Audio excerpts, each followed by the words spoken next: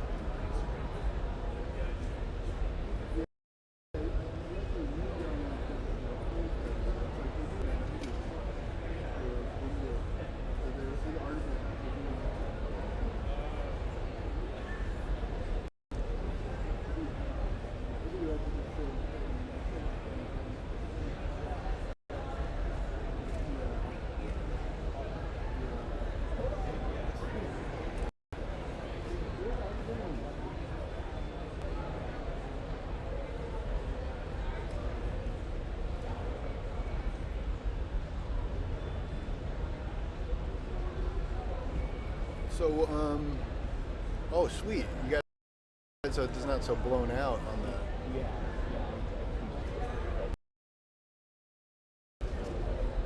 And so the scenes are like the different setups, right? Yeah. I know OBS a little. So standby is that. Oh.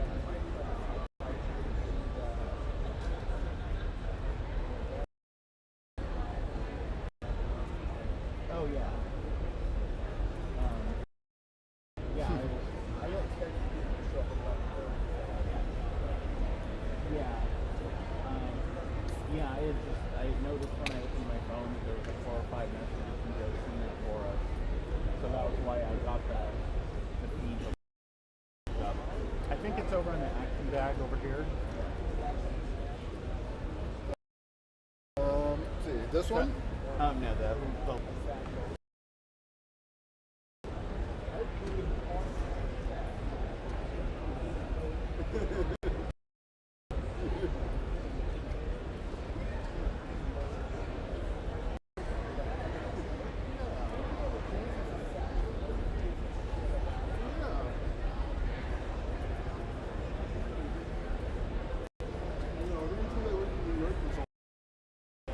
Never went anywhere without one of those. You need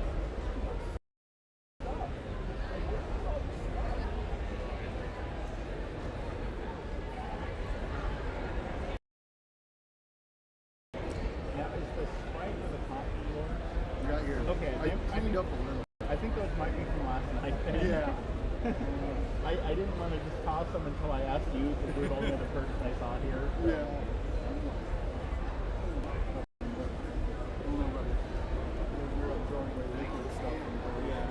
I just if you wanted to dump them out first, there's the bathroom through that curtain.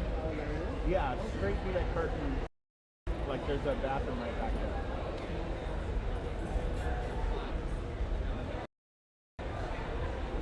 But yeah, so all I've done so far is just make a few adjustments and set the GoPro up.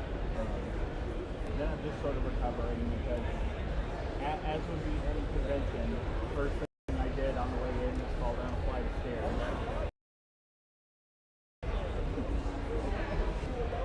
Yeah, like a volunteer came running over and he's like, I did the same today. And there were like these little half steps. And I didn't even see them.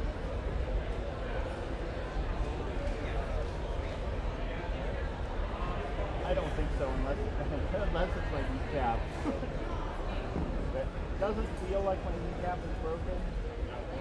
I have broken my kneecap once before, and it's really weird because it doesn't hurt. Like a broken kneecap doesn't hurt at all until you press on it.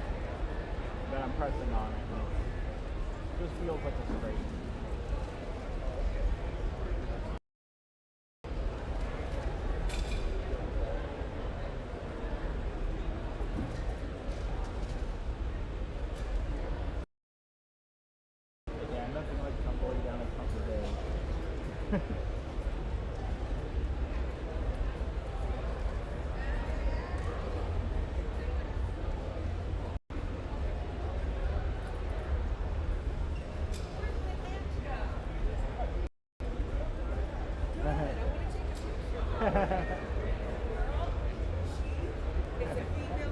Yes.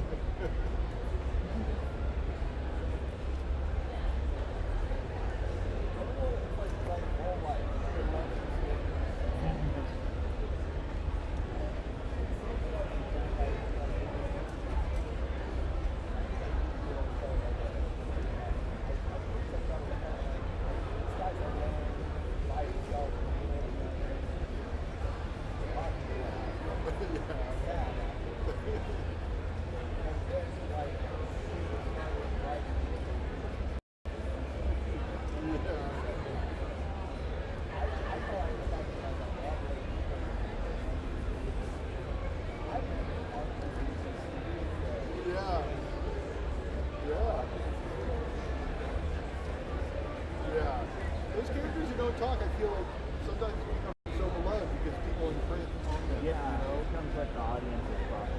Yeah.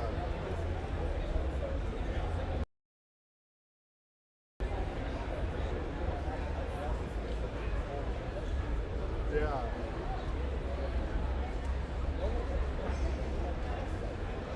Yeah.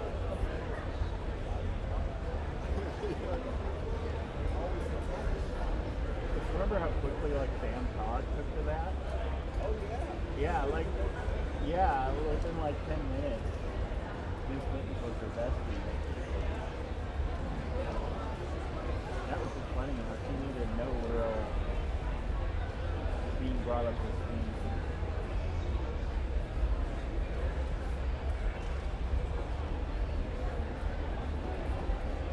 So funny.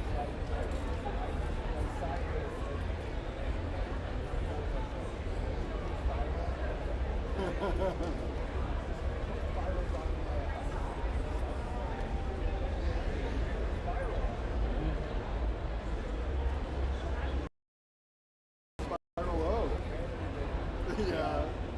Yeah, I mean, it is funny. I think that's very easy to do with your own art. Even, you know, like someone who's a fan will be like, oh, what about this? And you're like, oh, yeah, that thing. Like, what do you mean? Oh, yeah, that thing. I love that thing. It's important to me. Oh, okay.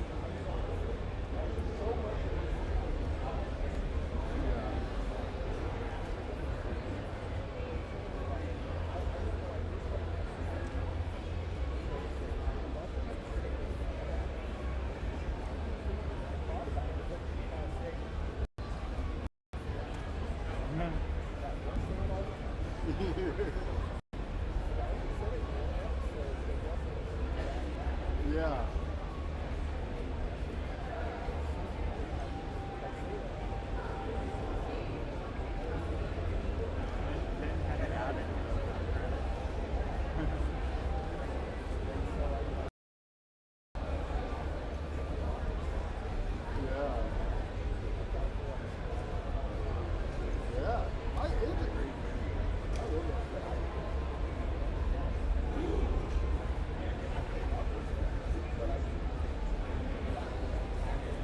Yeah.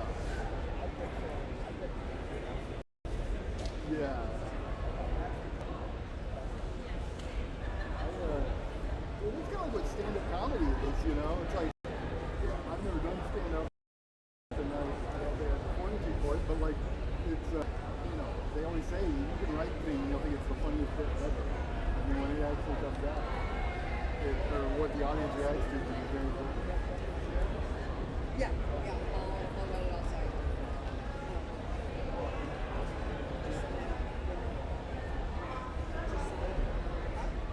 Oh, this is my sister-in-law, Denise. Mr. Logan.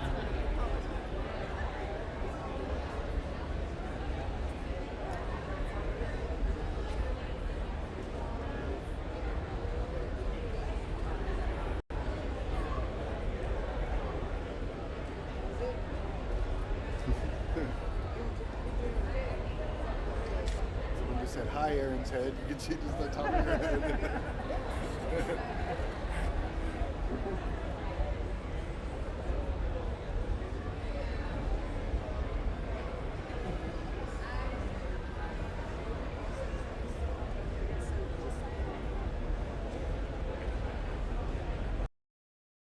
Well, I learned that within my mask.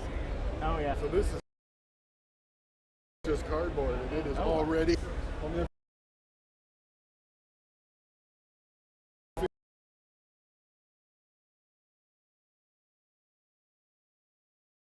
figure out something else. Yeah. I think I might just buy a ball cap and like take off the brim. Oh yeah. Maybe put a sweatband on it. Sew a sweatband to it.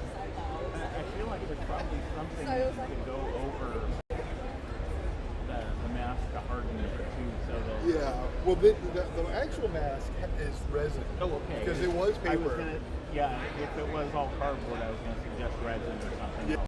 Yeah. It's made from a pattern. I kept tweaking. It like fit pretty snug, but then once I resined it and it got hard, it actually like seemed bigger and roomier. It's,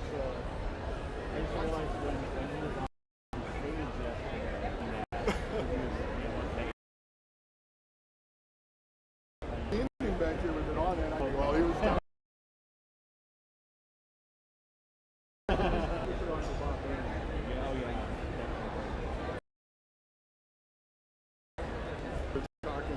I was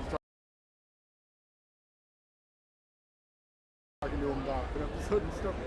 Sweat just went right into my eye, and I'm just like, it hurts so bad. That's, I don't know, maybe that's resin. I was like, my head trying to power through.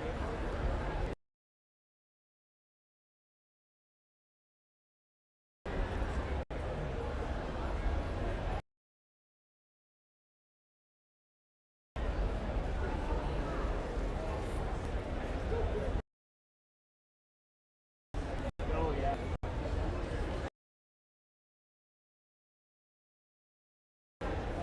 Do we have one here to work on cable stuff?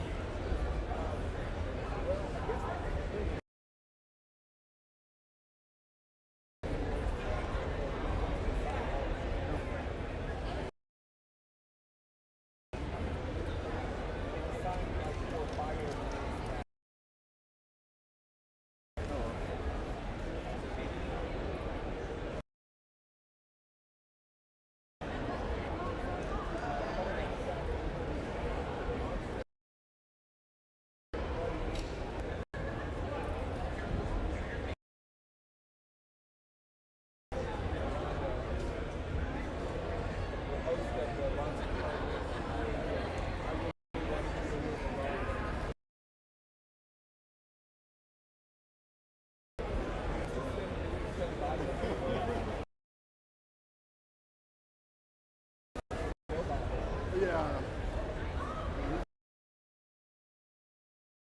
This year. Well, what is going?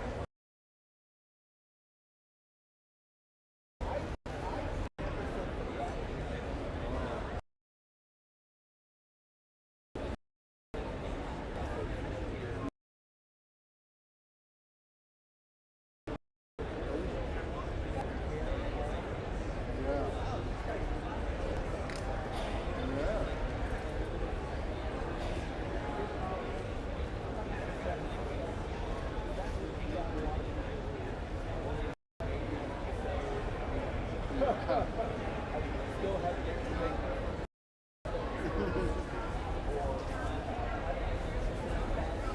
Yeah. How long has it been since Elvira made an episode?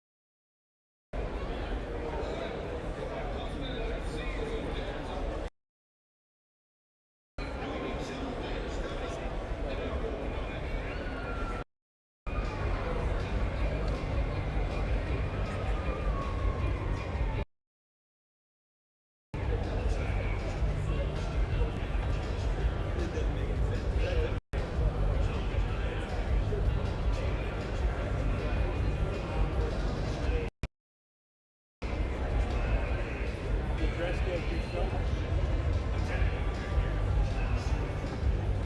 Okay, now that you say that, that does sound familiar.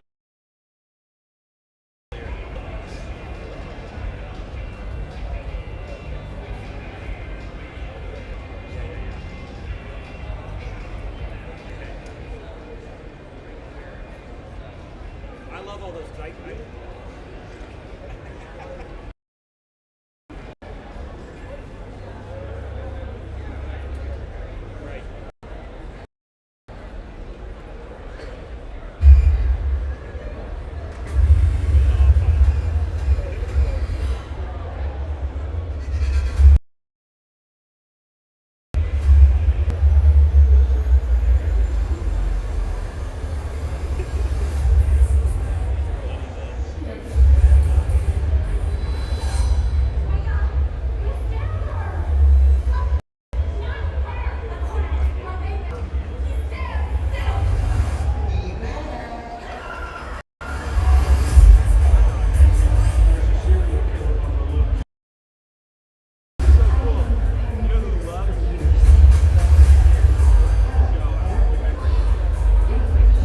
Yeah, exactly. Yeah, Andrew. He's got a tiki bar in his backyard.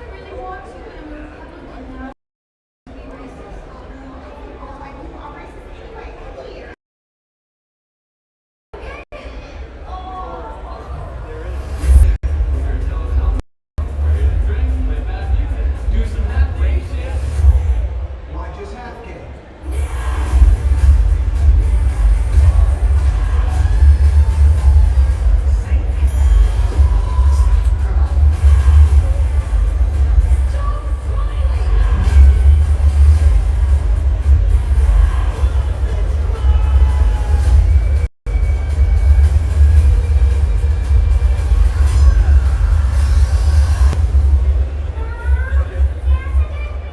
Yeah, you're a great artist.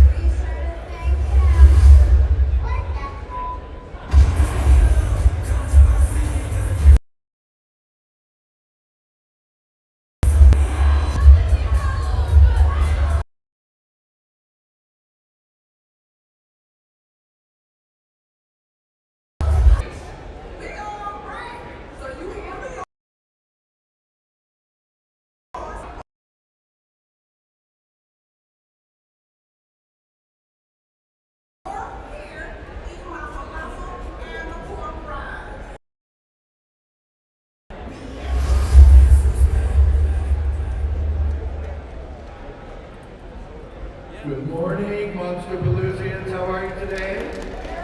Good. My name is Perry Shields, and I'm here to introduce our first panel of the day. Been looking forward to this for a long time. Universal Horror Nights. Makeup artist from Disney's Mandalorian as well.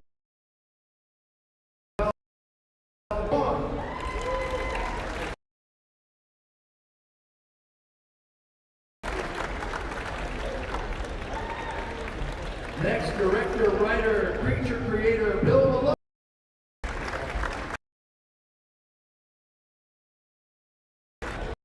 FX artist and designer, director, Rara.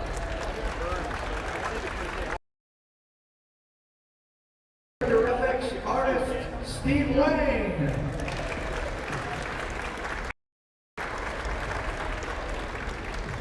The man who needs no introduction, but I'm going to introduce him. Time Academy Award winner, Mr. Rick Baker.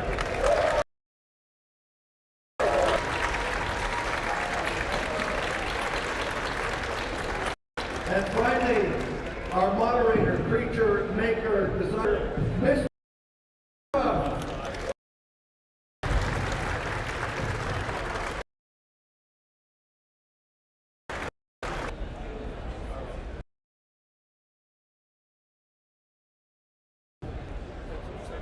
Thank you all for being here. I want to thank Elliot because this is the man that's has always been supportive of everything. We felt what we do is just do a little kind of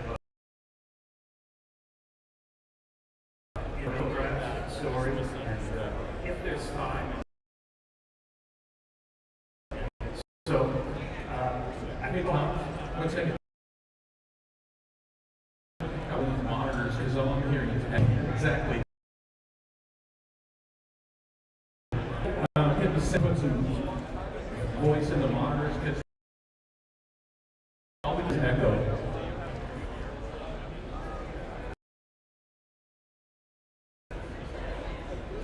We're done.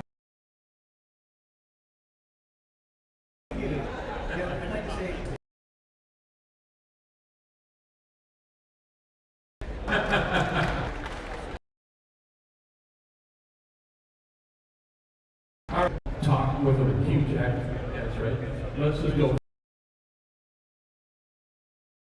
Louder. Sorry. You can't hear me? Okay. So I thought because we have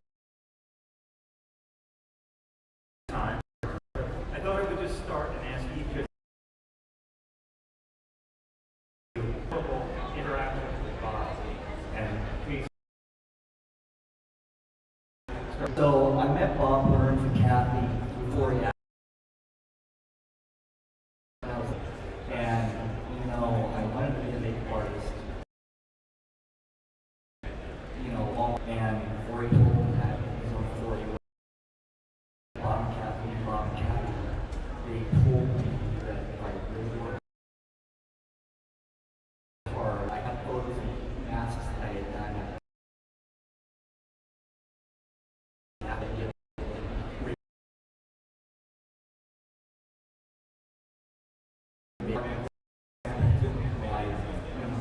So,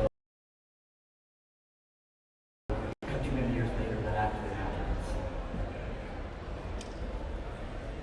So yeah, 50 years old, I sculpted a mask and I wrote to all Blaze down.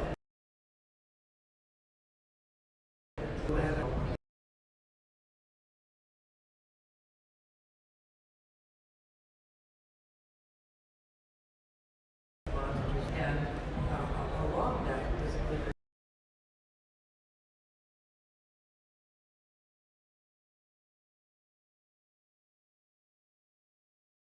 Paul was the editor, and Bob Burns was and they put my mask in the book, and I was like 14 years old. My mask in the magazine, and I was thrilled. And when I came to Los Angeles when I was 19 years old, somebody, I think it was a guy named Jerry Neely, brought Bob over to see me because he had heard that I was a collector and I.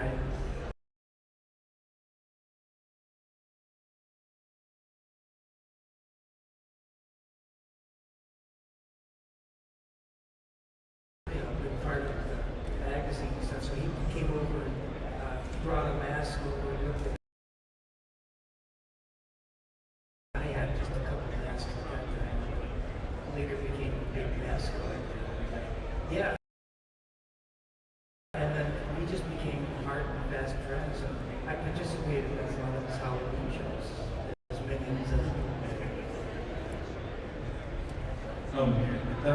well, growing up like a massive fan of like monster movies, and I collected every magazine that was out there, you know, Famous Monsters, of course, but there was like Starlog and Fantastic Films and all these different things. And at the time, I was like 10 years old, and I knew all the guys' names, like Rick Baker and Dick Smith and all the key people of John Chambers, gorilla suits and all this kind of stuff. And at first, you know, I was still 10 years old, didn't really know who this guy was. I had to find out more.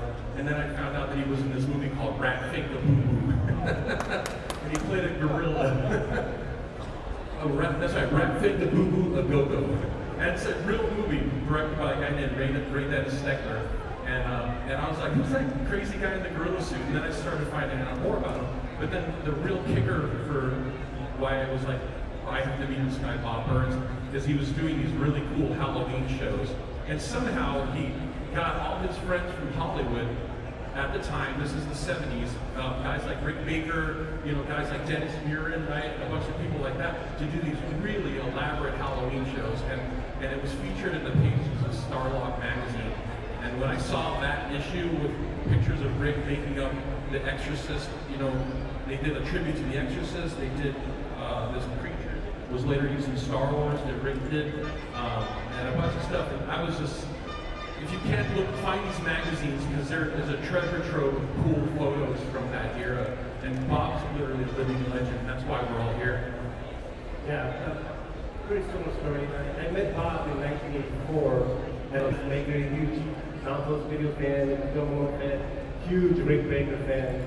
And so I had already read up a lot about Bob Burns and his history with Rick, and all the different Halloween shows that they would do. It was all legendary. So at the convention, my friend Matt Rose and I, we were just playing a bunch of maps. We heard Bob Burns was there. So we went and found him and instantly hit him off in person. And we just, you know,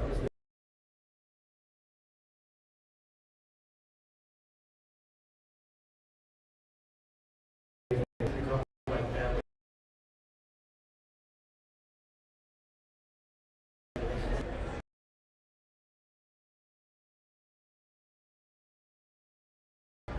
I'm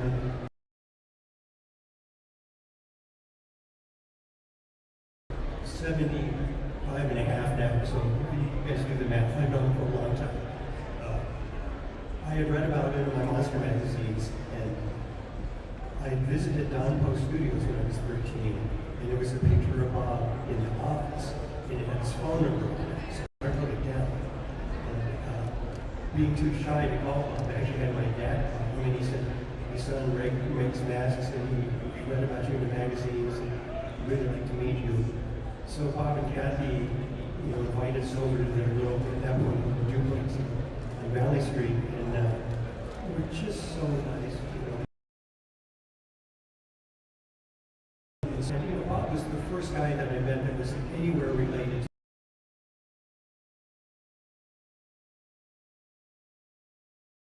And I thought everybody was going to be like, believe it or not, but yeah, you know, Bob and Kathy were like my second parents. I love them both, and they did. You know, I probably wouldn't be here and known as Rick Baker, you know, the way I am now, if it wasn't for Bob. And Bob introduced me to the first professional makeup artist I met, who was actually a guy that just did the news career, and for my life. They just showed the tracing that's I made from Bob.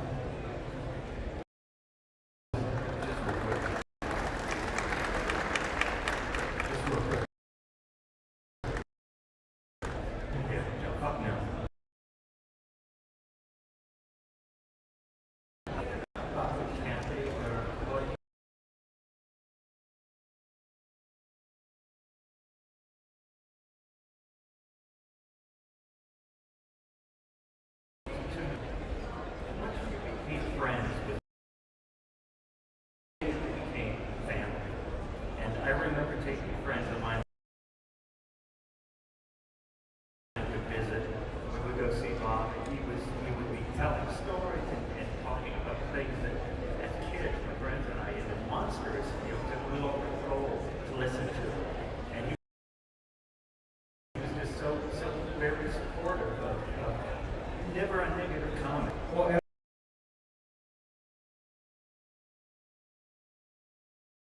There's Rick Baker, there's the guy with the long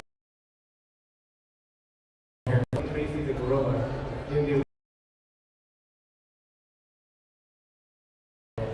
big Bob.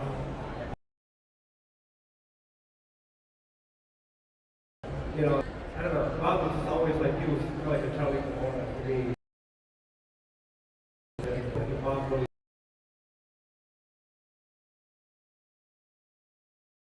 he's a real honor. Yeah. Darlock dive into this stuff.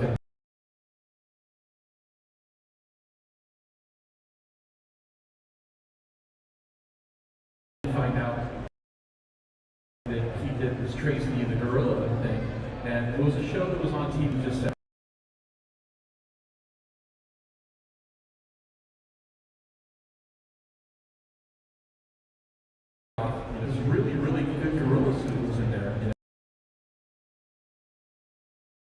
better than the average man in a suit kind of thing. And then I was looking at studying the sculptures, and the heads look different, you know, like the earlier Bob gorilla is kind of has more like a classic Hollywood gorilla, you know, kind of was like this kind of side-by-side pictures of the old Bogart and Tracy, and the face was like suddenly like, wow, that face looks really real, you know, it looked like a real gorilla.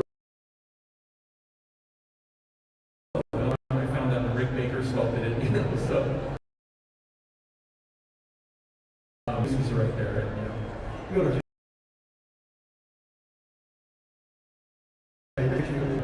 Another legend. That reminds me of your Laura Canyon. Who do I see out there but a gorilla? Sitting out, yeah. You know, everyone was terrified. Of course, I knew with Rick's face, but he. But it was great because people would terrify them at the same time. But he grew up. Which is something that probably no operating market or something like that, you know. You know, coming out and he'd be like, you know, doing his whole routine and scaring the crap out of little kids. There was something, or you know, a liquor store opening or something. Bring that back. I remember going to the bar and shortly after I got there, and just marveling some of the memorabilia they had. I mean, real original pieces. Armature tire, one of two.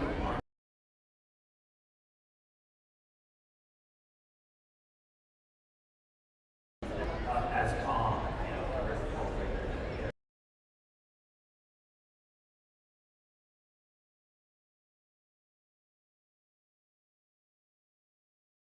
and he knew that I loved this, like everybody.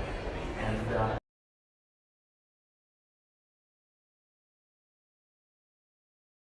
Corey Ackerman, who was part of the thing, the big part of Famous Monsters film, had an auction at one point, and I bought these little plastic bottles from Mighty Joe Young. And I took them over to show Bob. And he said, Rick, I put him in Mighty Joe Young's hand and taking pictures. He said, you should animate. Now you gotta do calm. Hate mail from stop pushing. What is he? You're seeing him. Below me, the original props, the movie, exhibition. And it's taking me both. But I was like, oh. It's great. I'm taking the count and everything, the scale on everything. And he's just like, yeah, whatever you want to call it, you can tell me, grab it. I mean, that's how generous he was, what trusting he was. It was like the ultimate thing he invented, pretty much being a monster. So much of this stuff wouldn't exist. It's amazing what still is. And because what was great about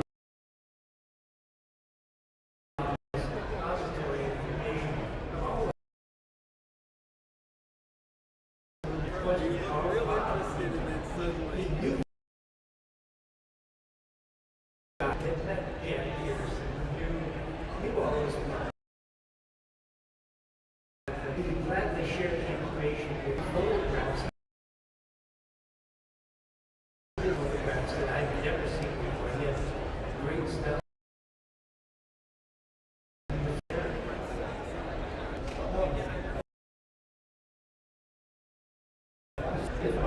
Personality is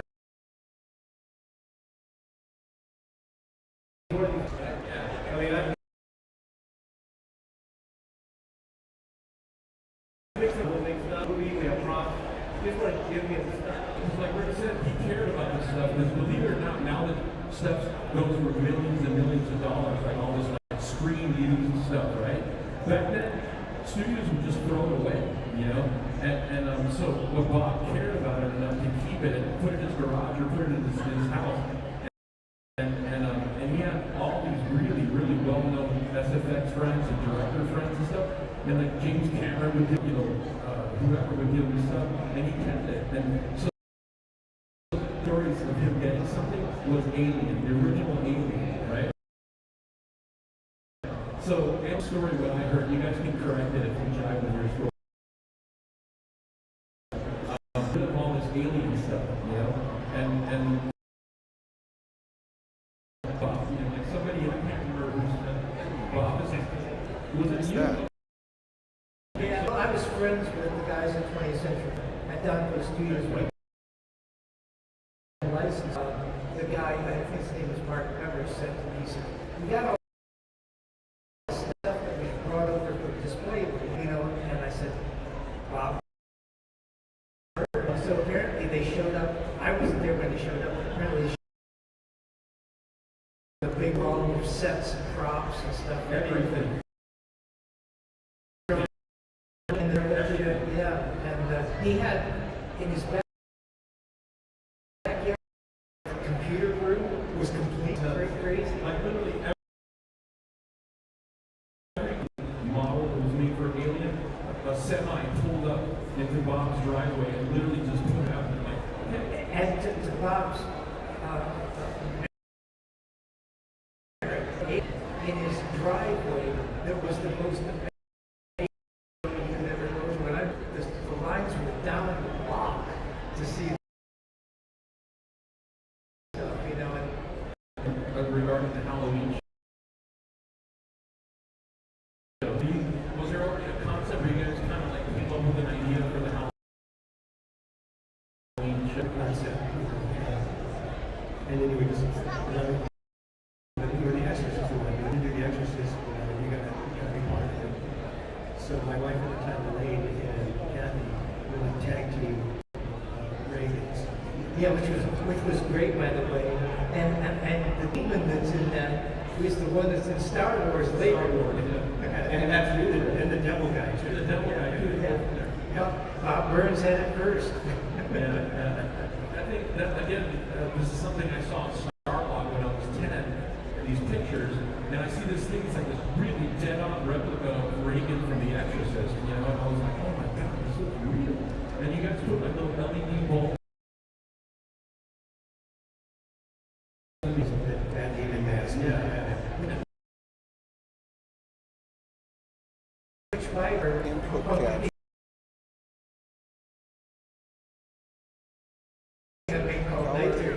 and it's actually in there. That Halloween text. You can actually see it. Yeah. There's actually footage, I believe, on YouTube of stuff somebody shot with Super 8, right? And there's a whole, Frank Dietz did a whole thing of Halloween shows. It's pretty cool. You know, it's crazy. I do a lot of stuff for Halloween now, and it's kind of carrying on the legacy of Bob Burns. Oh, that's great. Because it's Halloween. Reagan would actually let it. Yeah, if you guys get a chance, try to track down this footage because it's really, really good. It's just a bunch of SFX guys, friends, right? You know, just getting together. And how long did you do, like, how long did you do for that stuff? It's pretty soon. We had to build chassis. They built full facades and everything. It was just out there, and there's photos of it out there. So if you're interested, it's from the 70s. And then Yeah. Oh yeah. I helped a lot of people. Yeah. Well, I talked Bob into becoming a collector because I said, Bob, if you increase, I'll make a suit like Universal.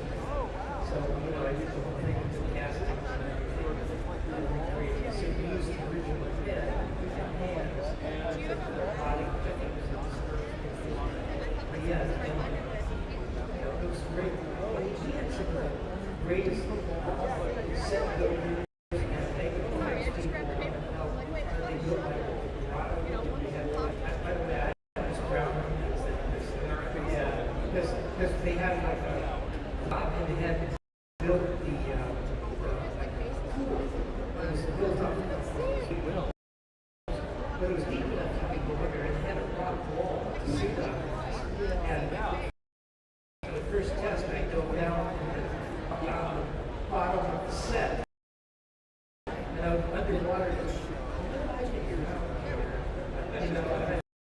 So I dove down. And we decided that was just a sketch of it. Bob and he did. So when you're right here, this is inside of Bob's house. So you one of the heads, and you saw American Werewolf before that. This stuff that you hated Bob. Yeah, I hate Bob so much stuff. Which I've gotten a lot of it back now. This part of the deal is that's stuff after they pass. There's some bedrooms around there. Yeah, but it's amazing to me when you go into Bob at these houses, the history, film so fast. But you have the time. The original time machine from the early 50s. Yes. And what you're seeing there is just somebody shot a bunch of footage of their stuff, right? And it's crazy. More cool stuff per square inch than on Earth, right? And a lot of it was spread out, so it's like a movie manure, billion 24/7 internet need. something would be over here. But I wanted to make sure that before we're done, we also mention Kathy, because she was, I think she was very instrumental in pushing Bob forward. It's like Bob was the excitement. Kathy was a double-headed person, kind of pulling the strings. She was like a completely wonderful woman with absolute. I don't think anybody had ever seen her in that. I mean, there wouldn't be Bob much about Kathy. I mean, it's always Bob and Kathy. And, you know, I remember towards the end of their lives, when Kathy was in the hospital, and she was worried about Bob because she said, he doesn't know how to make a sandwich. He doesn't know how to use the microwave. And that's how much she took care of us. Also, too, Bob, there was a time when Bob was making his own super 16mm films, like Major Mars.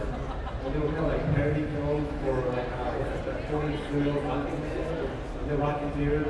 Yeah, and I'm going to do a really terrible impression here. But Bob Burns had this amazing answering machine message, what we call it. And it would go like this. Hi, you have reached Bob, Kathy, Major Mars, and was that Tracy? Oh yeah, and Tracy the gorilla. Please leave a message. And then you hear, Tracy, hey, put that down. Tracy, oh. And it was just, and I would always just call, not leave a message, just call just to hear that. Because it was so funny, it was so cool. I decided to share it. You can distill down Bob into like a pill I would take it every day. I was. This is positive. You gotta drop like somewhere. Bob knew so much about all of these things. He wasn't just like a collector. But I was working on a short film once, and I had to go rent costume, Western costume. Costume rental place. And Bob went with me because I asked him to just walk through stuff. And I remember we were standing in this one aisle, and probably from here to where that black banner is, Bob was supposed to start walking towards it, and he said, that's one of the suits of it. I can't remember the name of the character, but he had a matching suit in his house. Some gold.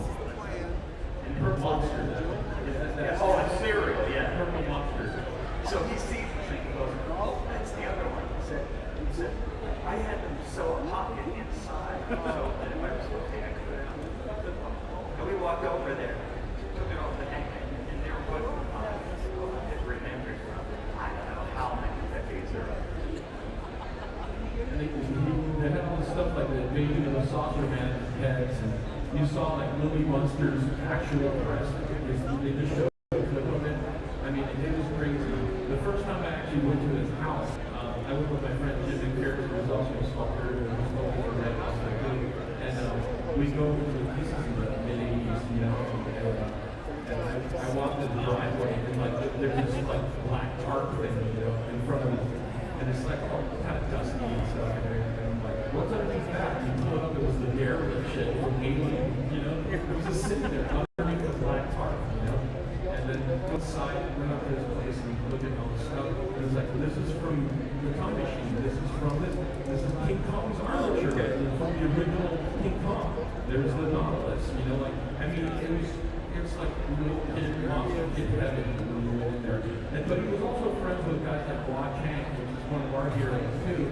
We got him a lot of stuff in the 60s for Star Trek and for a lot of TV. Outer Limits. And Outer Limits, right? Yeah. And then and then he was personal friends with Hua Chang. So he had all these little puppets that Hua was made for himself, like a little puppet show kind of thing, like a personal thing. And then these beautiful little crafted puppets. And they were just gifted to him by the very Hua Chang, you know? I have two bronze sculptures. He was doing just my art. Yeah, back in 1985, when I wrote my very first movie in town, my first movie here, was Invaders from Mars. And Bob was asked to do a cameo in it. And also, he had the original Supreme Intelligence prop. He wanted to put as an Easter egg in the film. So Bob called me up and says, hey, can you help me read this thing? Because he said he needs a little help. And I was like, sure. So I showed up at his house, and he's like, there's the prop. And I was like, oh, you have the paint. And he's pulled out like a can of spray paint. And I was like, oh, okay. So the whole thing's small. So I go like, shh. What do you think? He's like, yeah, okay. Shh. What do you think? Yeah, okay, cool. Shh. There, it's done. Oh, great. Thanks. I'll see you. I didn't know it was like literally one color. Well, you are known as a master painter. I mean, you changed the way everybody paints stuff in the movie. It's much too kind. Thank you. Frank is my biggest fan. My hero. Means a lot. There's Herman Munster's boots, right? Glenn Strange's boots, yeah.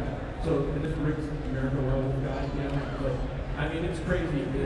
I don't know if like they should all, in my opinion, should all be in a museum for people to enjoy and maybe a fee. But the museums, from what I understand, oddly don't make a lot of money, so it's hard to get the property in LA and have a museum. But it's not really for me.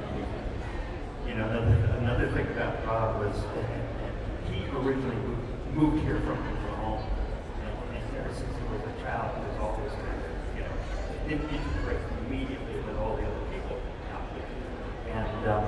And it turned out that he somehow, he went to the set of what's the Speedy Western with Matt Dillon. Gunsmoke, right? Glenn Strange, who played the Frankenstein monster in the last three Universal monster movies, was playing a bartender, and Bob initiated it.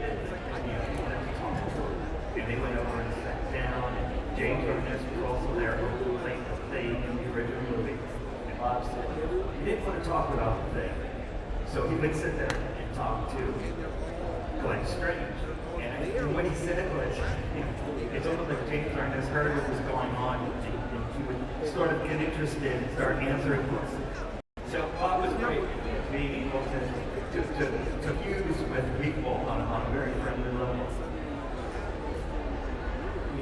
Like I said before, part of my fascination with gorillas and independent gorillas is because a lot of people, there's their team that is original Pope. How cool is that? And then you educated me on all the suit actors, you know. This is Charlie Goodwell, this Crash Over here, this is went through all of it. And it was really fascinating because I thought it was so cool that like a gorilla suit, when I looked at it, I went, it's not, it doesn't look 100% real to me. So then I started looking at real this. I think it is possible to make a very rigorous gorilla suit, but I don't know if it ever would have happened if I never did that.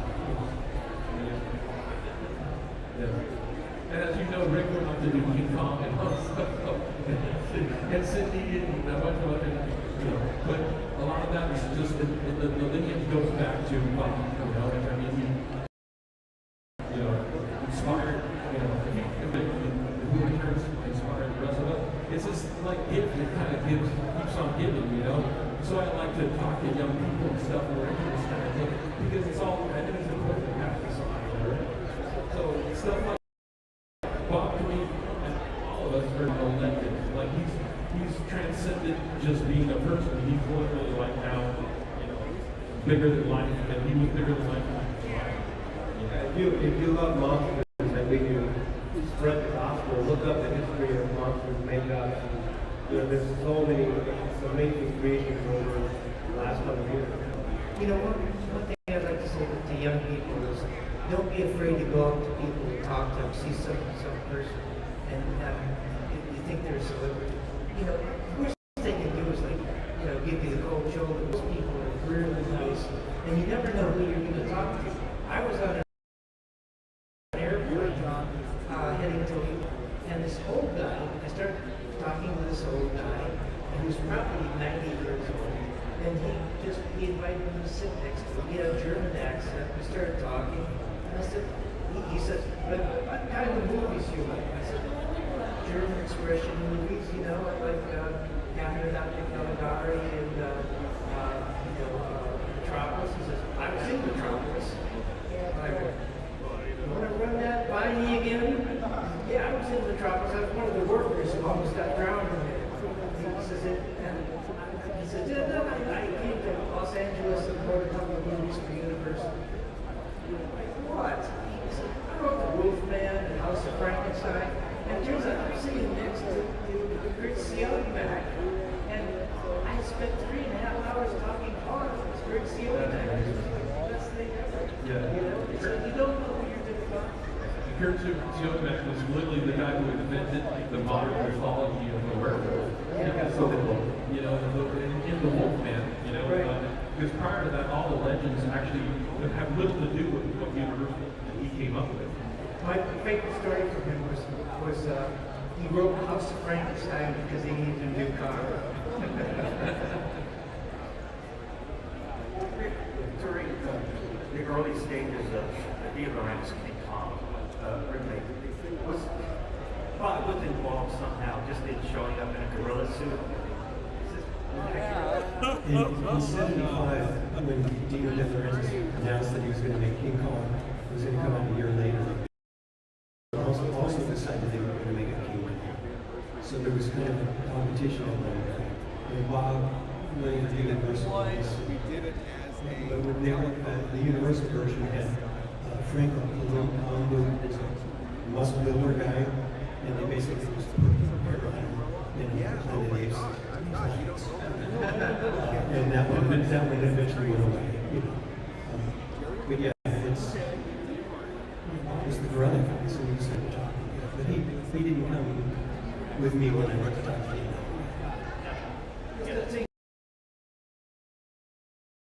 Also,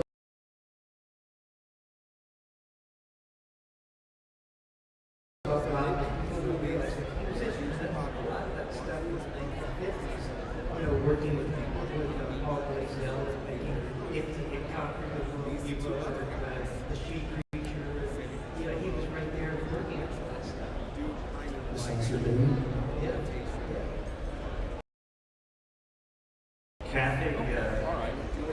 Kathy used to say that she and Bob were such good friends. Really fans, he just did stuff that made it.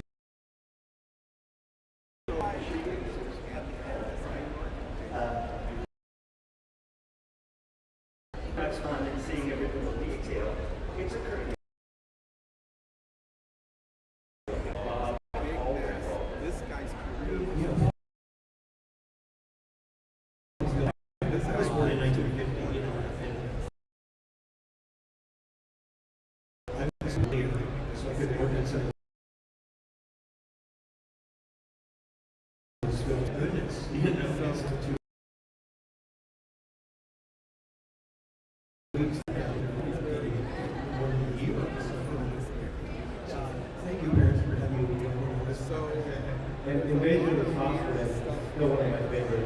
so ahead of time. Just the design and execution of it, how good that is. I think Paul went some genius. He can only know time, yet he's so creative and ahead of the curve. Even if sometimes stuff looks a little rough around the edges, it's understandable, especially at the time where school and learn everything that people create, those generations and generations afterwards, stuff that you have to literally make up. And Greg and all the people from that generation had to literally invent techniques that we use now. So there's a lot of weight behind, the time and the significance of it. The thing that's cool about this last and having something to get talking about that, you've probably seen these pictures of what's awesome where they're going back much farther. And I go, what's going with that? That's how the producer or director or somebody said, it's too big, you got to say it. Insane when you have the saucer with that big panel in your food, and it's got like a weird line across it, and it's like the director was showing the saucer how to open the door within the remote. So they pretty much just had to try to look at each other or something. So that's where there's that line. That is, and I think I read needles for names, right? And there's a close-up. The actors get Bob on the ground. Yeah, Bacon Saucerman was like this iconic, basically invented the idea of a large-headed little green man kind of concept, right? It's like, it probably was in pulp magazines before that, but like, that was the first movie. And so Paul always knows, but Bob was essentially like the right-hand man, helping him with that. All white, right? Credit for that stuff. But I know he did a lot of natural work.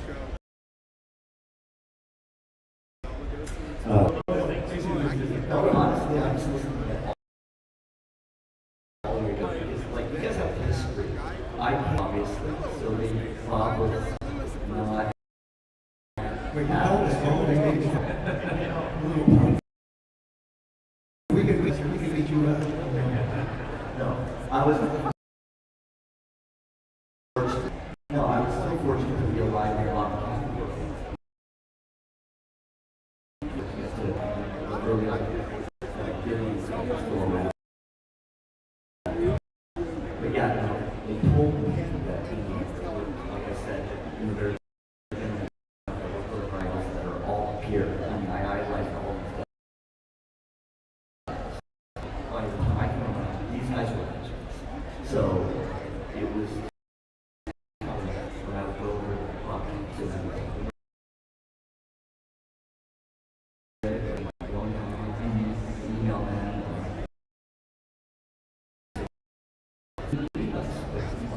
Great to do it and make it.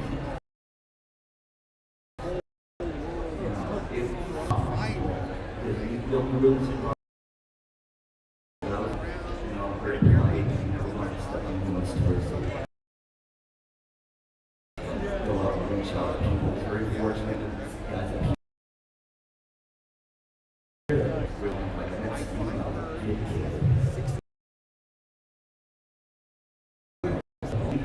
You're going to make 14 now?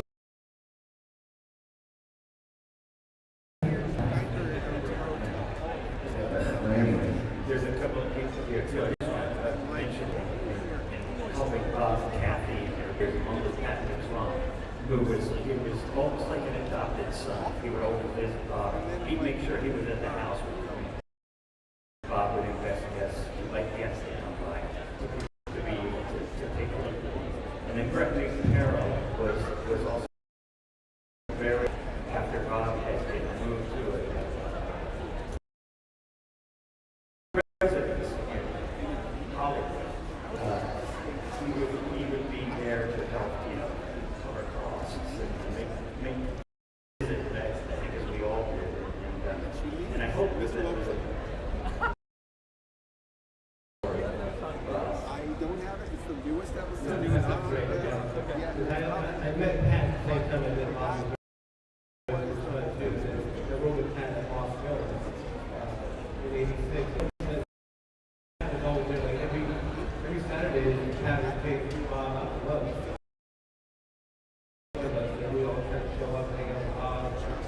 So very great. Hang out with Bob. We'll tell you for most people. It actually makes sense. Has my family too. Just destroy.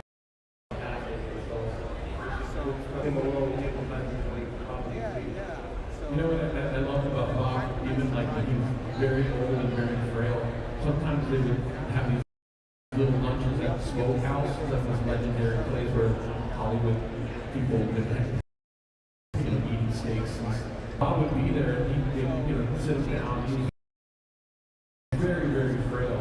And start talking about monster movies, and he was just light up. Like he would tell you the stories as if he was telling you the story 20 years ago. Like his enthusiasm, and to me that's probably the most inspirational thing. You never heard him talking smack about people, and if you brought up Paul Blaisdell or you brought up anything from his past, suddenly he might have been telling you, launching these stories, and it was like you could see that sparkle in his eye pop up again, and it never went away. It never went away to the very, very end.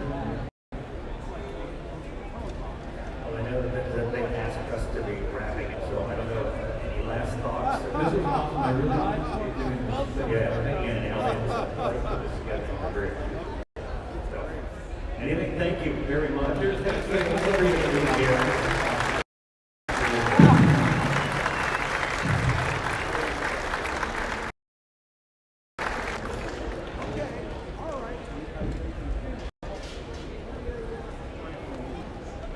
So great to meet you finally. Yeah, thanks for being so patient. Oh, Monopoly. So we have fun today. It's a big deal.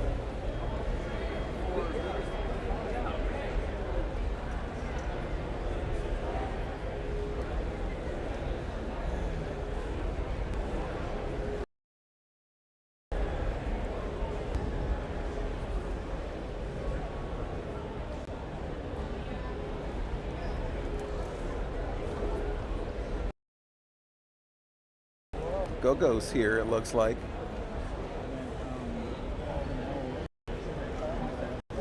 Yeah.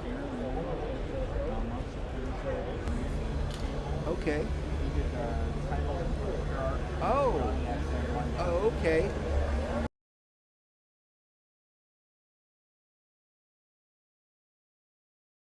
Yeah. See.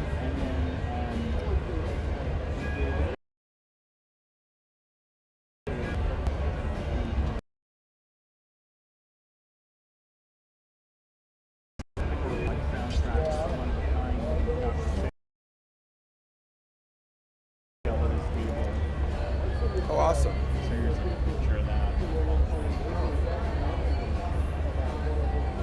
Wow, is this an album? Record sleeve, single. What was that?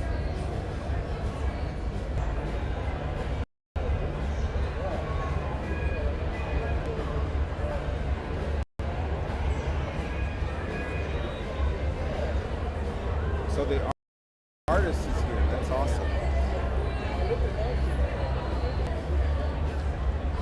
Ba ba ba ba ba ba ba ba.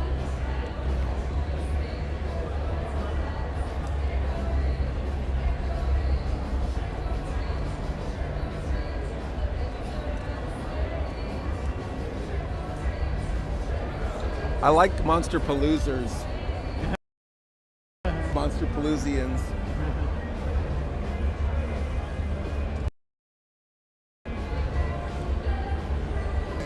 How to do the crawl. I remember I used to know how to do that, and like it's different enough for me to not figure it out.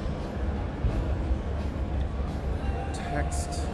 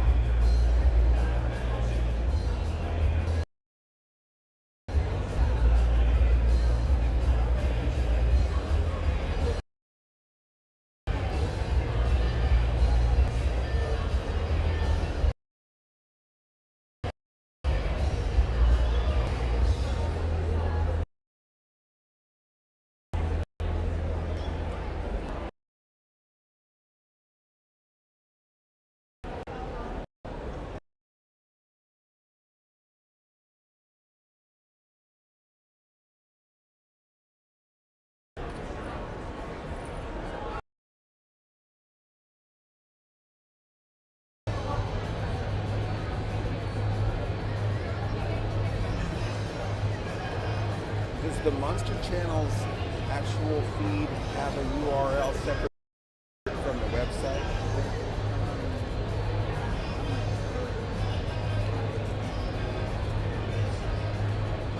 Maybe I can ask Joe that.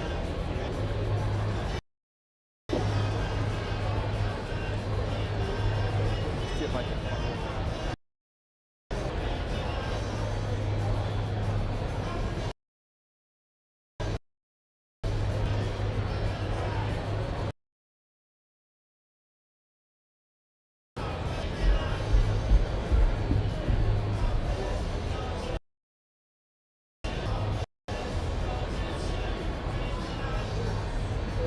Bride? Bride? Tomorrow? Did you guys see that movie? I haven't. I did not like it. I liked it. People don't like it. Okay, so it's one of those movies I liked it, but people who didn't like it.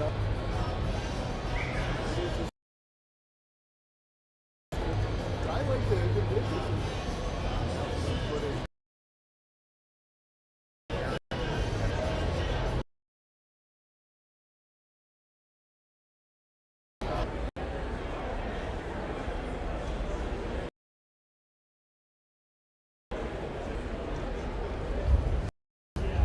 Is for the Monster Channel's actual video feed?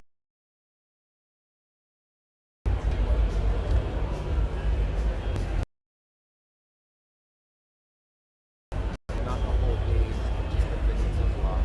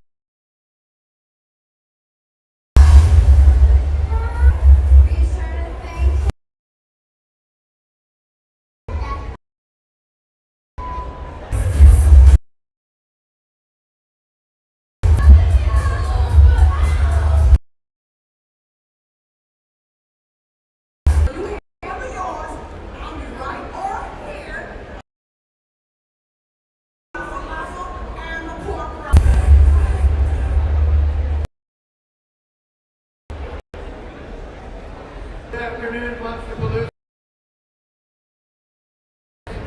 for our second presentation. Pinocchio on screen. And I'm here to introduce our moderator for this panel, Mr. Todd.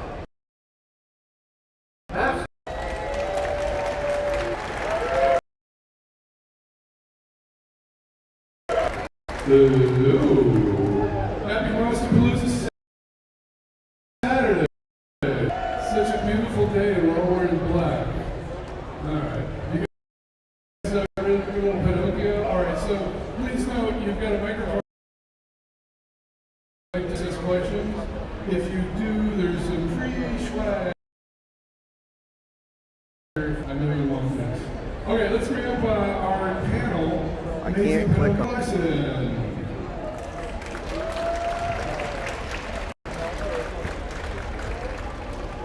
Alright, I've got a bigger round of applause for Vince Knight, our cinematographer.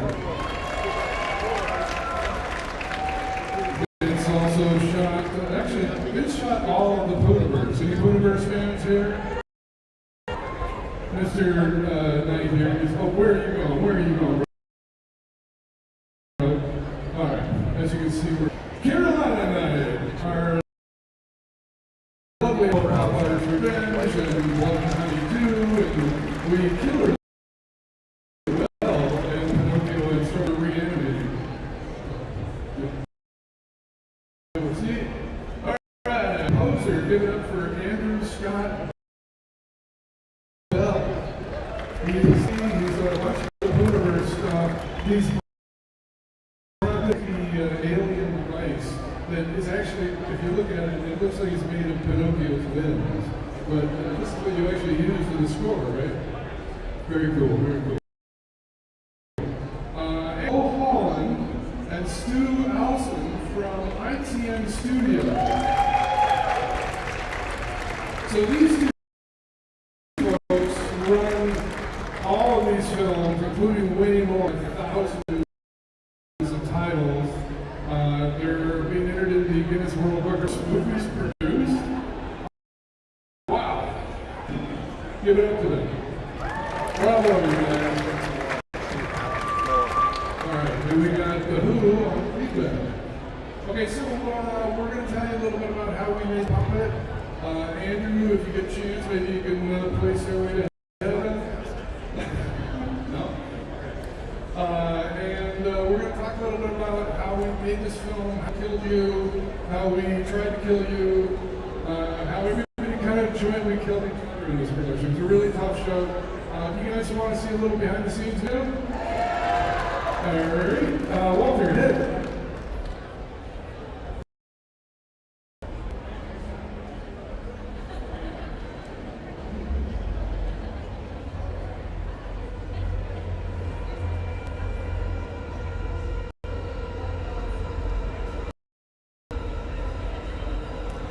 Several of us modeled the look of this.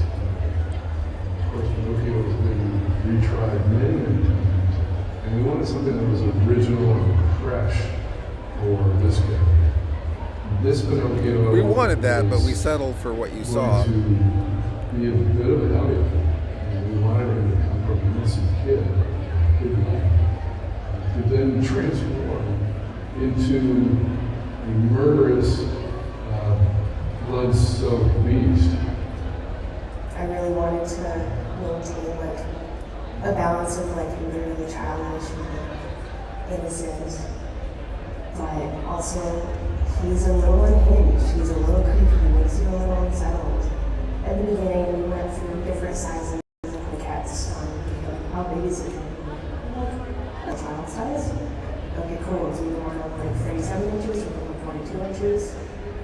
I actually created like little foam maquettes, like actual puppets, where all the joints were properly hinged like puppets, and it was just fun.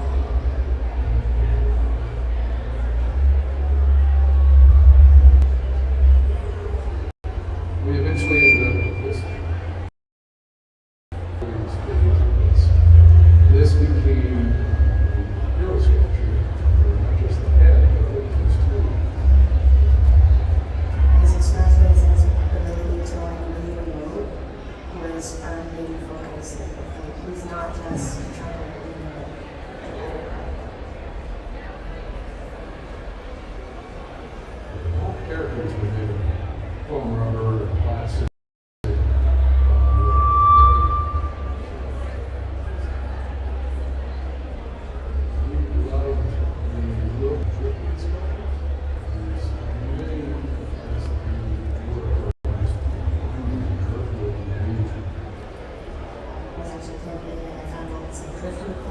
things to like humiliate his limbs and really use that as part of the design.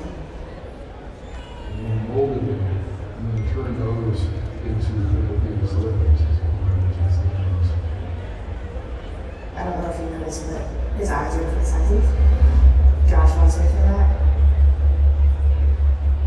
The different size eyeballs was difficult because typically, you know, when you're figuring out the math, smaller the eye numbers and you travel faster than you're going to do that. We really wanted this expressive face for him so we could experience his evolution into a ferocious serial killer. So we had like several motors holding this. Creating an actual performance using digital tools for something like a wooden puppet was a little tricky. One of the biggest challenges with the puppet, we actually had to use a massive circular mirror that had quite hard to work on it. And you were just able to squeeze it into the neck.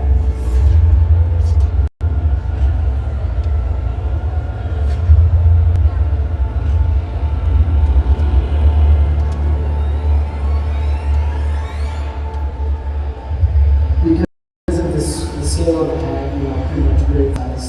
But you can picture a big kid full of motors.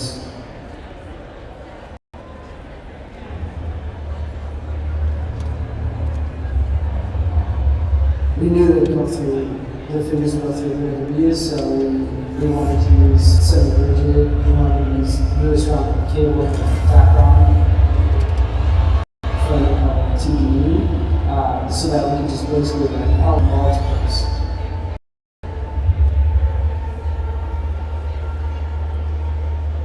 We really loved it, but visually mechanical. We really wanted to see the screws, we wanted to see the hinges, and in many cases, we really just worked into the plastic puppet parts.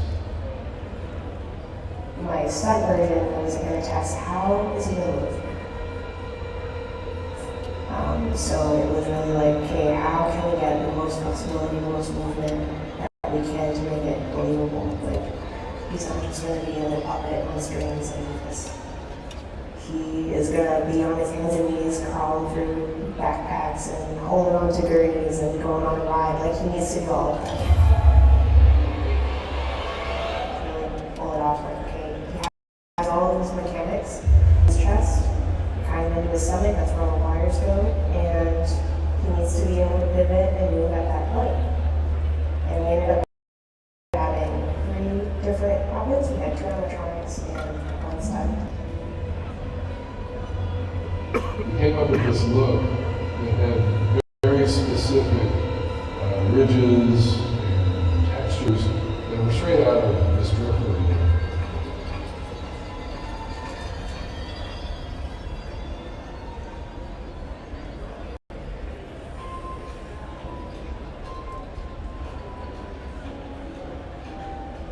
Didn't have a whole lot of time to test the puppet in-house here. Power up, make sure everything was working in the background. It was serendipitous that they had a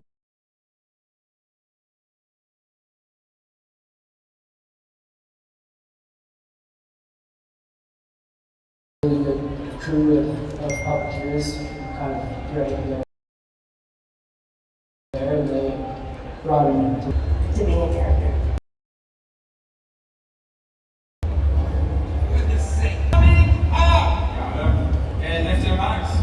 It's beautiful, like that is Pinocchio. He made Pinocchio like as a filmmaker, as an experience. He also made Pinocchio real for us as well. And that was really beautiful. Like as a person to create the thing, to see it come alive just with that acting and that interaction and the voice. That's the magic, right?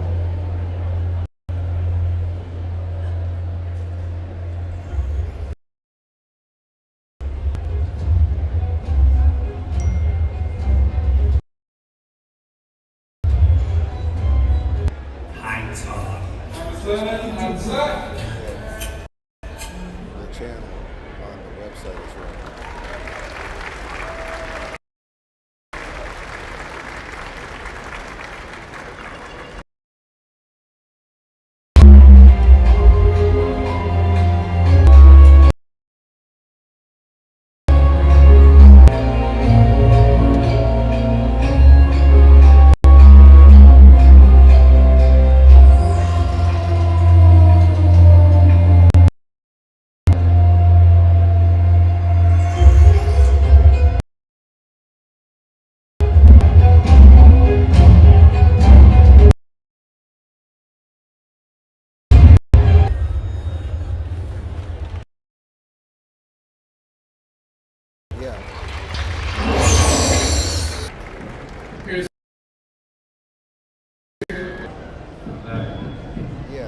walking away from you.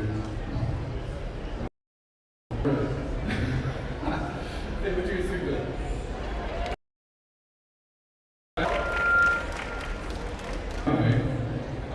No. I'm kidding. A lot of people actually ask puppet character on the show.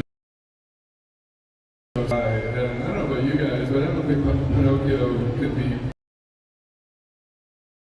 It was just such an amazing, sophisticated movie like this with pretty much all practical effects. I mean, Vince and I were just talking about that sequence is even practical. There's a video the director did by themselves that just starts the movie off in a really beautiful way. The actual logo that's, Pinocchio unstrung, those were actually physically carved letters. So those were actually practical letters. So the movie is quite a practical effects fan fest. So hopefully you guys really appreciate those efforts. The entire team was worked to death, but did great. All right, so Vince, as our cinematographer friend, you've obviously done a lot of rubber. What's your thoughts? How do you do it? You look so good for no money. So this was my first time shooting. I've done a lot of films like Winnie 1, Winnie 2. We just had Peter Pan. And yeah, when we started to do Pinocchio, we teamed up with Todd and his team and to do animatronics. And Reese and I were like, how hard can it be? Sounds easy. Turns out it's a fucking nightmare.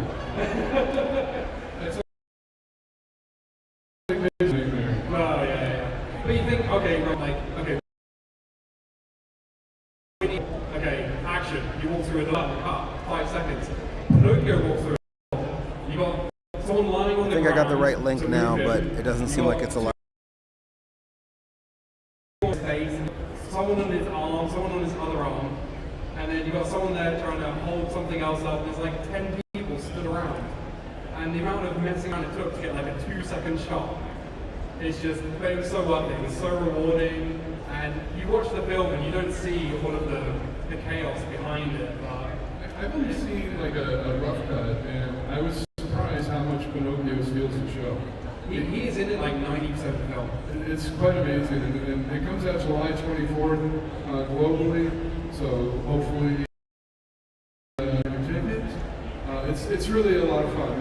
We like I said, we Blood and Tears. I think that's the next Blue film, and it was made by a group that had done a lot of the other Jagged Edge stuff and really put it out. They really made some amazing stuff. Great blood effects. I don't know if you guys read that at the global premiere in Brussels, somebody passed out because it was a little too bloody.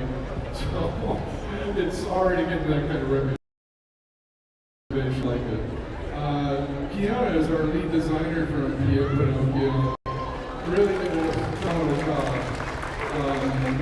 We wanted to make sure that it wasn't just this sweet boy, but in the design it almost has kind of this built in. So when it goes there, it kind of works. Kiana, straight up background. How did you do as evil? Because you really are not a very evil person at all. You're one of the nicest people I know.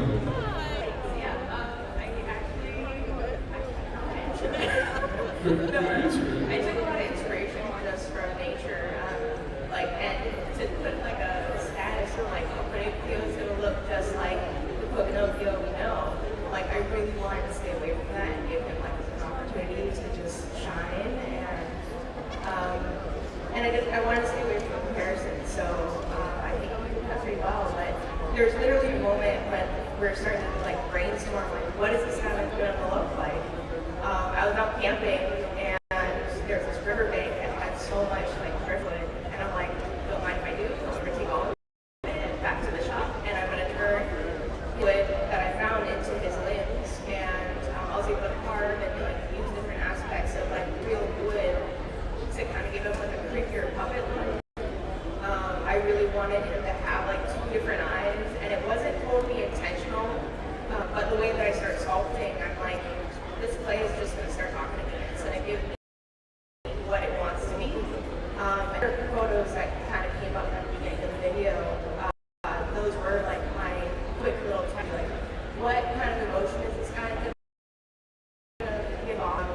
I didn't want to control it too much, and so like I wanted to give our animatronic specialist as much opportunity to allow him to go to all these things and be happy to like and so you see the Pinocchio we got out of all of that and yes. But what the guys did, what Keanu did so well, is that Pinocchio starts so cute. He's got his little bloody nose. He's like a little. He's like he's so like alive and like excited to see the world. And he transitions through various stages, becoming really scary and like really messed up looking. So he's a dream at that point. I mean, there was that point when we had that view sunnier when he here. was at his worst, and we were all in the kitchen downstairs. You guys were filming upstairs in the bathroom, and we were putting on rather unsightly images, and it just was horrific. The thing just transformed into this horrific beast. So, Caroline, you've had some amazing deaths in cinema. I think this is your best. What was that like? I think it was really amazing to shoot. I was like basically I had an opportunity to run with Pinocchio and I sent him. And Pinocchio is really heavy, okay? He is so heavy. He's like how many He's probably like 40 pounds? yeah.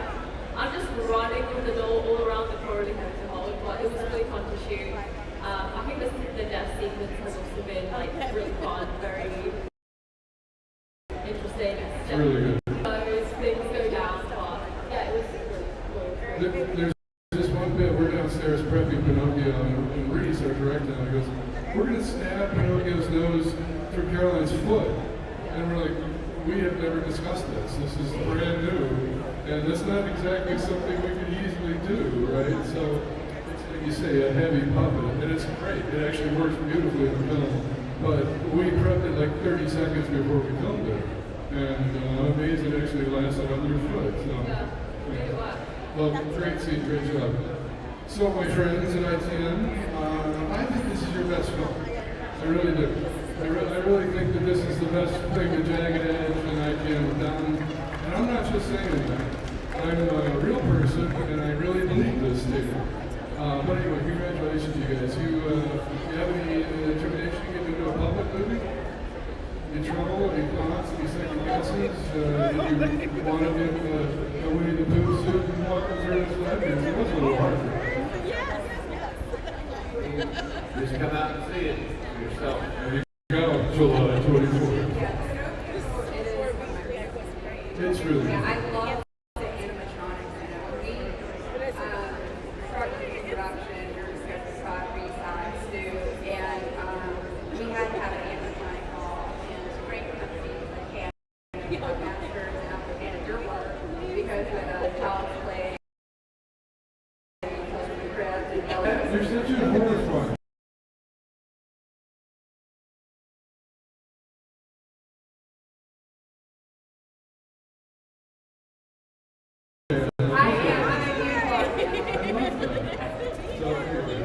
Yeah, so we're a big fan of animatronics, so that's why we just animatronics. We didn't want it to be like stacked or like super real, like that wouldn't work. Like we wanted one that walked, that talked, that killed, you know. There you go, horror fans are making horror movies. Yes. Thank you. And practical effects fans too. Okay, so if you guys have any questions, there is a microphone here and lots of expensive plans.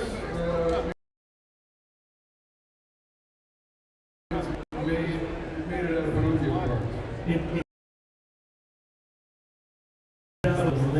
But on these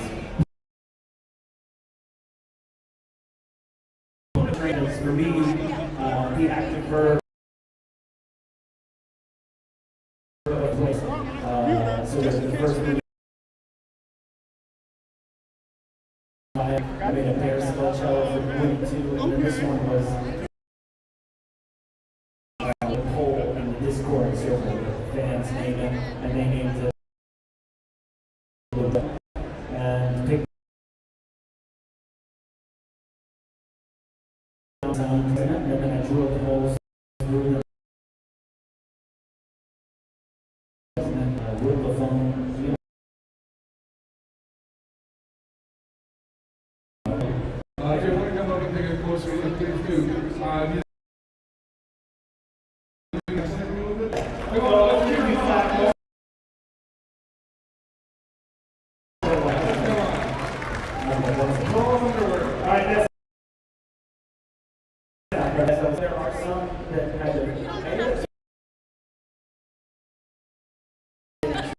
sees, well, there's all these strings going on, and in the background, it's this thing going on. The show. When we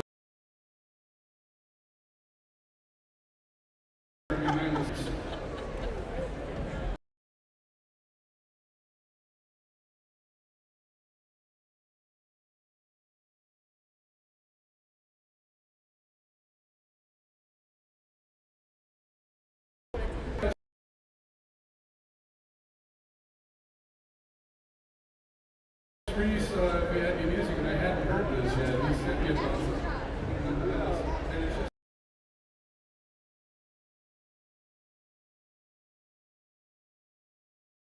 off the street. It's really good. Okay, so it might be quiet.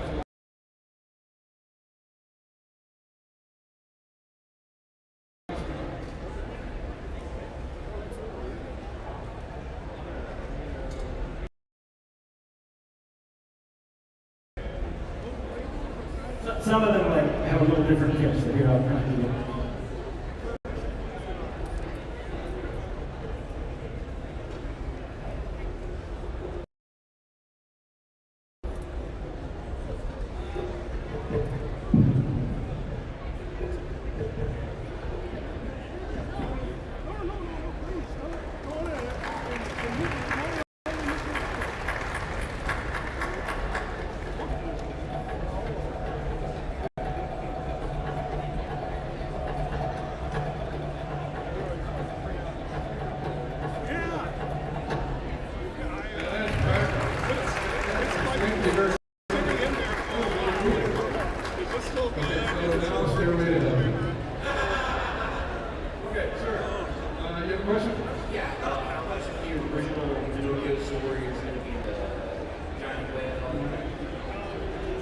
Pinocchio, Geppetto, great. And you know, in some ways, this film has some more accurate to the original.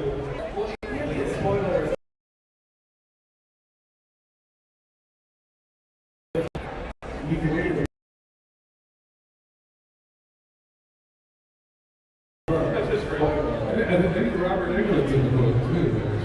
Robert Englund's playing our cricket. So that's a great question. It's a good question. Thank you very much. Please have some swag of various types. All right. How you doing? So personally, how you doing? All right. By the way, I love and then Bambi, I like Bambi, and then Peter Pan.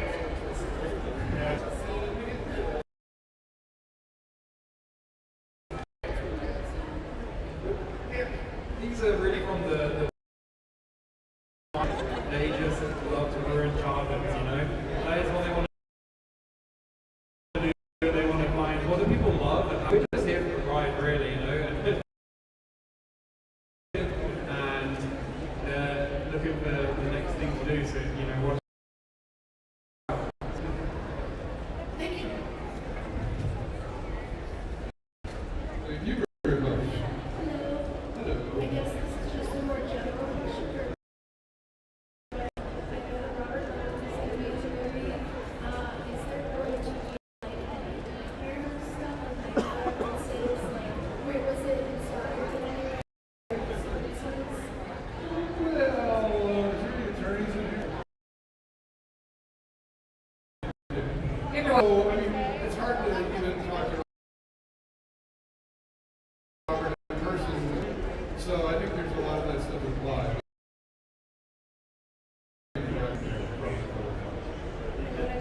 Sure.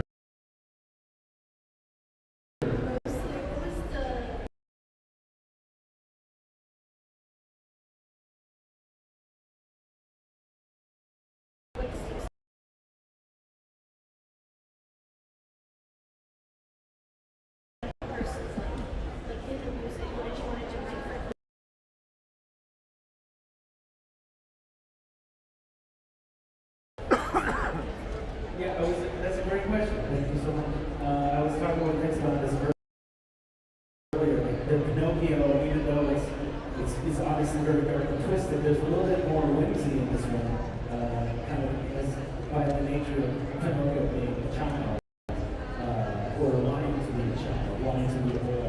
there's a little bit more playfulness in it. So, who is one of your favorite cues from this? And it sounds nothing like, some of the cues wasn't with Winnie the Pooh was if you want to, because it's one of those playful into it. Yeah, the opening film and the first sort of act is really cute. He's really sweet. It's very innocent. It's all about him adventuring the world, exploring and learning. And the soundtrack really sort of, emphasizes that. It's very like magical and sweet and makes it whimsical. You have to do a little more. I think the first movie we had a little bit of whimsy at the beginning with an animated sequence, and then it kind of just was all gone. But we got to lean into a little bit more of the fairy tale sound with Pinocchio. Because they're really good.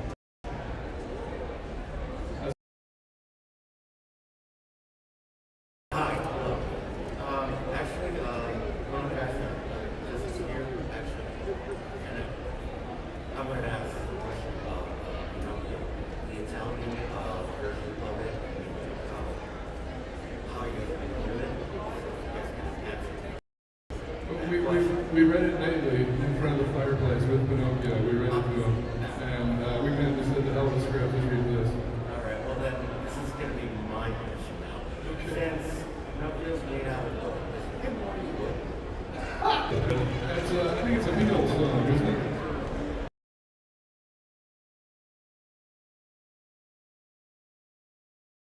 How you doing? Pretty good. I have a question for you. You did mention that nature was a big inspiration for conceptualization. Were there any horror puppets or dolls that really helped influence this conception of Pinocchio? Yeah, I actually went to like classic marionette books from like 1800s and really broke down. One of your early designs became sort of, you just had no emotion.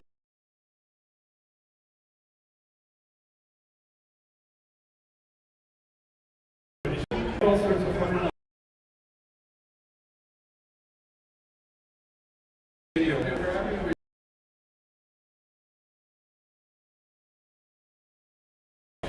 So we made a bunch of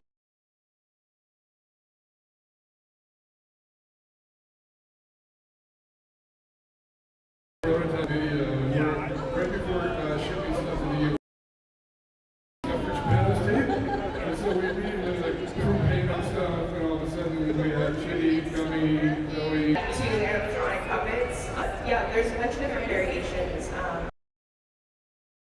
When I was designing everything close to nature as possible, his hair is literally shingles of birch bark, kind of braided into a wig, and to do like a head cap. So, yeah. So you're Thank you. Grab some credit. All right, hi. Hopefully this is your time. I think there is.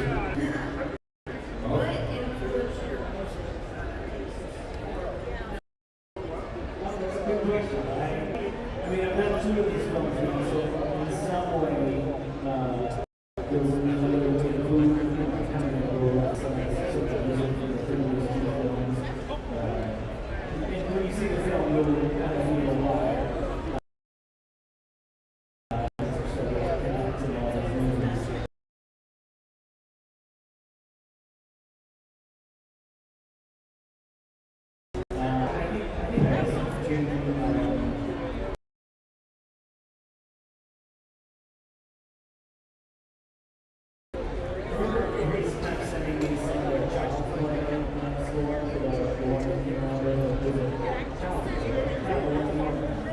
So that's very creative for I kind of listened to some of that. I just wanted to capture kind of that child. Bear, that's more like that community instruments, like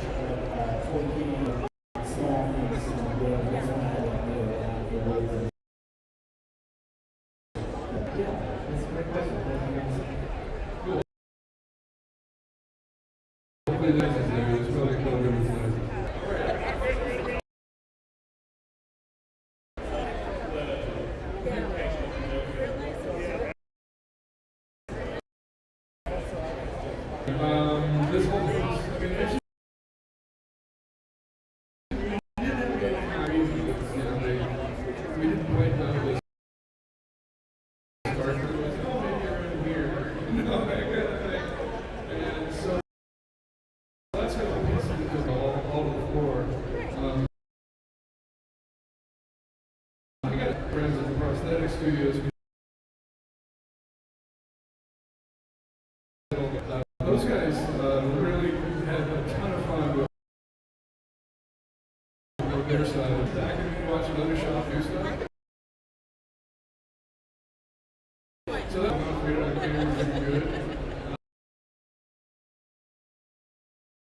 An audience member watching. I think we have such an amazing team, the Masters of Comics, that I think we have a really good group. We have great artists. Good. And I think everybody just came. About miracles. It was a cruise in the UK and trains. No food. And it was kind of an adventure. And,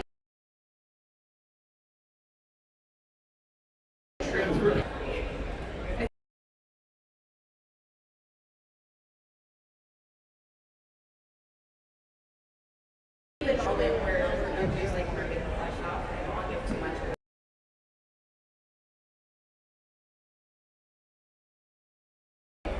But knowing that there are 2 or 4 other people dealing with Pinocchio to make that happen, like that is real. Like to guarantee you that, and the band being on set so that like the practice it took for all of us to like get together and are like having so much different content. But it's exactly a couple hours just to get like a 2-second shot, just to like get confidence with you. But like when Pinocchio was on set with crewing and then other doors in a green screen for we kind of have to match it up and line it up, and it's strategic. We just wanted everything in camera. We wanted it we could flash off. It's so much nicer to have like little imperfections of like maybe the focus isn't quite right, maybe the light isn't getting quite the shine of his like his eyes.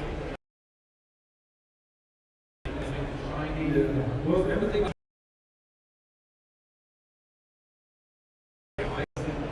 well, your team and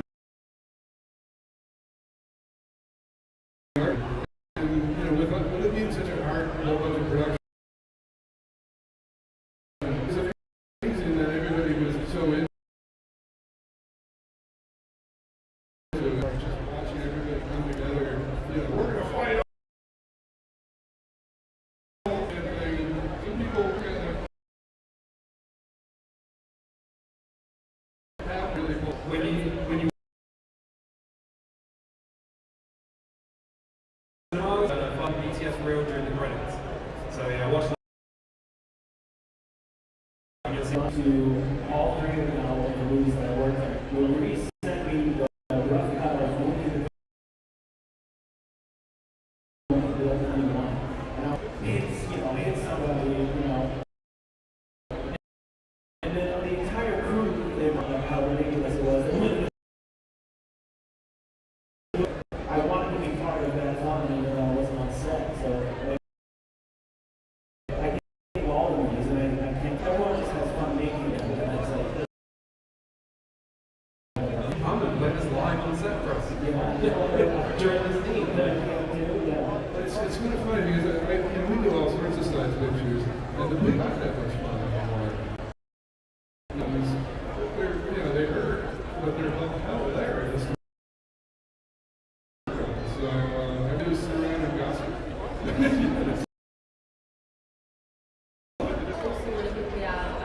The introduction of the career is like Pinocchio as the puppet. We had to handle that, but we had to do the introduction. And also, and if you look at the ending sequence, like all the comeback, everything like introduction, how the hands and everything.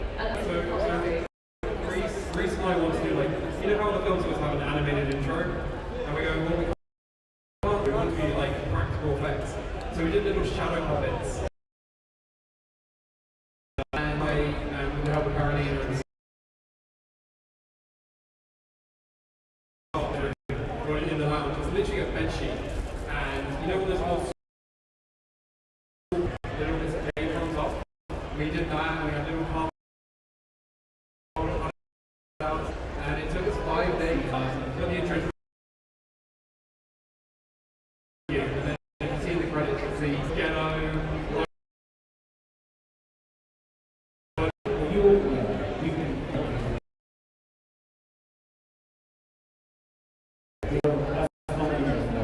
It's just so ridiculous because we were just doing this in a living room and the film. And it actually looks really, really good. I was really proud of it. Yeah. Okay. Hello, thank you guys so much for staying practicals and straying far away from the CG, from AI. Circling back to what you said about his hair being the shoes of birch bark, it's a beautiful design, it's gorgeous at the top, but that really caught my eye. Did you always know that his hair was going to look like steps and design phases? Because that's like one of the most interesting things that caught my eye. Oh, thank you. You know, I think we tried a few different things. It was like, is he gonna have a hat? And I'm like, oh, it's a little too close to the original. Like, I mean, it's not interesting to me. I like get little teeny sticks and like shove them together, or like maybe do something like looks a little too raggy. And I'm like, you need something that's like extra defining to make it pop, and it just looks like happy. Explain it.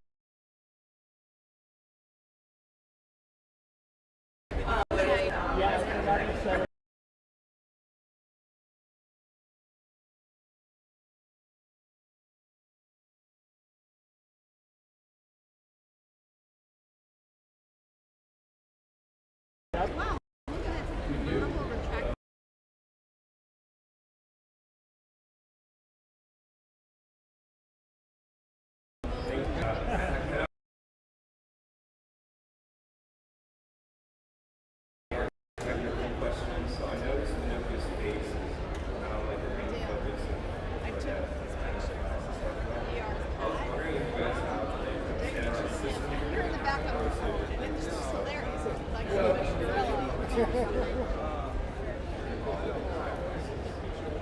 This is kind of cool.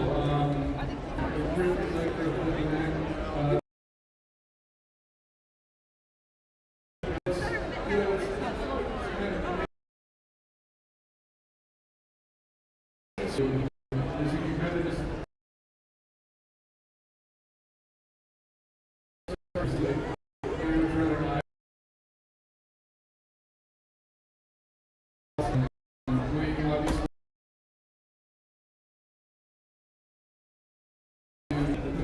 how they're going, how they're computers moves around and really maximize the space. And you know, it's just been it's quite cool. Yeah.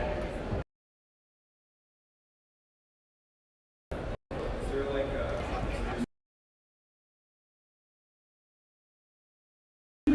Well, actually,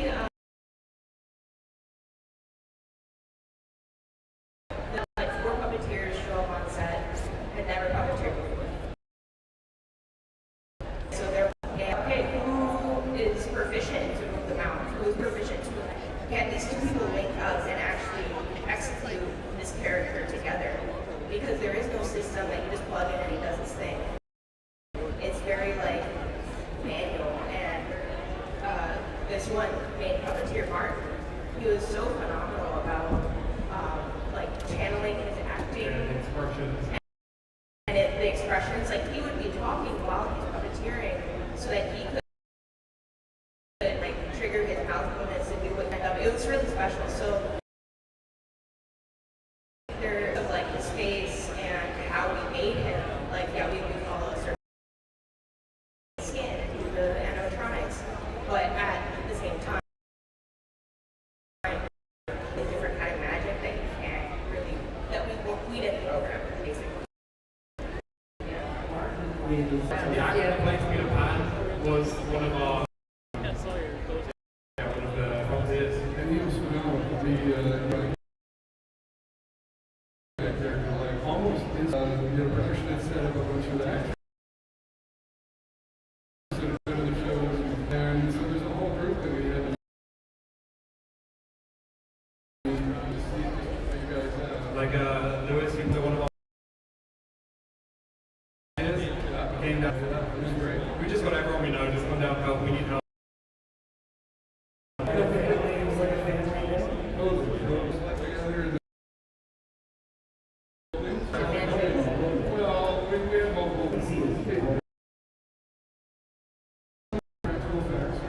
But no, we all kind of always like just check in.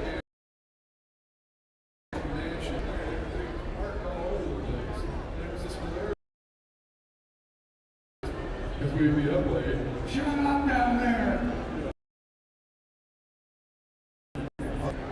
So it was a lot of fun. Memorable. In fact, we could pick up the controller. Thanks for your question. All right, how's it going, man?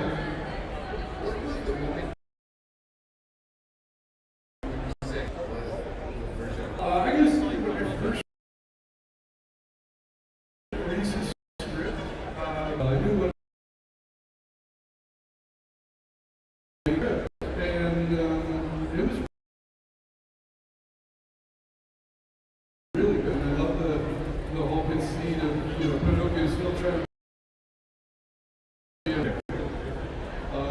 That was fun. It was an interesting education. So, yeah, it was immediately a yes on that. Cheers. Nobody else? We're pretty close.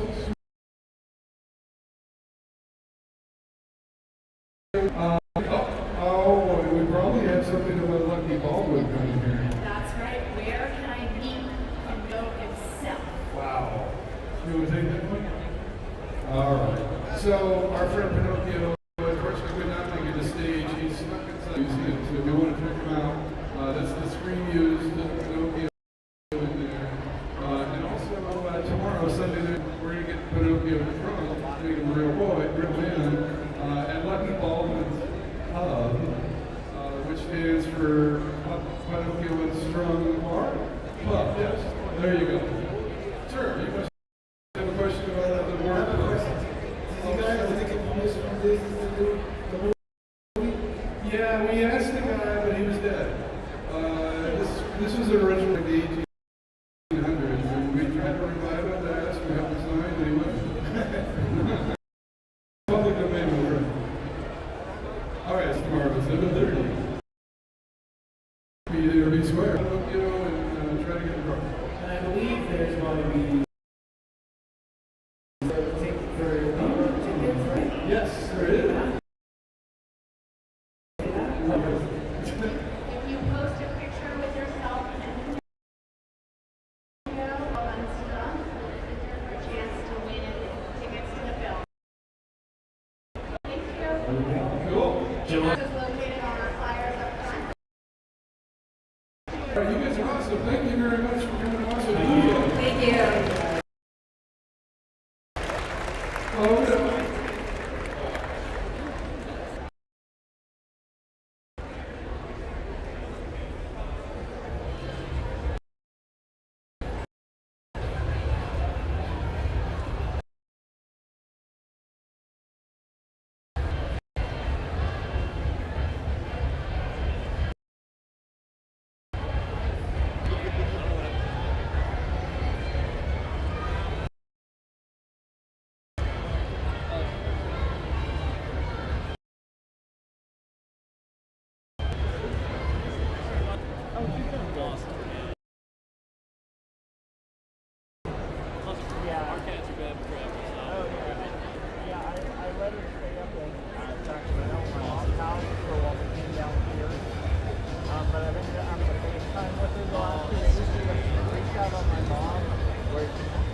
She runs around the house just like crying.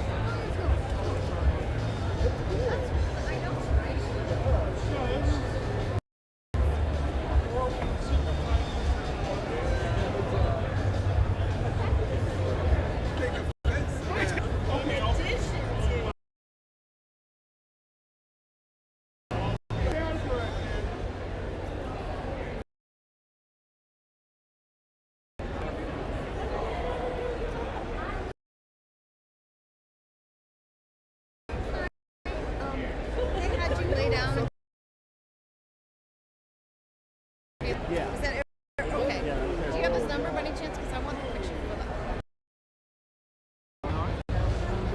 Okay.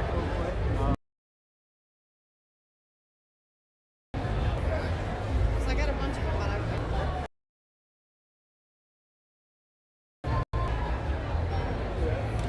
Okay, I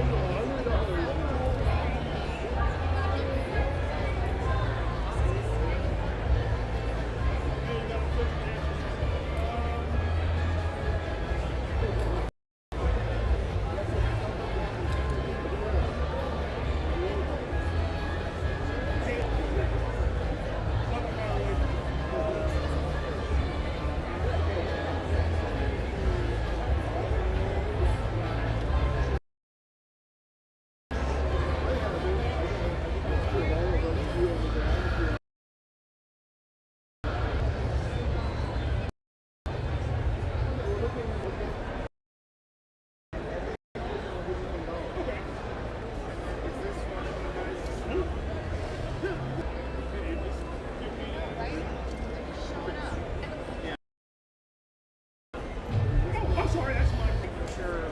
It was someone here's phone. Oh my God. Oh my life.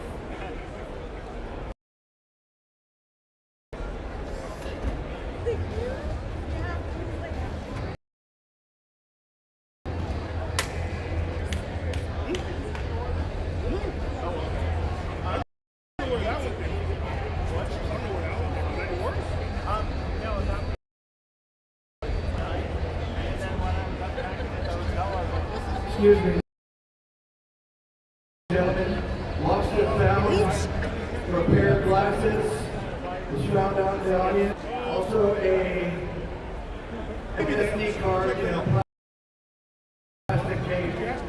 Was found here in the theater. If you're missing it. Nice pair. If they're yours, come see me. Thank you.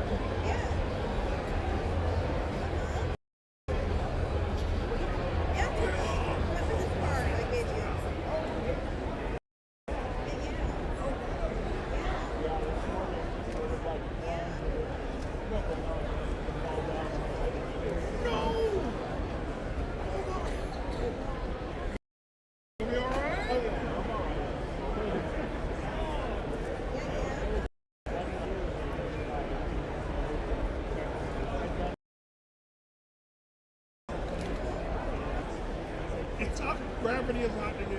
I ain't gonna tell you, the crowd of contractors.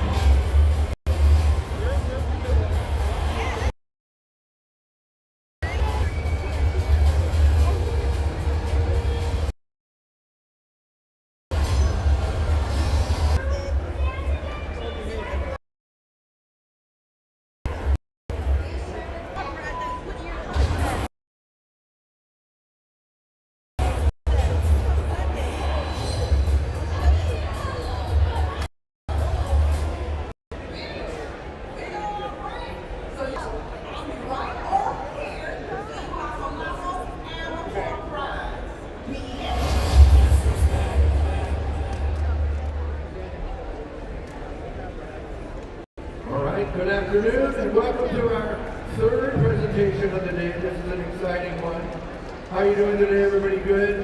Yeah, good, thank you. Yes. All right, this is an exciting one. I've been waiting for this all day. Making Aunt Gladys. And any weapons? Very happy to for the panel. They're from the co-hosts of the podcast, The Head, the Tail, the Whole Damn Thing. These two gentlemen are Mike McCarthy Knight.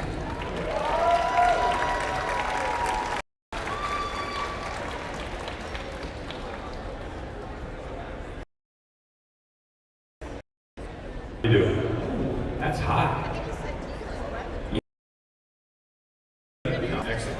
I want to bring up to the stage Joe Cole. Give it up for Joe. Joe's been in business. I first met Joe maybe on the stand. Let's have a seat while we talk about the stand. Hey, there we go. Excellent, excellent. So you guys like weapons? Cool. My brother and I, we have a podcast that had the tail, the whole damn thing. Now you've actually heard of it and like it. Let's hear it. All right. Smack right in the balls. Yeah. That's because nobody knows it exists. The head, the tail, the whole damn thing. Look it up on Spotify, Apple, whatever. I've been in 35 years. My brother is an actor. We do a lot of fun stuff. We do a lot of funny stuff because we're obviously good with each other. Or movie fans. Yeah. So I want to talk, which is a big makeup studio. I've been there since 26. Jason Collins, who's going to be in here shortly, he's parking his car. He is the owner of Autonomous Specs. When he does come in, I want everyone to go crazy. Like, be like, oh my God, like you can't believe Jason Collins is here. So when he comes up here and the stage, make a big freaking deal about it. It'll be our secret. Okay? You in for that? Awesome. Okay. So, I run the studio. One day I got this script called Weapons, and I read it, and I was like, what the fuck is this? Sorry, I'm going to swear a little bit, but that's fine, right? Hey, ladies and gentlemen, here he is, the man, the myth, the legend, Jason Collins! He doesn't beat and he will not stop until... You got a couple of fans here.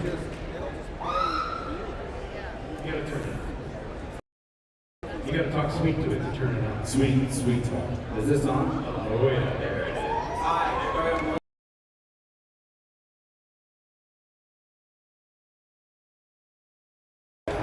I read.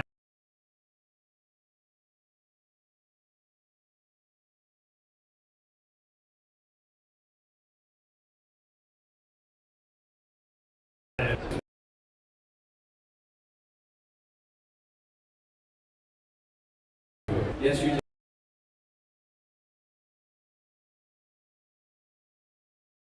And I read it, and I was like, you're right, we have to do this movie. Of course, we love Barbarians. So yeah. How many of you like Barbarians? Okay, and you honestly like weapons? Oh, you don't like weapons? Wow. Weapons. I was going to say, we're out of here. Amy, guys, can you play the Gladys clip number 1? And we're going to discuss the makeup a little bit.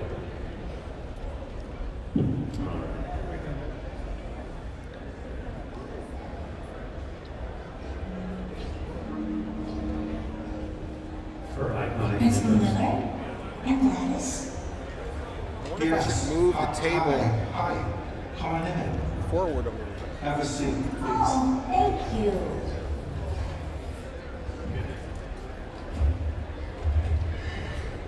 Thank you, Marge.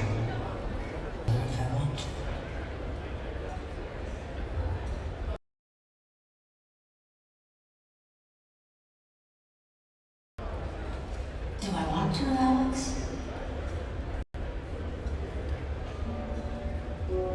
If I got better. That braided hair look, that's crazy.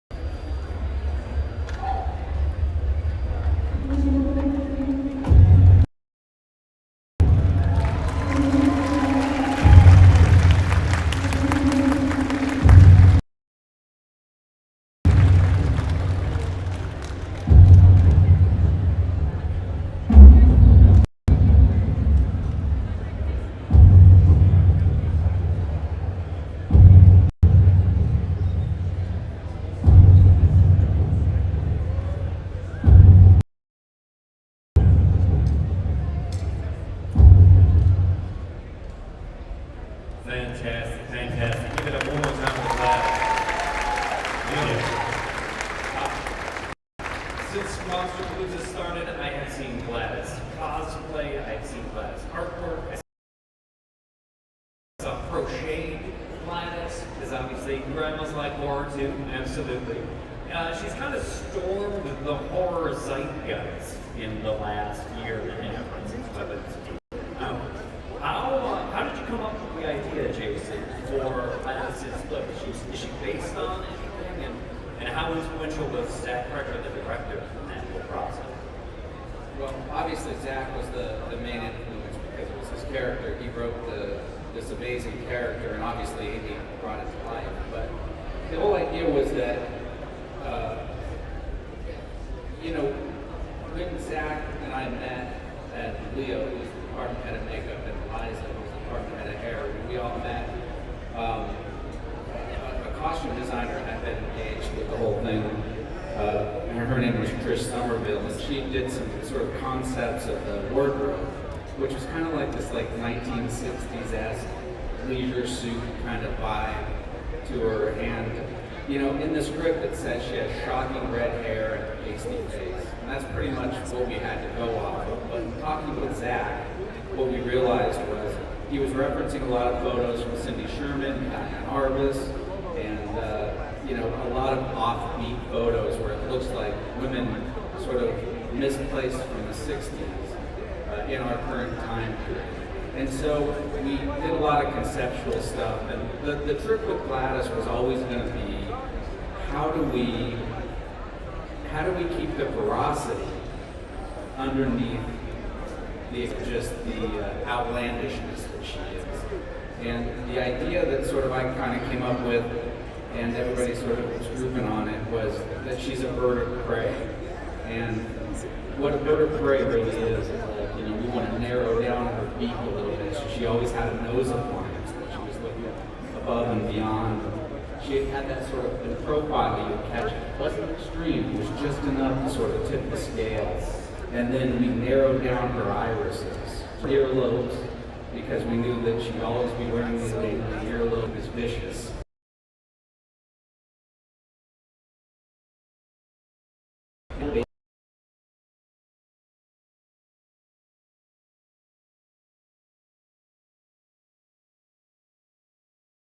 Like kind of those little teeth.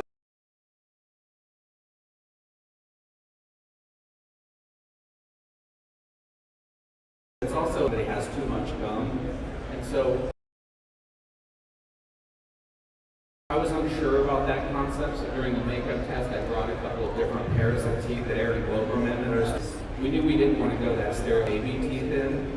That was it. That was the baby look. And she's so subtle. You were saying black in the background, elongating the nose on this.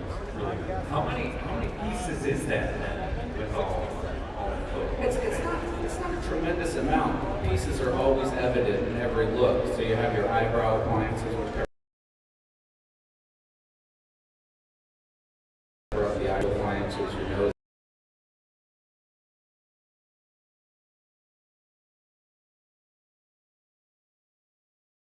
Your pate appliance, which covers the hair of the teeth appliances. So it's not a lot.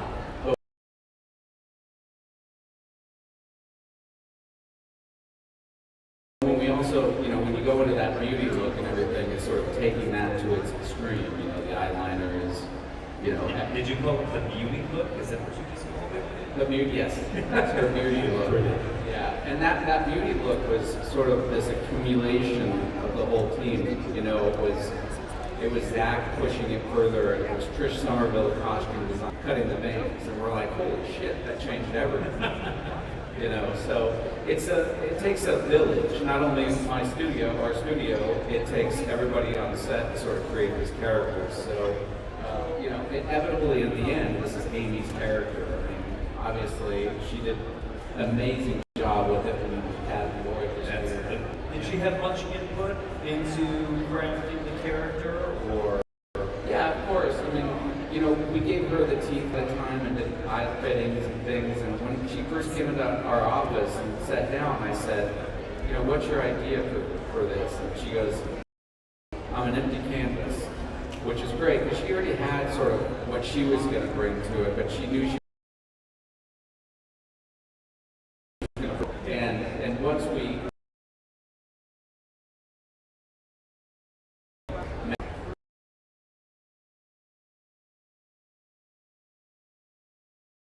once she knew what she was in for,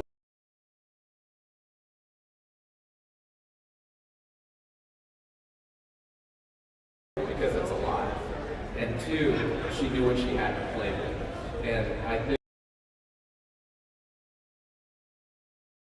that, you know, she was like a kid in the candy store with that character, and, you know, it was really amazing. I mean, none of us expected this movie to go crazy like it did, and this character to be this really kind of cool, iconic character, but I suppose that's how it's supposed to be. I mean, we all knew it was a great script when we read it. We knew it was going to be a good movie because, you know, Zach had done Barbarian. Everybody sort of glad us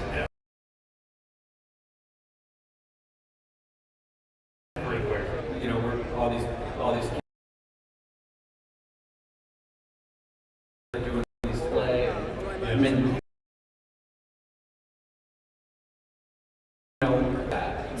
that you're gonna, I mean, that we see walking around. As yesterday, they were.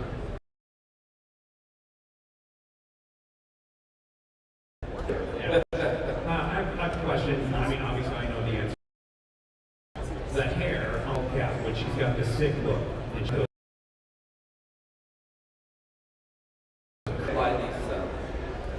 Pates.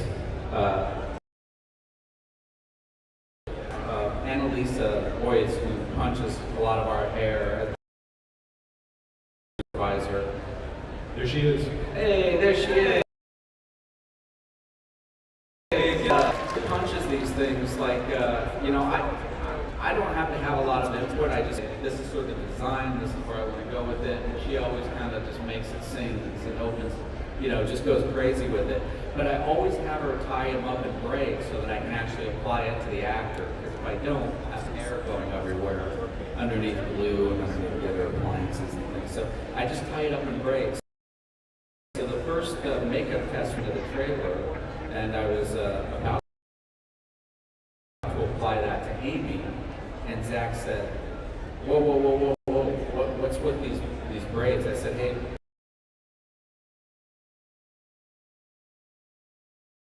do the hair out of the way, so when I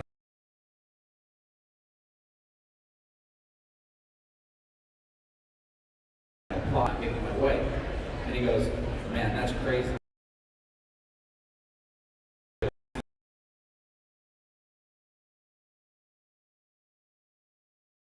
But then we can get her in one.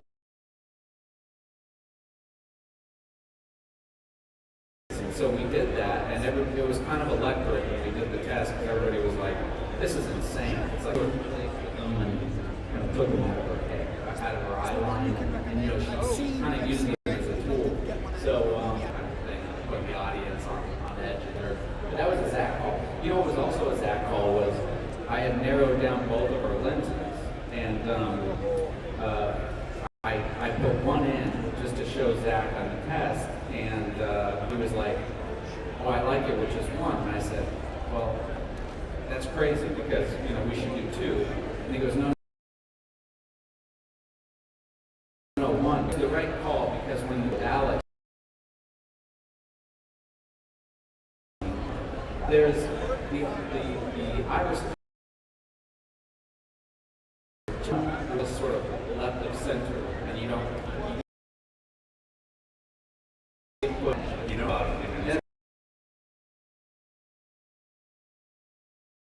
comparison. Another. That's. Yeah. Excellent. Yes, you. And when it came time for class. So, why don't you tell her what that took as far as, and first of all, she came into the shop, and then we cleaned it up, and we resculpted that screaming head. Have you been to a museum? No? Oh. You guys gotta go to the museum, there's this, okay, you have Gladys over there. There's also the progression head, and that will be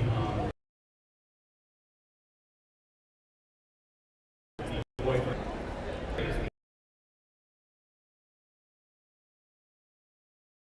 The progression.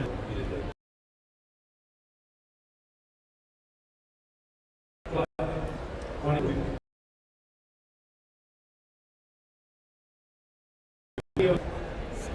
right?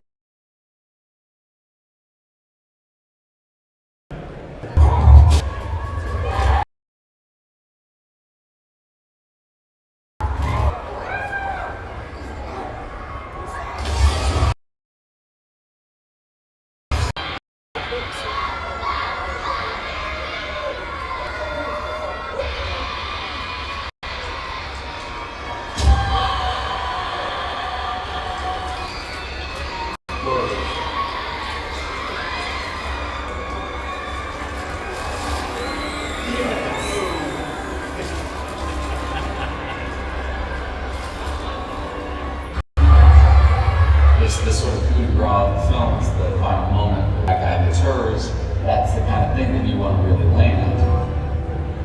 We designed the cable mechanized body that once we release the cables, it allows the cheerleader to pull away. He's so good for kids. For the head at the jaw center.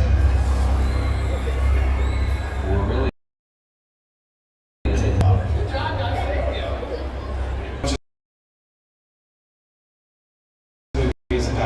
this cooperation of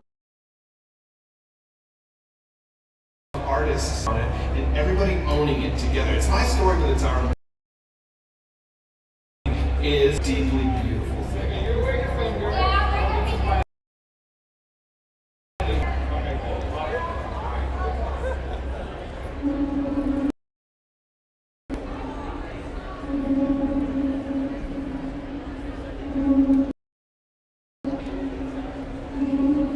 A lot of this looks familiar.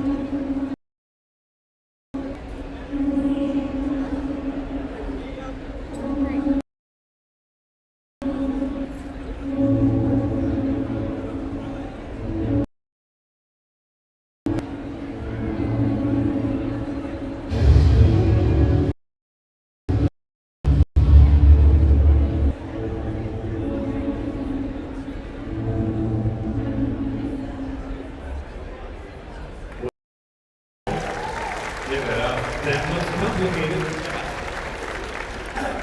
That was fun, didn't it? I want to start off with, I feel really bad about the fact is, when we were there that day and I had to tap Jason, put him out to it, you could see the future PTSD on some of these just standing there, shaking, looking for a parent, and it felt good. About a month, these guys had already broken down the script and worked with Zach, and basically it was a little module that I had to fit into. So it was about 4.5 weeks.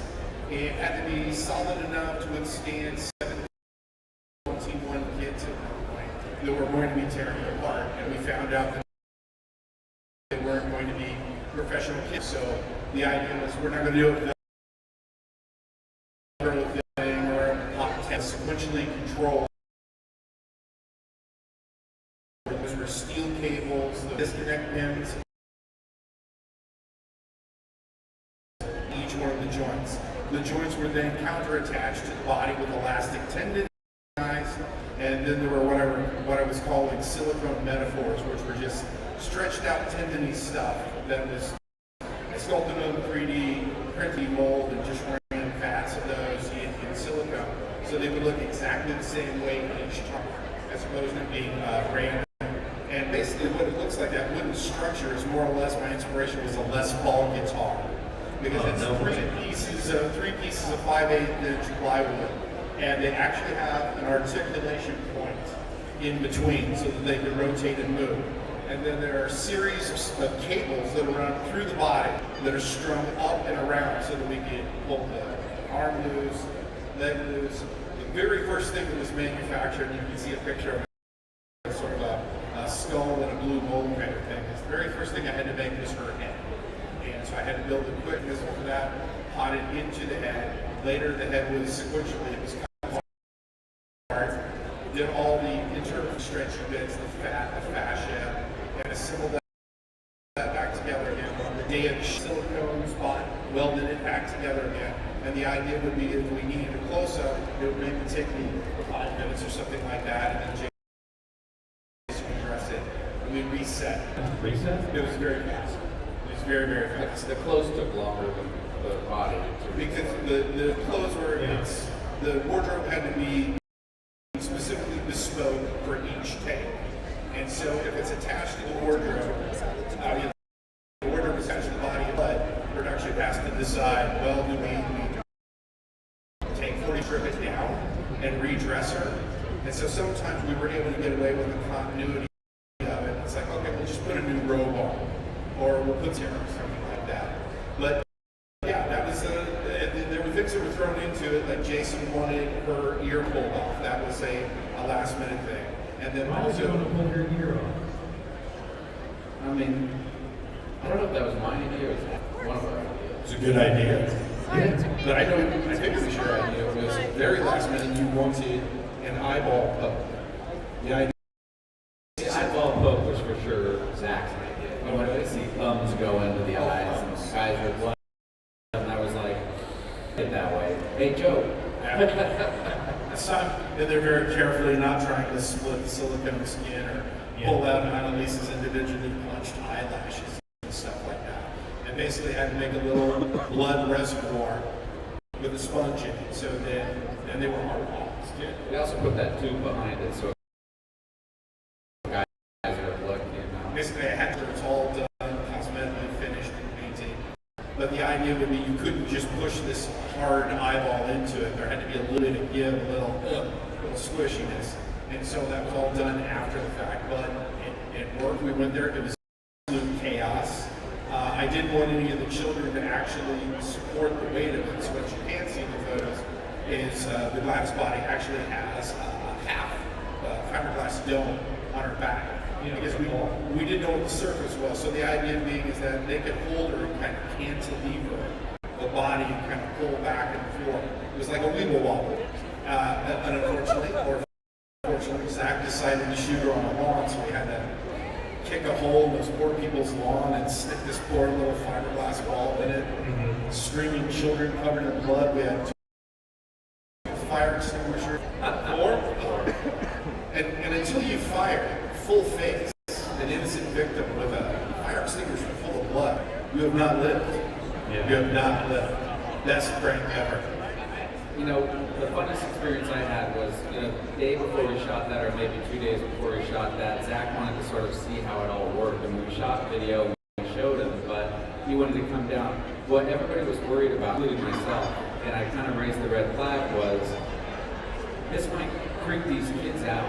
Like, if it creeps the kids out and they stop dead in their tracks, and it's going to ruin the shot. Yeah, because they were just local kids, you said. Yeah, they were just local kids in Atlanta. Whiz kids. Yeah. So we did a test day where we had them pull apart the body. And they were like ferocious little animals, like didn't faze them whatsoever. And then I told Mary, the producer, great producer, I said, hey Mary, you know, once they get hit in the face blood, that's another, you know, are they going to break out? And so we sort of took a poll and said, who wants to get shot in the face with blood? And like everybody raised their hands, and I was like, all right, get in line. So all afraid of full force in the face with blood, and they weren't freaking out. They were having a great time with it. They were ferocious little animals. It was pretty awesome. Was that all shot in one day, or were there reshoots for that? We had to reshoot that another day because the camera card in one of the shots kind of got cocked, so we had to redo it. But it was good that we redid it. We got more coverage. More coverage, yeah. But yeah, I mean, listen, I don't recommend taking a bunch of children and ripping apart a body because it's a hard day, and nobody felt that more than Zach. Zach was just, what did I do? What did I write? Was it like a full day, like all day long? Yeah, well, the whole, we call it the kid train, which is all the kids running through the lawns and everything. That was shot off and on for like 3 weeks, pieces and parts of it. And then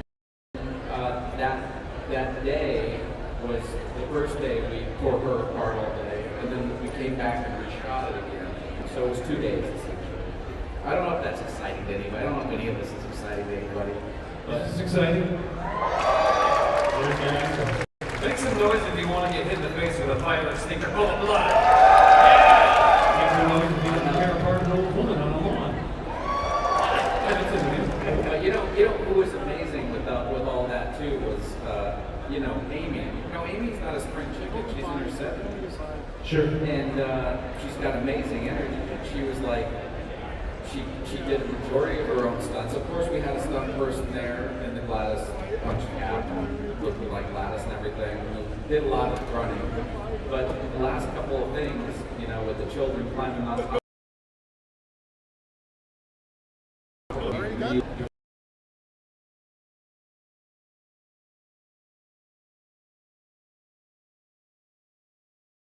It was really cool. Yeah. Speaking of stunt people, were there any stunt kids that actually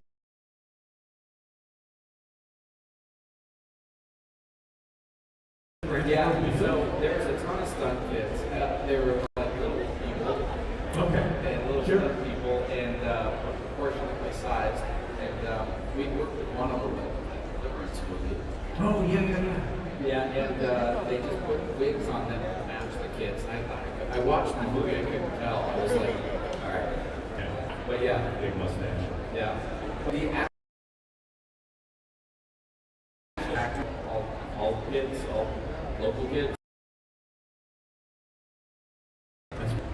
build that? You had there. Like I said, it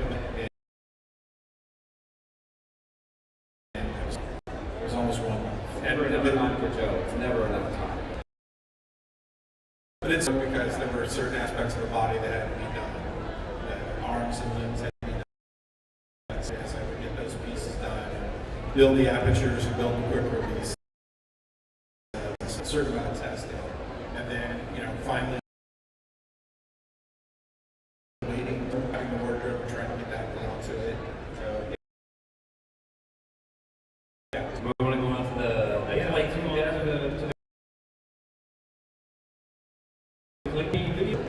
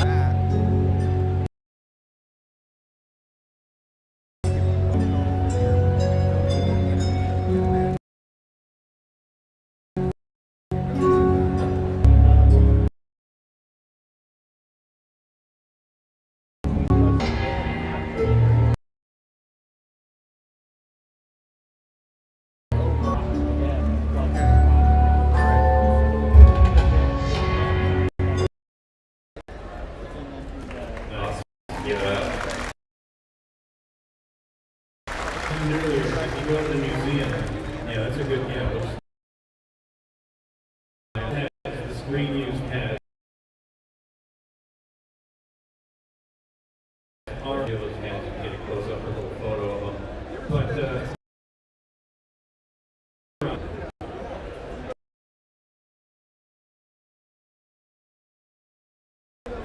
was we sort of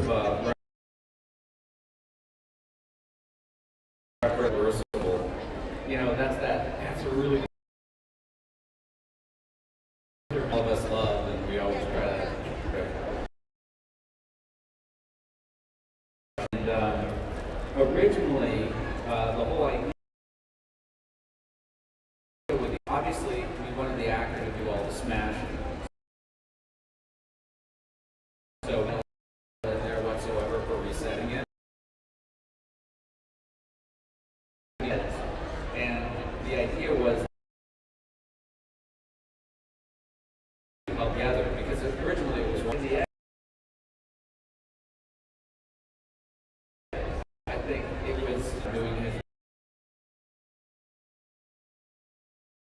business. So for now, she's doing this thing.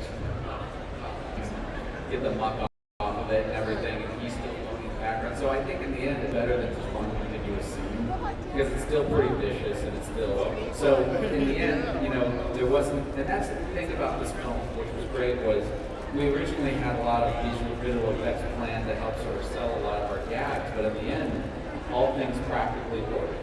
There's a couple of things of sweetening, like with Gladys in the end when she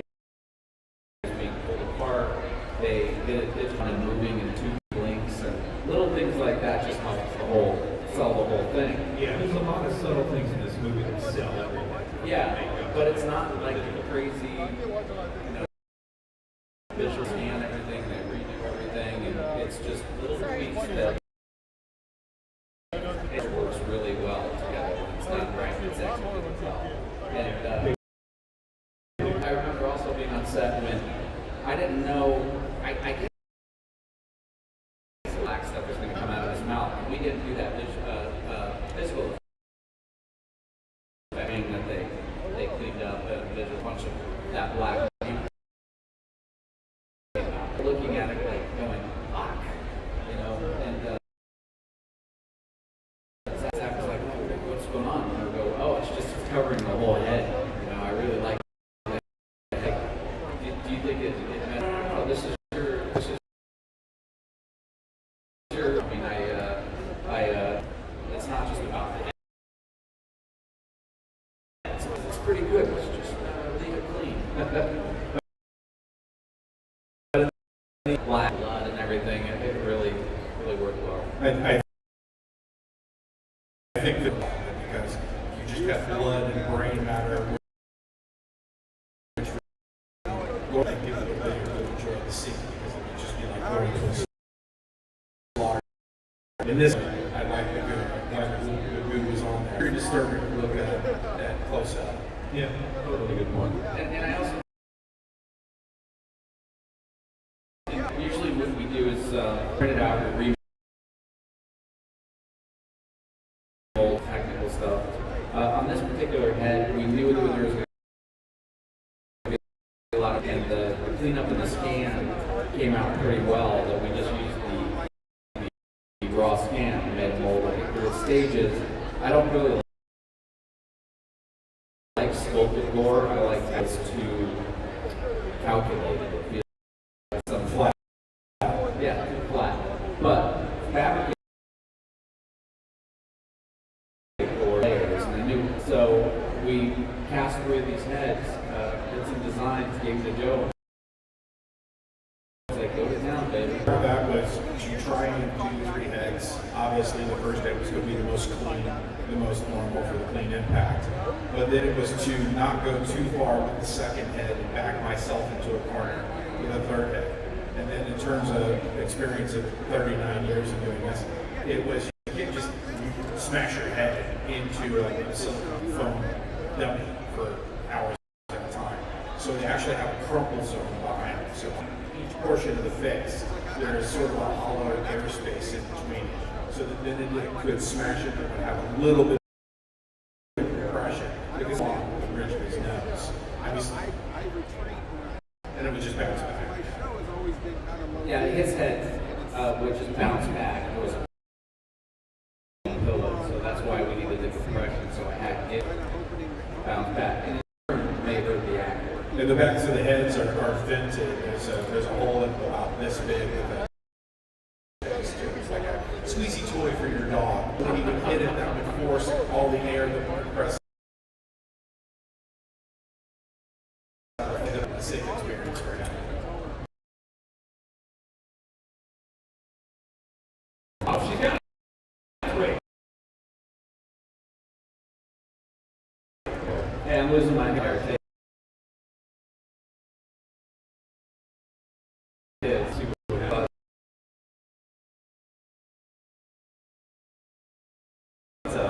Audience before that, we don't have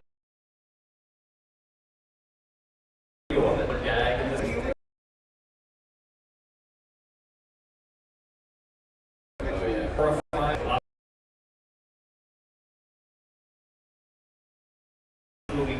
Was that in the script or was it's one of those moments that you're like, but it could also be disturbing. Yeah. Yeah, when I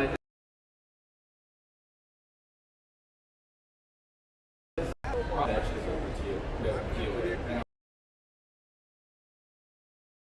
I got to a point.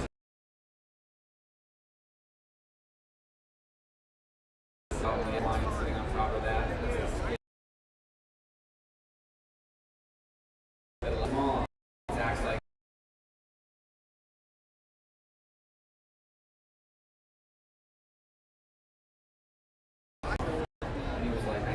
hoping it would be bigger, and I was like, yeah.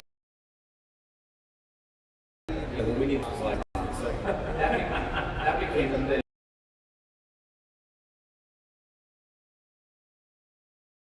Our first Charlie Hernandez model for us, and we got this cheek, and on the day when I was going to make a trailer, getting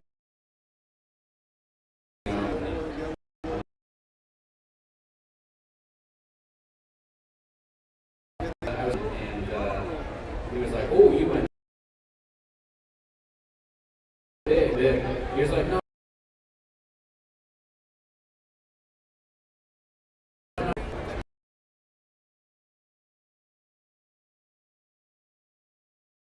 Later, and I was like,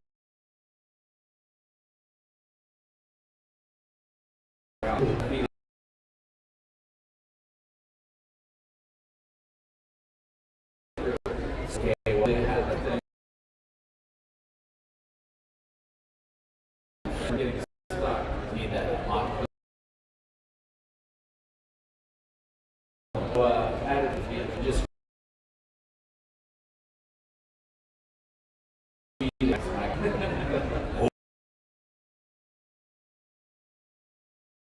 old words. But yeah.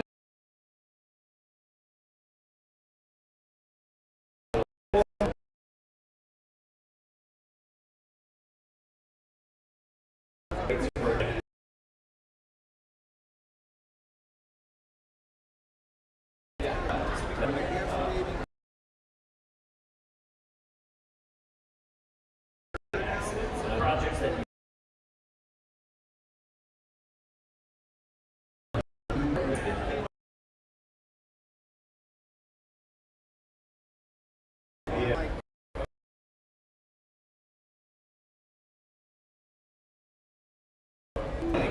Scream 2, I was on set with a body.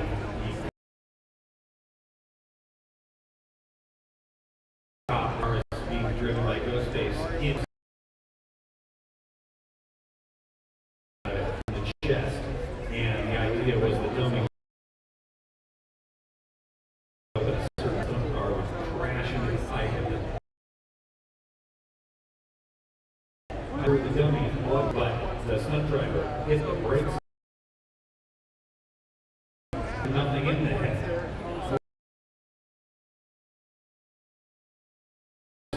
Looked at what, so that I was on a piece of PVC and we pipe it, we brought it and we just stuck it in the window and had the actor lean his head into it. Piece on the magnet with blood, and that's what's in the movie.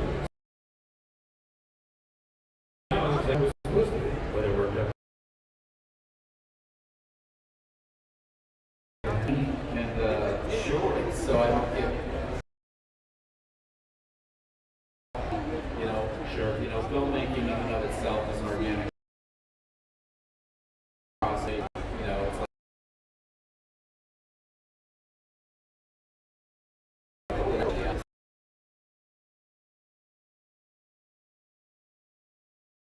no big, nothing. I just think it's almost captured. Your actors can run their scenes all day long.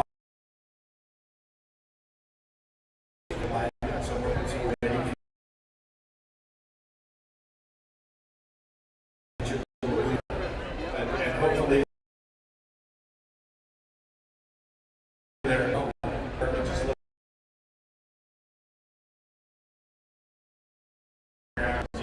nothing specific comes to mind, just the entire blood goes down.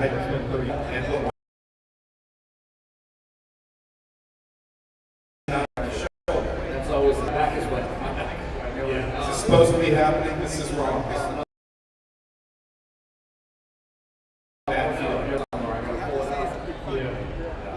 We got time for an audience question? Yeah. Anyone in the audience got a question? Who's got an I was just wondering, so what is the most grossing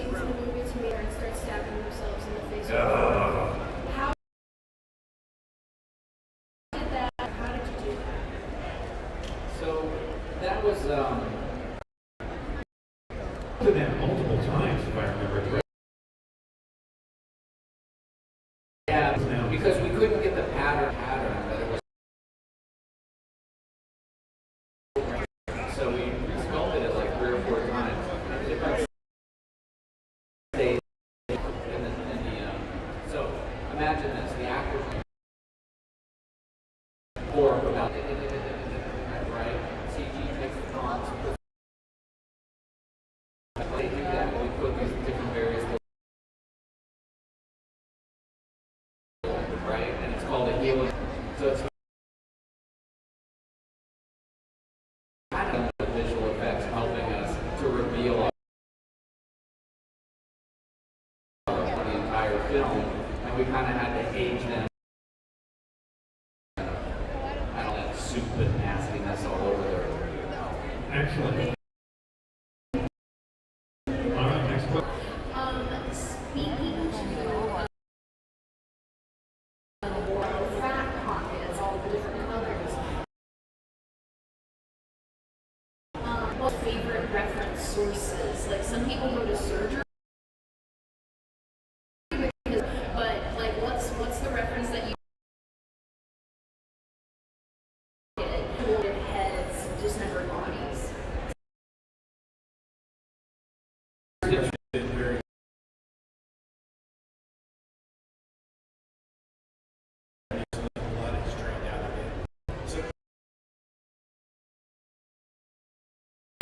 Man gets pitchfork to jaw or Can't unsee.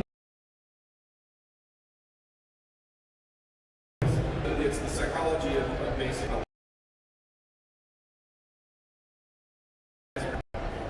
And when those are used, and selected.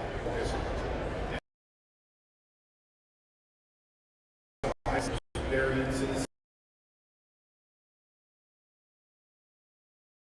And I like to put little eye pops as we it's quite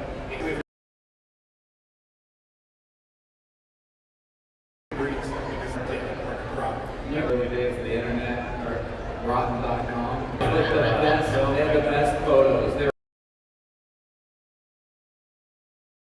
all over the internet. Yeah, thank you. All right, do we have time for one more? Let's try.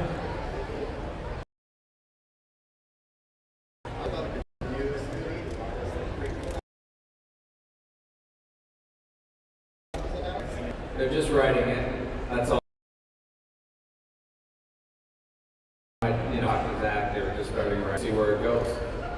Yeah. Even if I had any information, I wouldn't say anything. Thank you. Nice try, buddy. He's winking.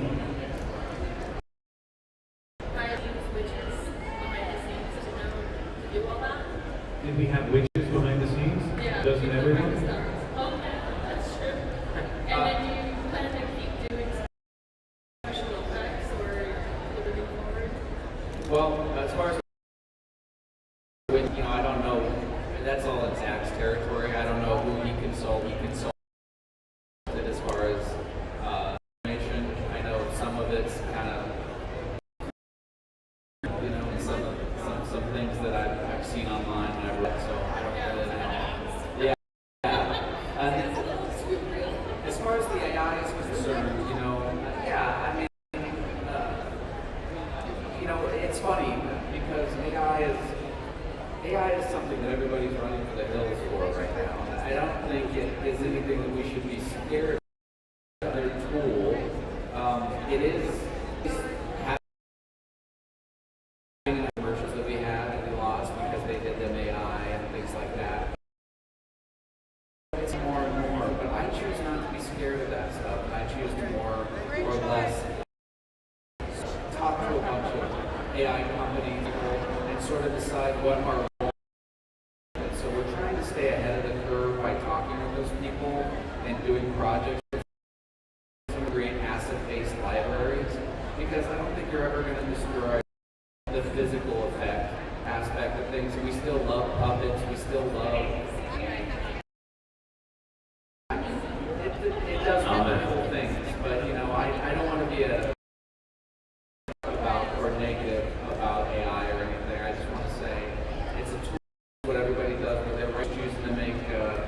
stupid little.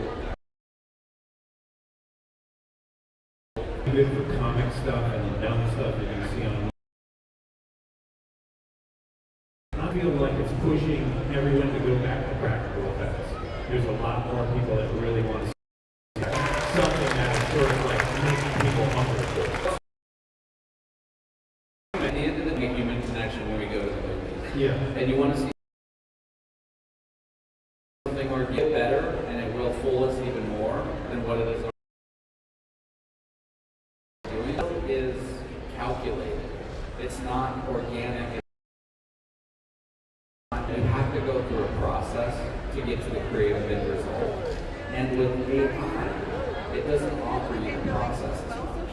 So you're not making your mistakes and finding your happy accidents and ending up where you're supposed to end up, like taking classes and one lens in front of the other. These are things you have to do, and you have to go through the process to sort of say, wow, this is amazing, look where we ended up, rather than a calculated prompt that gets adjusted after that.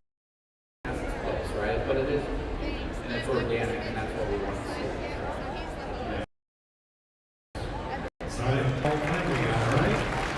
Thank you so much for your questions. Let's give it up for Jason Collins, Joe Caldwell, Mike McCartney from Autonomous Effects. I'm James Hunt, the head to tail the whole thing. Thanks to Reggie and Walter over there, tech guys, let them hear. Thank you, everybody. Thank you so much. Please find our podcast at Head to Tail the Whole Thing. We are on every platform. And we also have a booth in the room, 317. Come see us, sign up, and give away t-shirts. And we'll be here tomorrow to talk about The Bride. So if you want to hear about the effects of The Bride tomorrow, 2 o'clock, right here. See you then.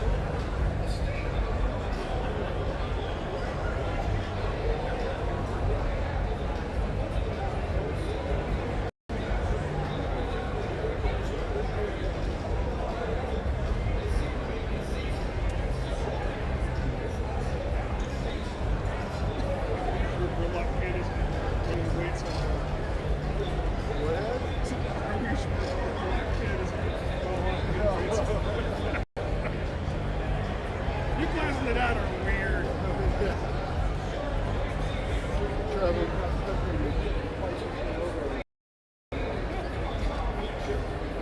The fugitive, except really early.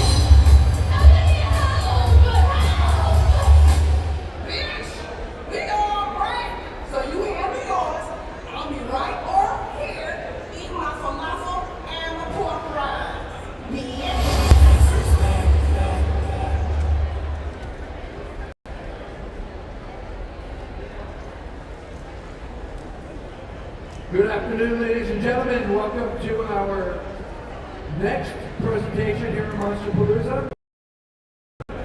My name is Perry Shields, and I am very happy to introduce our next panel, Dracula and Frankenstein. Let me bring up our moderator, Mr. Julian David Stone.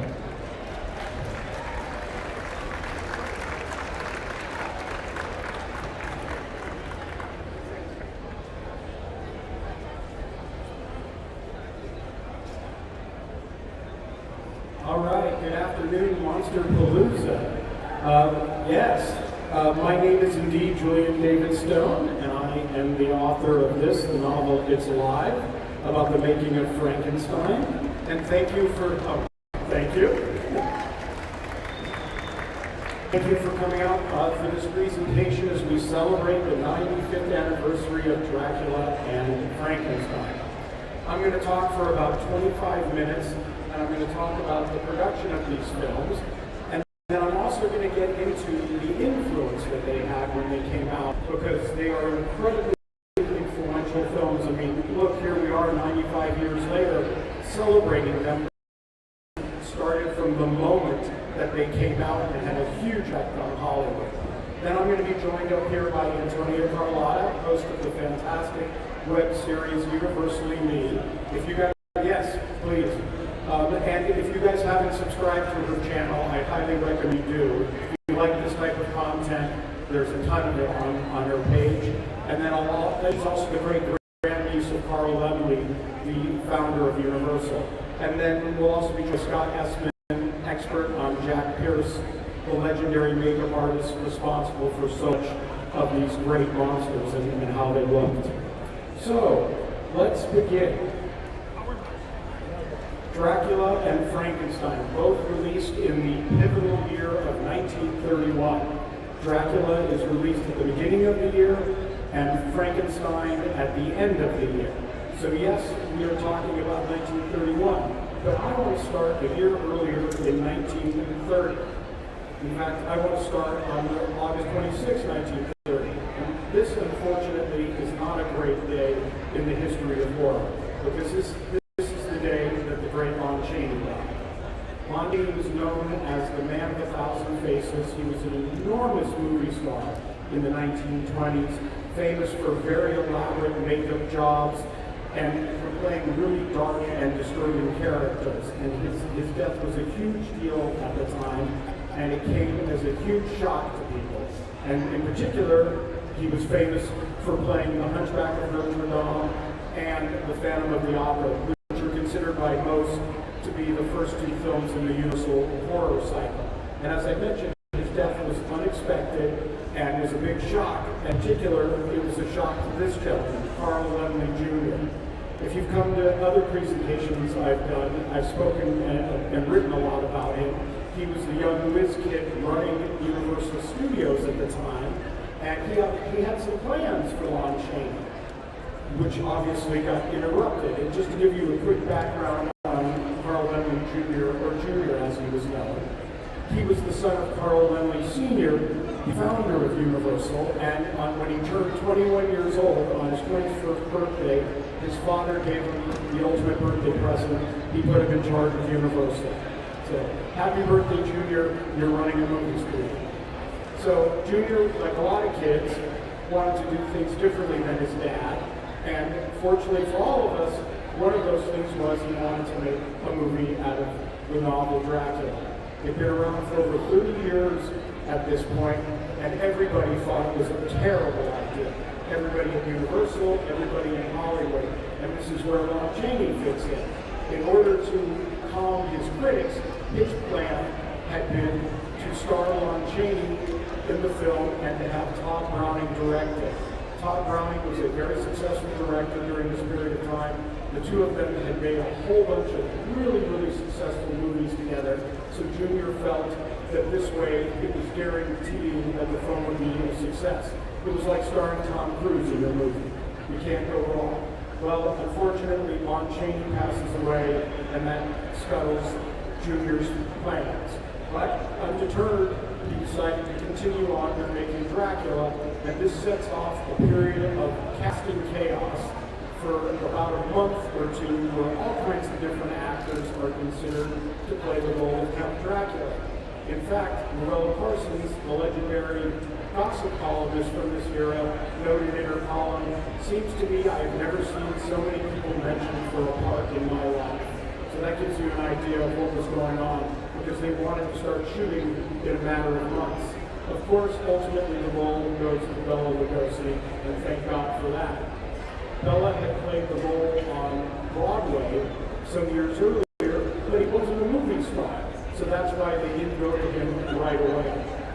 Now, we never know what Lon Chaney would have done with this role, sadly, as he passed away, but we have a little bit of a hint, because he had made the film London After Midnight some 3 or 4 years earlier. It's one of the great lost films, if not the most sought-after lost film, and none of the film exists, but we do have some images left from it, and this film had one of the first characterizations of a vampire, and as you'll see, Lon Chaney's interpretation was a little different than what we know of as Count Dracula. He's a wonderful actor, but he did things very differently than Lugosi, because ultimately we ended up with this beautiful, mysterious, refined performance that is just remarkable to this day.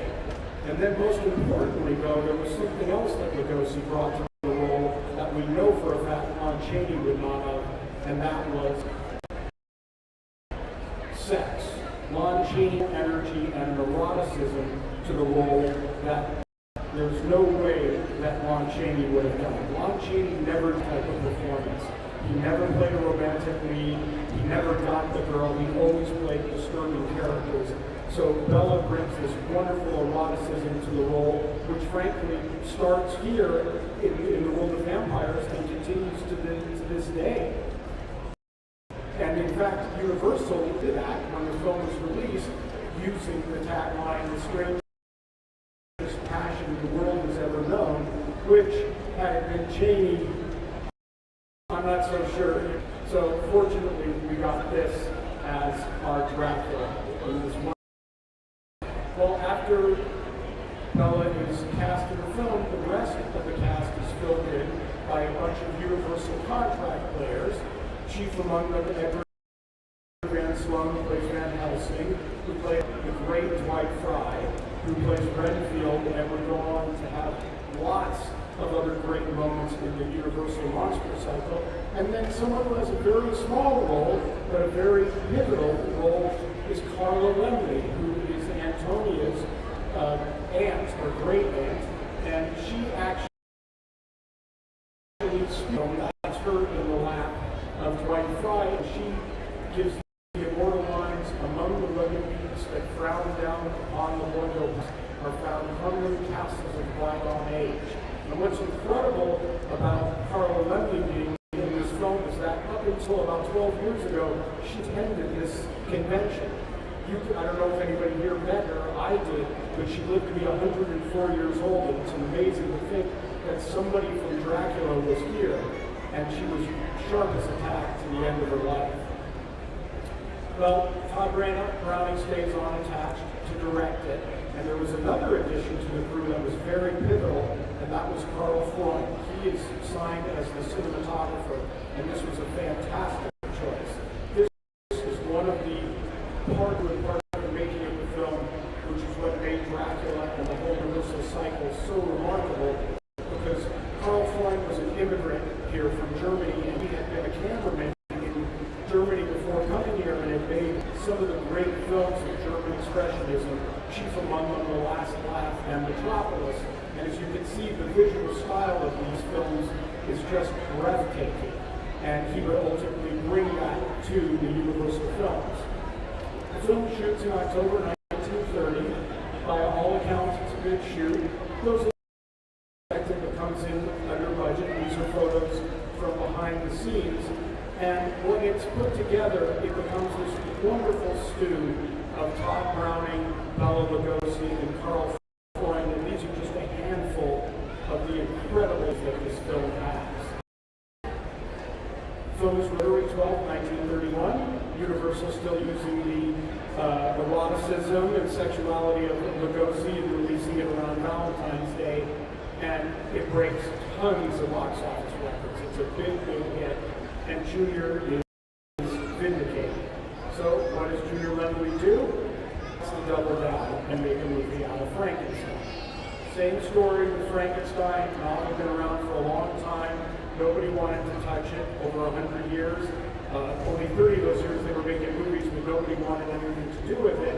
But people at Universal thought he was crazy, and in fact, everybody in Hollywood did. These were the top studios at this moment in time. These 8 companies were responsible for about 95% of the content being made, and they thought Junior was crazy to try to make another hit with that type of material. But there were 2 very notable outliers, and they were these 2 gentlemen, B.P. Schulberg, who was the head of production at Paramount, and Irving Thalberg, who was the head of production at MGM. And they both had very different reasons for being perhaps horror curious. For B.P. Schulberg, he had a little bit of egg on his face because he had passed on Dracula. Interested in it, but when he turned it over to his writing department to see what they thought, at your request, I felt out all our supervisors on Dracula. We did not receive one favorable response. They passed on it. It's making a ton of money.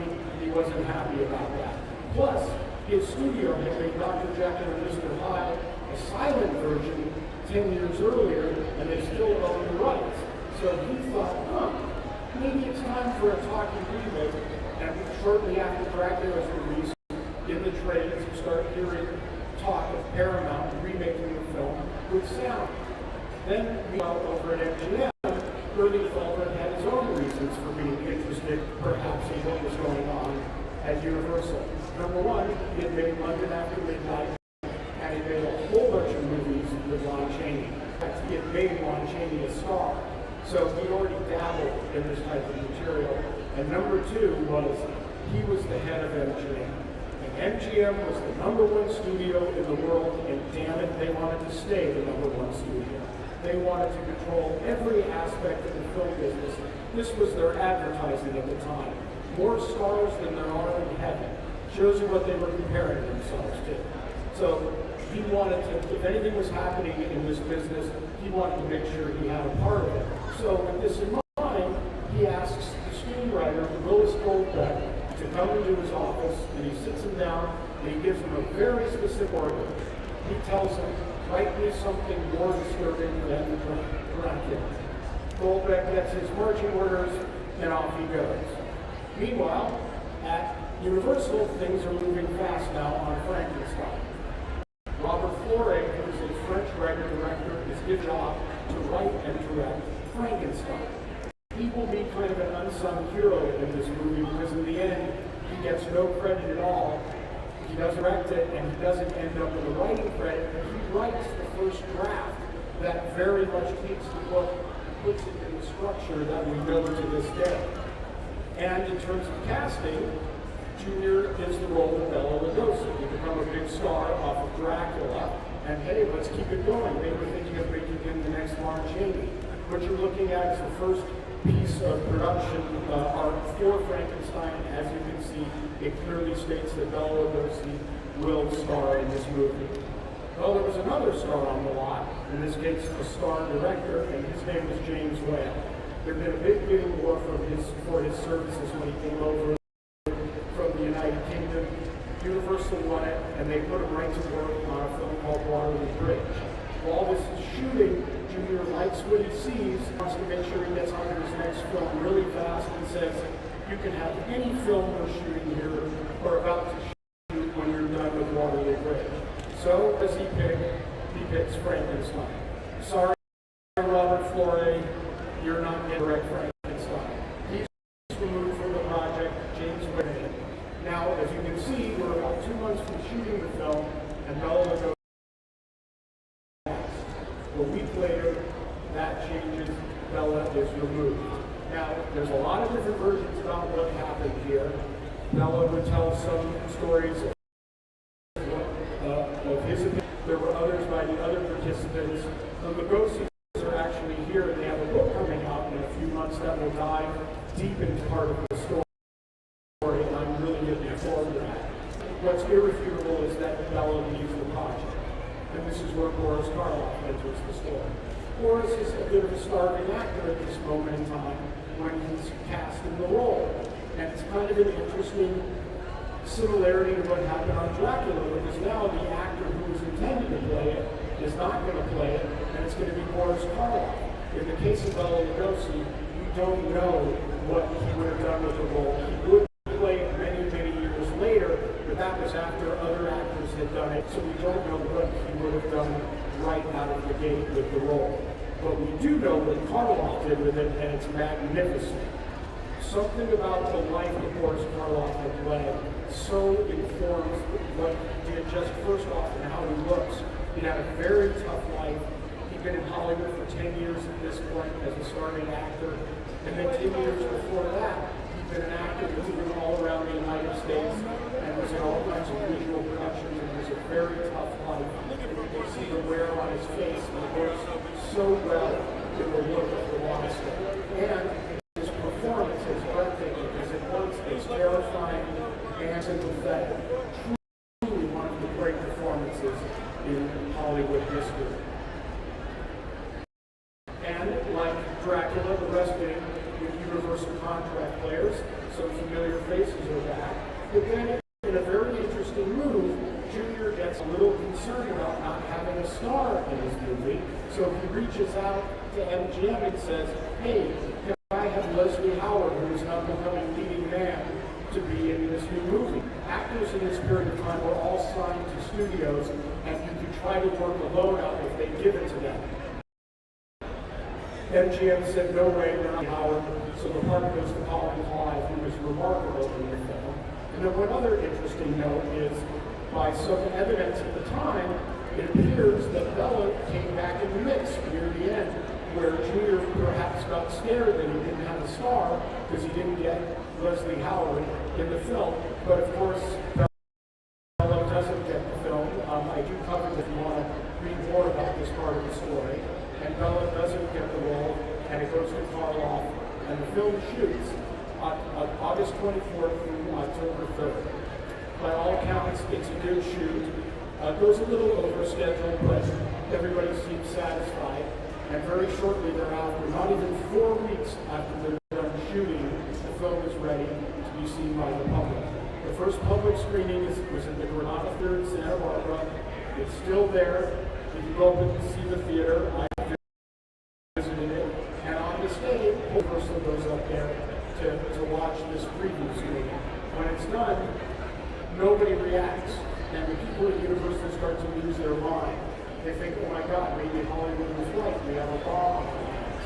But later that day, or that night, there's an incident that is a good foreshadow of what's to come. The manager of the Granada Theater gets a phone call at 3 o'clock in the morning from one of the patrons who had been at this screening, and this patron says to him, if I can't sleep, I'll do. And hangs up the phone. Clearly the film has worked, and sure enough, when it comes out about a month later, it's a huge hit, a monster hit, if you will allow. Breaks box office records everywhere, way bigger than Dracula. Just a huge, huge hit. And this is it. This is the big bang moment for the horror genre, because now the term comes into use. Previously, these films were mysteries, chillers, thrillers, but now that it's clear a new genre has been born, they're called horror films, and that's what they'll be called forever going forward. Well, now all those studios who gave the thumbs down to horror, suddenly they decide they love horror, and they all start jumping to make these kind of films. And the two studios who've been ahead of the curve, they really go into high gear. Over at Paramount, E.P. Schulberg announces that Frederick March will play Dr. Jekyll, and he announces it's kind of in the middle of production of Frankenstein. The film shoots in October of 1931 and is released at the end of 1931. And it comes out to very good reviews, and most importantly, makes a lot of money. So clearly, what Dracula and Frankenstein had started to continue. Now, I don't know how many people have seen this film that are here. It's not near as well known as Dracula and Frankenstein, and it's a very good movie, but it has a couple of shortcomings. One, it doesn't have the delicious supporting cast of the Universal horror films. And second of all, it's the look of Mr. Hyde. I personally think it looks kind of ridiculous. Some people like it. It doesn't quite work for me. But there are the effects addition from Jekyll and Hyde are groundbreaking. And when Antonio and Scott get up here, we'll get into that because it took years before people figured out how they did it. But it really suffers to me from this look because, boy, when you compare it to that, you're not going to win. Then, over at MGM, things get really interesting. Irving Thalberg sees what's going on, and again, damn it, MGM's going to stay at the top. So Willis Goldbeck delivers that script he'd been asked to make, the one that was supposed to be more disturbing than Dracula. He turns it in, Irving reads it, and asks Willis to come to his office. Willis Goldbeck walks into Irving Thalberg's office. He finds Irving sitting at his desk with the script in front of him, and Irving has his head in his hand, and he looks up at him and says, well, you did it, and the film that I'm talking about is Freaks. Freaks was the product of the desire to keep up with what was going on at Universal. If people don't know this film, it's one of the most infamous, if not the most infamous film ever made by Hollywood. It's a film starring almost entirely circus performers who are handicapped and deformed, and it's just unbelievable to think that this was made by MGM. I grew up knowing this movie as a staple of midnight screenings in the 70s and 80s. It was made by the 1930s version of Roger Corman. I never imagined it was MGM, but MGM shot this film on the lot, the same lot where Singing in the Rain and all their classic films were made. I mean, think about the fact that this is the studio that brought us these images of the golden age of Hollywood, and they also brought us this. I mean, that shows you what Dracula and Frankenstein was doing. People were trying to figure out what does a horror film mean and what do they want to see. Well, MGM found out real fast. It sure as hell wasn't this, because the film gets horrific reviews. It is ghastly, sickening, morbid, abhorrent, grotesque. Freaks has movie them in uproar. Briefly, MGM tries playing into that whole thing. Doesn't work. The film bombs, and it goes on to be one of the biggest bombs in MGM's history, and they disown it completely. And the film disappears for 30 years until it's rediscovered in the 1960s by the counterculture. So now Irving Thalberg's got a problem because his attempt at horror had failed, and he's got to look in the trade and see this, where Frankenstein is raking in the bucks, and everybody else, the horror picture epidemic rages in Hollywood. So what does Irving do? He reaches out to Universal, and he asks if he can borrow an actor. And who is the actor that he asks to borrow? Boris Karloff. After he wouldn't give them Leslie Howard, he says, how about you loan me Boris Karloff, this brand new horror star? You can only imagine how much Junior must have loved that. But he gave him Boris, and Boris makes the Basket Fu Manchu at MGM. It's actually a very pivotal role in Boris's career because it's a starring role. Again, this is an actor who was unknown 6 or 8 months earlier. Now he's starring in a film at MGM. And you'll also see some other similarities because MGM also borrowed all of the lab equipment. And you can see there are scenes that look like they're right out of Frankenstein in this movie. And it makes a lot of money, and MGM finally has a horror hit to join all the other ones that were coming out at this time. Well, I want to close with one final thought about these two remarkable films and just how amazing it is that they both came out at the same time in 1931. And that is, they represent the two dominant strains of horror that exist to this day. Dracula is a supernatural horror film, and Frankenstein is man-made or technological horror, and after that, they just keep, the two strains just keep going forward through the Universal cycle, and then through every other studio throughout the decades, right up to last year, where you had Sinners, a vampire movie, and Megan, which was a technological horror. But it all began back in 31 with the release of Dracula and Frankenstein. Thank you.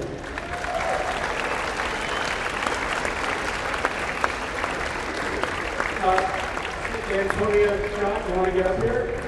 Awesome. So we have Antonia Carlotta, host of the wonderful Universal YouTube show, Universally Me. Please subscribe to her channel. Great grandniece of Emily. And we have Scott Essman, expert in Jack Pierce. Yes, a round of applause. So I want to start with Antonia. Since we have a member of the Lemon family, I want you to tell us, why did Junior want to make those movies, and why did he say not care what everybody else thought? Yeah, I think that there were, hi by the way, hello. I think that there were a few factors that really led Junior to push for these monster movies. So Junior had taken over as head of production at Universal when he was just 21 years old. He was kind of Hollywood's first Nepo baby, but he was uniquely qualified. He'd grown up on the Universal Studios backlot as a kid. He was learning about the business from the time he was a little kid from his father. But now that he's in this huge position of power, just 21 years old. So he had such a brilliant sense of what audiences wanted to see, what the public wanted to see, but he also knew what young people wanted to see and what was going to be really cool. And so I think that he really wanted to push the envelope with these horror movies in that way. Now separately, behind the scenes, when Junior was just 11 years old, he lost his mom very suddenly from the Spanish flu. I think she was perfectly healthy and then got sick and died within a span of 48 hours. And following that time, he really struggled with anxiety, with I think what today we would know as OCD, but at the time they would just call it hypochondria, or he was always, I don't know, very, very worried. He struggled with mentality, all of that. And I think these movies were a way for him to explore those things and grapple with that within himself. And Scott, you're an expert on Jack Pierce. There would be no Universal horror without Jack Pierce. Let's talk about his contributions to these two films.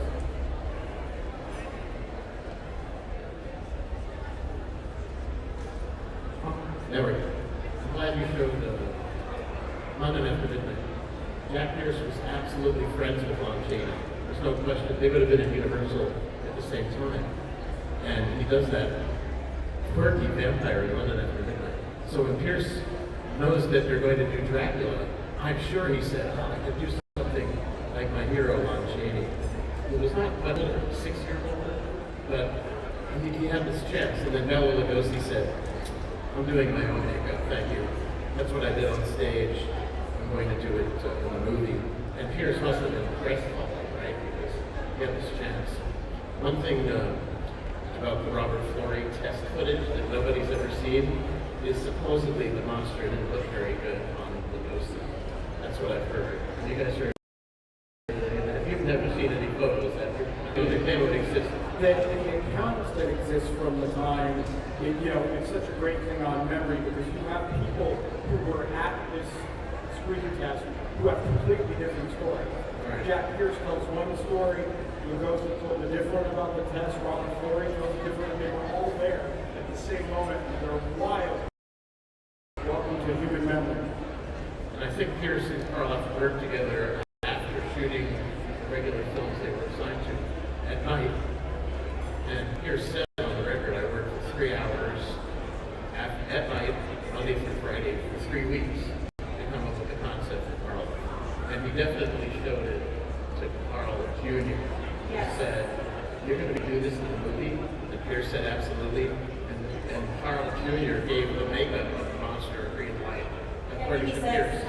If he didn't believe that they could do it on an actual human, he had this play moment, but didn't know that it was realistic. And I think the exact quote I heard Junior said was, let's take it to the limit.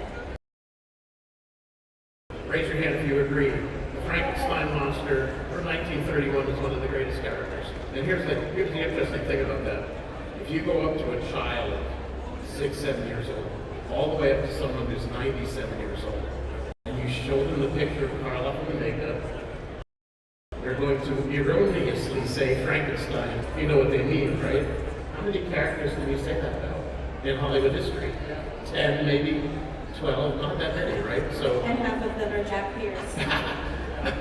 Yes, Jack Pierce's amazing makeups, and I think he was so disappointed in Dracula, Julian, and not getting to do something like London After Midnight, that I think he went the extra mile on Frankenstein. He's putting work and love into that makeup that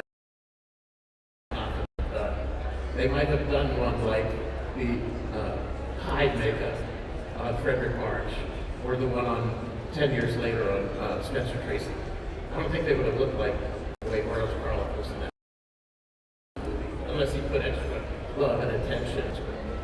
So, Antonia, so now let's get to the monsters in general for Universal. What do you think it meant for the studio at the time and for the legacy of Universal to today, since we're celebrating the effect of these films 95 years later? Yeah, you know, I mean, 1951 is a really interesting time in film history and Universal history. So, like I said, she recently just taken over as head of production, so it was a big transition time for the studio. The film industry had also just transitioned to sound, so tons of money that had been put into, you know, transitioning the industry to theaters, all of that. We have the Great Depression that comes in, so now everyone's in a very precarious position. Universal was thankfully cushioned a little bit more because they had invested a ton in theaters. A lot of the other studios were in a much worse position. But, you know, it was really risky to make Dracula, the first supernatural horror film that doesn't have this, like, earthly ending. And thankfully, it did so well, so they could do Frankenstein, and when that did so well, they were able to do The Mummy, The Invisible Man, Werewolf of London, all of these films that, A, created an identity for Universal that it's still associated with today, but also just allowed it to keep the lights on year after year after year. Now, Scott, I want you to talk about Jekyll and Hyde, because you saw me not commenting on or saying how I don't like the makeup, and that is how I feel. However, has anybody here seen that 31 Jekyll and Hyde? Look, if nothing else, you should see it for the transitions that they do, or the transformations, because they're not what you're expecting when you see later in the Universal films where it's lap dissolves, you know. They did some really fascinating effects that took a very long time before it revealed how they did it. And you want to talk about that, Scott? Yeah, sure. And it just reminded me, at the very end of The Mummy, there's one of those lap songs when he transforms back at the very end of The Mummy. But the real first transformation after Jekyll and Hyde 1931 is 1941.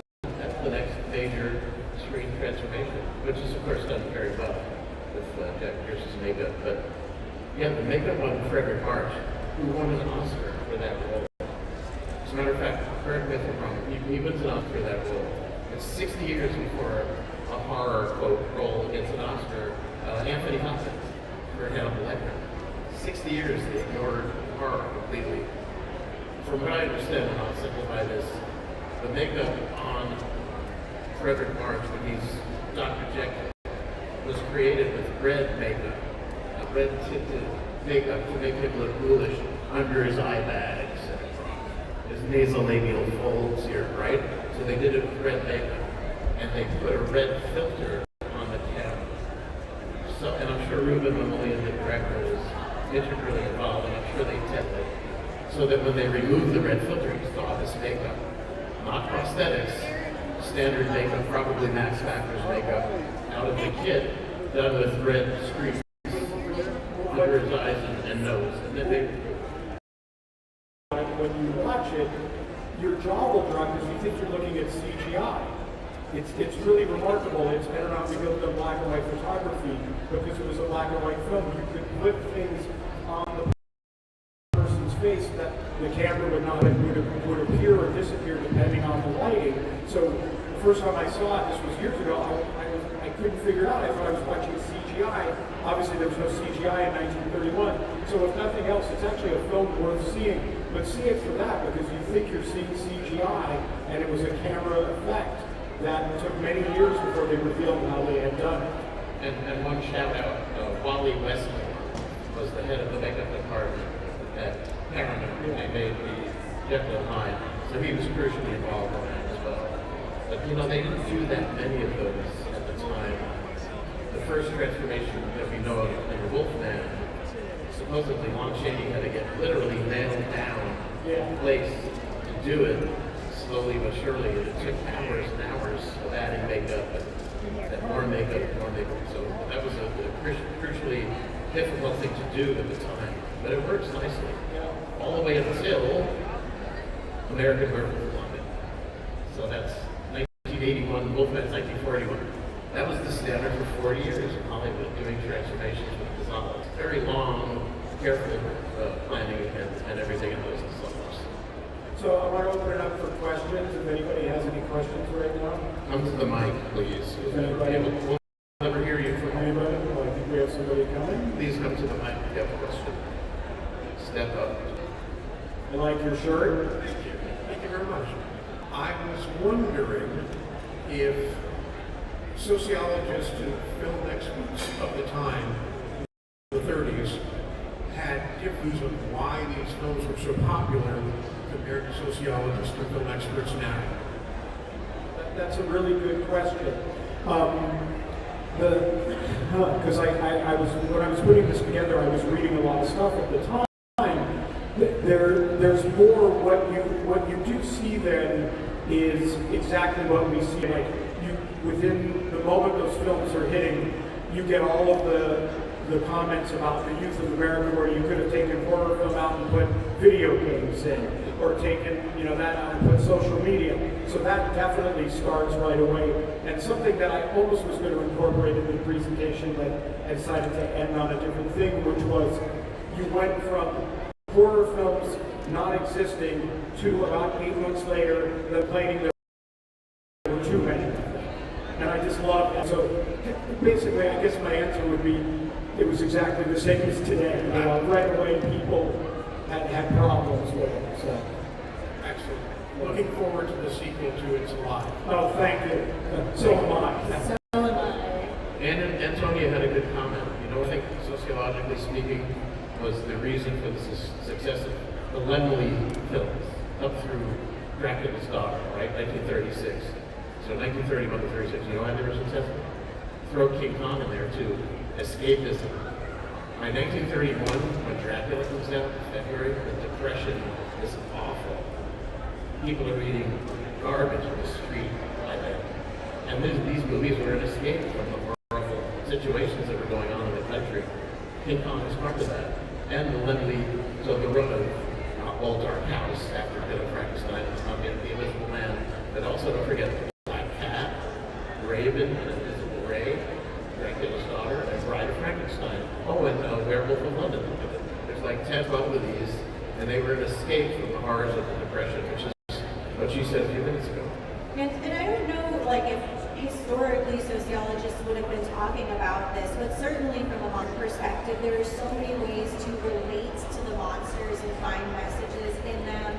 Stories about being othered, about trying to find your belonging, or many people will find sort of like Frankenstein with his ill-fitting suit is sort of the story of the proletariat, right? Or Dracula being with his foreign accent, right? And maybe a story of being an immigrant or others. And there are all of these interpretations and ways that you can connect to the monsters. I personally love in the 30s with Frankenstein, with the Bride, and even going to the creature from the Black Lagoon, that those are like monsters that are not really monsters. The villain is not the monster.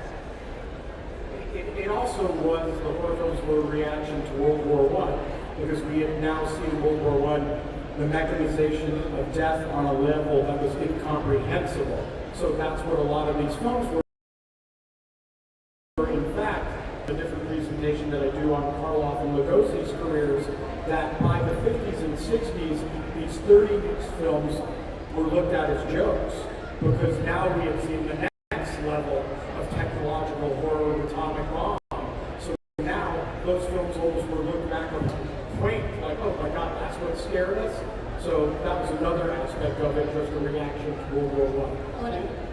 Well, I was just going to say, and I forgot sort of the idea of the fear of science and medicine is just advancing so much. A lot of questions around just because we can do something which I think is really prominent in Frankenstein and The Invisible Man. The Invisible Man. Any other questions? Well, can you come to the microphone? Anyway, I'll have to look at my touchback. Two questions. One is on the Frederick March thing.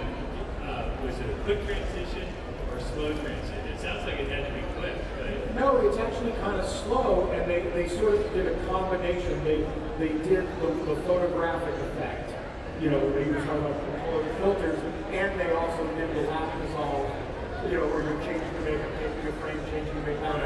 They did a combination of both, but they did this slow thing where he starts to twist his face, and when I remember watching it the first time thinking, oh, is that how they're going to do the effect? Then all of a sudden you see colors changing, and like you said, the bags and the eyes appear, and it's breathtaking because it looks like CGI, but it's entirely because with black and white film, depending on the color of light, you show different things. It's hard to get done photography, but it's an amazing trick, and I highly recommend you check it out. Okay, and the other question I have is not directly horror, but I'm just curious. Junior took over, right?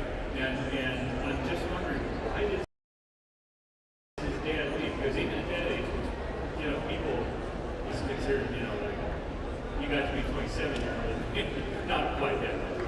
I'm just wondering, why did his dad leave? Why did his dad make Junior the head of the studio? Yeah, you know, so Uncle Carl was still around. He wasn't running the show. You know, he wasn't running the show anymore, but he didn't disappear. He was still involved. Now, as the 1930s progressed, he is getting a little bit older at this point, and a lot of his attention turned on full-time movie making. To in Germany, we've got, you know, sort of the Nazi regime coming to power, and Uncle Carl put all of his time and money into actually bringing refugees over from Europe to the United States. So not your Jewish families by bringing them here. He hired a few full-time secretaries, and that's what he dedicated most of his time to. So he was still involved in the studio, but a lot of his kind of attention was elsewhere. And he also, I think, wanted to sort of retire and party and everything. Well, the way this is, Junior was in charge of the production. Movie studios have a whole other stuff going on, and he was still involved as the head of the company, but the decisions on the movies were Junior's. And the other thing was, Carl Sr. loved Junior, and he was always worried about Junior's future. There's a lot of stories of him talking about that, and I believe he put him in charge because he wanted to make sure he had a future. And he wanted to see if he could run the family business as he was getting older. So, next question. Just got a couple of questions and I'll sit back down. First time I've ever been up to a microphone anywhere. You know, what do you think? I just wanted to see if you could touch on the Spanish Dracula thing and how that was going on around the same time. That's one question. And the other one was with the retirement of Jack Pierce, the great Jack Pierce. Was the next regime of Bud Westmore, and when they started to work on the creature beginning, was that right after Nudity, after he retired? Was that? What's that? So I think Spanish Dracula, and correct me if I'm wrong, was kind of the brainchild of Paul Kohner at the time, who kind of pitched it as a way to, how can we maximize profits at the studio? We've got movies that are being made during the day. What if at night we bring in a different cast, we bring in a different director, right, all this stuff, but we make the same movie in another language. And again, this is the early days of transition sound, kind of the Wild West of figuring out. With silent films, you could just ship the same movie internationally, and all you have to do is change your title cards. But now, with sound film, it's like a little harder to figure out. So they said, we'll bring in a new cast, new director, new everything will make the same language, and that's how we'll send it out to these foreign markets. And so that was, I think, Paul Kohner who really came up with that idea, and they made Spanish Dracula with Lupita Tovar, Carlos Villarreal, was his name. She lived to be about 104 years old, as did my Aunt Carla, so they knew each other for the better part of a century.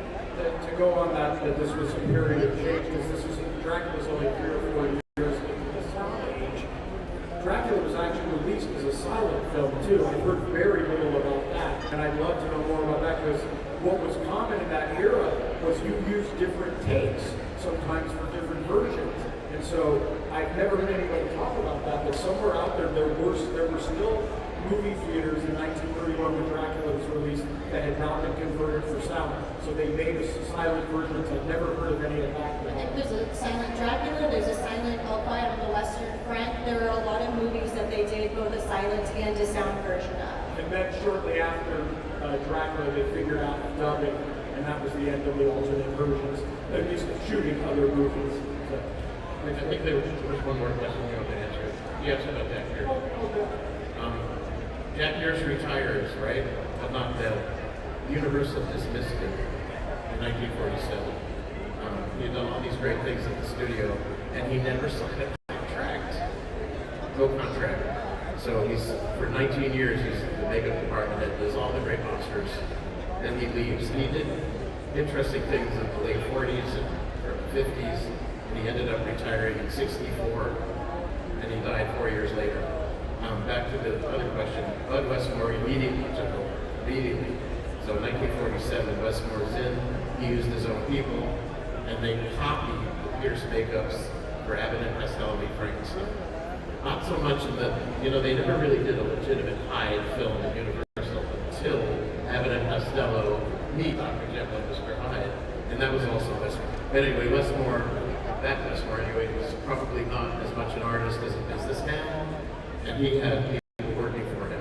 The most prominent was a guy named Jack Keevan, K-E-V-A-N. If you look him up, he did a lot of amazing things, mostly in the 50s, but he did the Frankenstein monster. Frankenstein. That was his makeup. And then he worked all through the 50s. Next question. I wanted to ask, in terms of the process of Frankenstein becoming who he is there any kind of documentation or sources as to where Pierce could have gotten inspiration, maybe conversations between directors, costume designers, and things like that?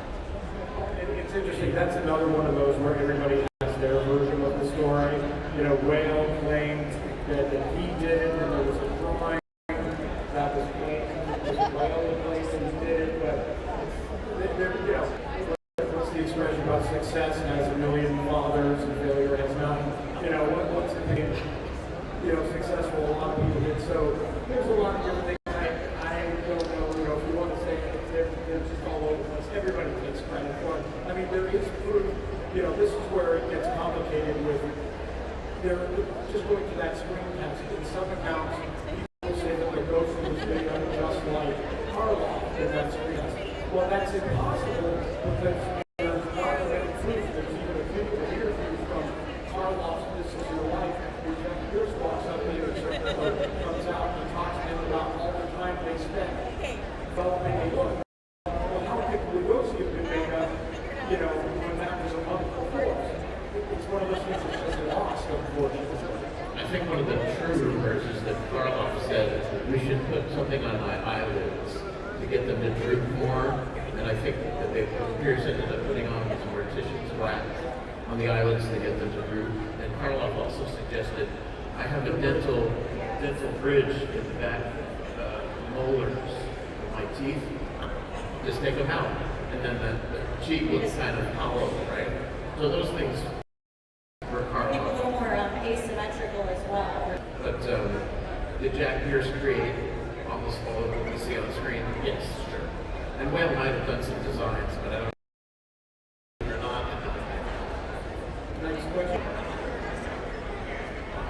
Hey guys, Ella from Hillsborough. I wanted to ask, it's a bit of an open-ended question, but the evolution of horror. Because as a total old Hollywood nerd, I think of Lugosi, I think of Karloff, I think of horror, I think of In a Lonely Place, the Cabinet of Dr. Caligari. So if you could just talk a little bit about how we got to where we are now from the origins of these legends, the evolution of horror, so to speak. I know it's open-ended, but yeah. Well, that's a great question. And actually, somebody brought up, I'm currently working on the sequel to my novel, It's Alive, and one of the themes, but one of the things about, actually, it's related to Hamlet. Showing you treat it. But one of the things that is so unique about the horror film and so popular is that the real indication of what a society is, and that's why you see this constant evolution of the horror film. Like I said, after World War I, science was terrifying because we'd seen the technology of science with mass murder. By the time you get to the 50s, it looks quaint compared to the atomic bomb. So it just keeps evolving along. What is the latest thing that we're afraid of? So that would be literally, whatever society is afraid of. Invasion of the body snatchers has been looked at from the 50s as a metaphor for communism. Whatever at the moment society is afraid of tends to translate into a horror film. Megan, I guess, would be a opposite. Just follow what we're afraid of and then look at the horror film. And I don't know where the young lady went. Anyway, you should all find several films. She mentioned Cabinet of Dr. Caligari, an amazing progenitor to what came later. For sure. Don't miss Jared Golem, DERGOLEM, 1920 or so. And they remade it 18 months ago, Nosferatu from 1922. Those are like the foundational films of what became 1930s horror and opera. And I think we're running out of time. We got one more. Give you real quick. Scott, what was the exact color of the monster's makeup? And the other one is, Antonia, did you or your family inherit any really cool Universal memory? So my mom has become sort of the collector of all of our family heirlooms, I guess you would call them. We have thousands and thousands of pictures, we've got letters, we've got, from my Aunt Carla in particular, her old makeup cases and costumes, all sorts of stuff. We've got some old paintings from my great-grandfather, from my great-uncle Carl, and my great-grandfather was a director for Universal. He traveled the world making movies for them. And so we have a lot of his old, actual film equipment. So those are some of the cool things. I wish I could say I have, Dracula's cape or, the Frankenstein suit or something. Nothing like that we found yet. But I always hope that maybe, in a corner somewhere is something we just haven't discovered. To answer the question, it's on the record, and I think it's in my article. If you have my flyer, if you have any questions, you can send me an email. It's on the flyer. But he said, on the record, the monster's makeup in 1931 was sky gray, created with makeup from Max Factor's organization. His words, not mine. So, it photographed as a very pallid color in the black and white photography. But he said it was sky gray. And later versions, and so forth, but on the record, sky gray. And the color that I think is best in terms of the monster makeup renderings that are out on our floor is the stamps, the Universal Monster stamps. Those colors are superb and probably pretty accurate. The stamps are about 30 years old, I think, mid-90s. Fantastic coloring. But anyway, sky gray. His words. Okay, so I know there were other questions. Antonia and I are going to be at my table if you want to come ask more questions. I'm at I-175. Otherwise, thank you all for coming. It's great talking about this film. Thank you. Thank you very much. Enjoy Monsterpalooza.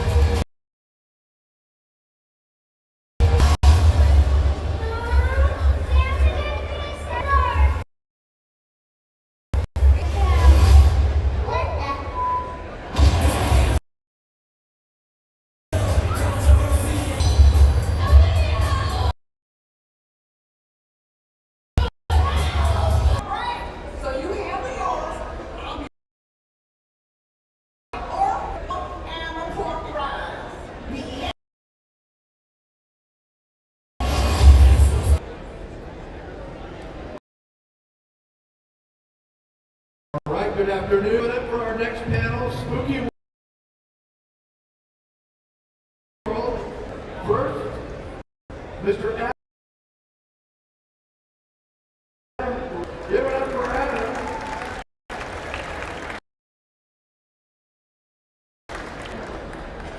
David Bertolino, an entrepreneur.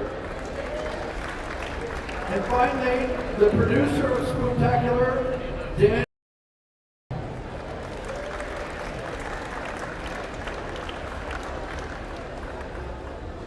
The man himself, who needs no introduction, but I'll introduce him anyway, Mr. Tom Savini.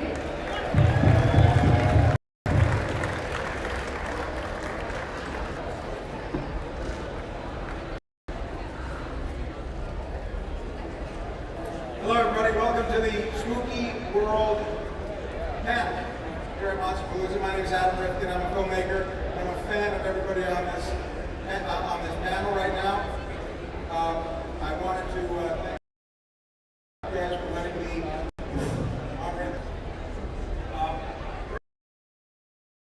are unaware, Spooky World was the first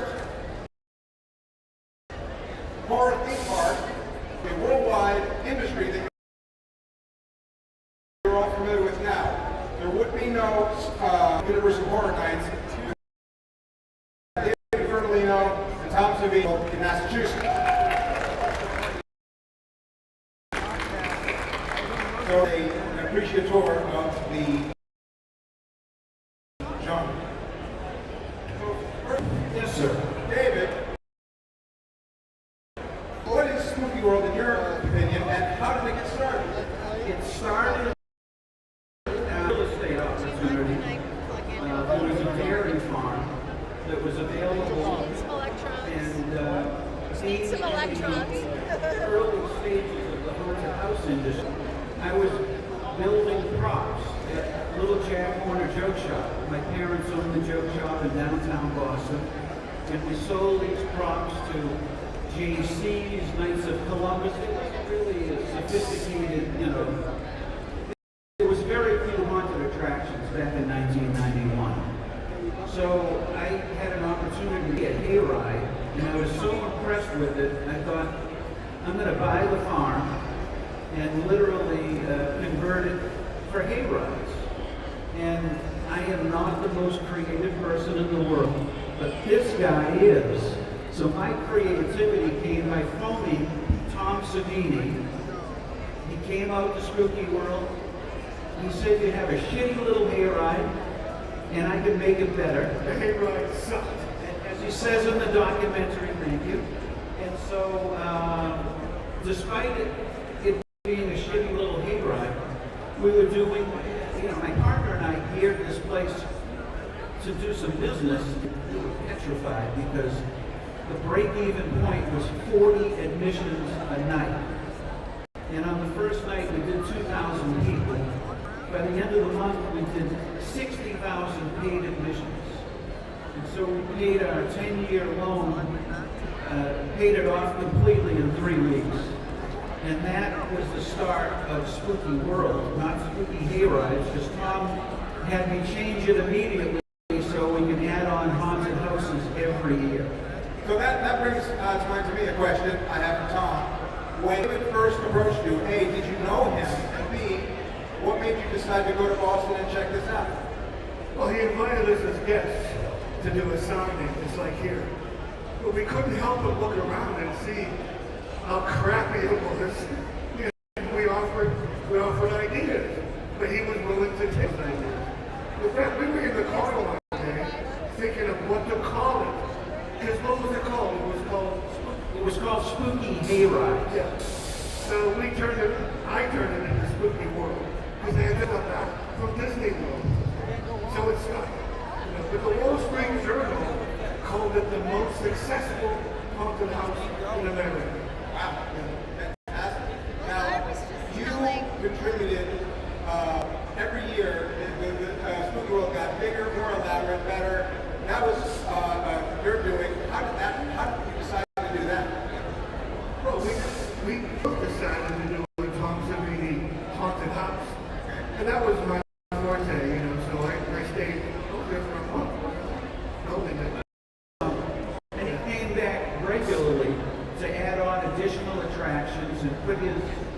scent, his special touches on all of the attractions. At one point, we had 8 haunted houses, and no matter the museum, the collectibles, and the hayride, which was the signature event at Spooky. So I have a question. So it's the Spooky World is located in Berlin, Massachusetts. In the middle of nowhere. A, pick that spot, and B, what did the locals feel about a giant haunted house theme park being erected in their town? Well, it was a dairy farm that went out of business. I rented the dairy farm from a bank before closing. A month before we were ready to open, the bank called and said, we're not going to honor your lease. The bank is officially insolvent. And it's like, well, wait a minute. I have I've got my campaign rolling out. We're ready to open. And so the bank made an arrangement, or the FDIC made an arrangement for the price that I was paying for a rental, they'd make it into a mortgage payment. So suddenly I had all of these acres, buildings,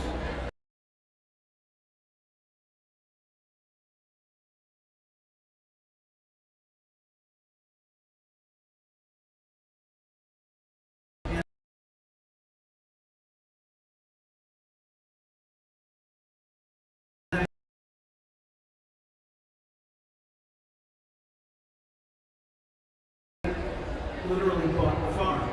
And so that's how Anybody ask the crowd for a question? Oh, yes, absolutely. So how was it received locally? Locally, the locals loved it because we shopped locally. Instead, there was no Home Depots back then, but there was some larger chains, and we didn't support them. We went to the local small businesses, the lumber. How the locals could be your sort of a factory. You got that all sort of ready.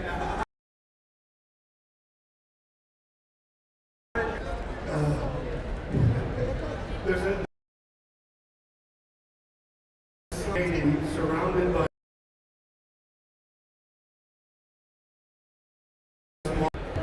you.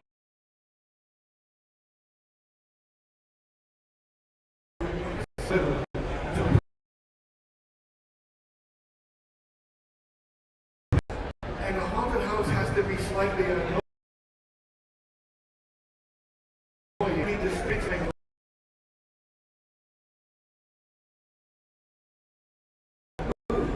it's beautiful, but it's just people jumping.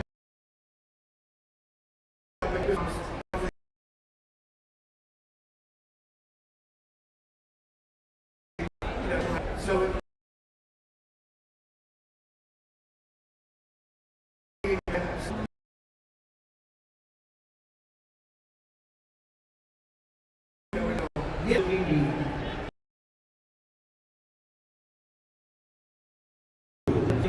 that was for Chuck E. Cheese. And they were so creative, direct. Sold their tested a line of animatronics. And as a result,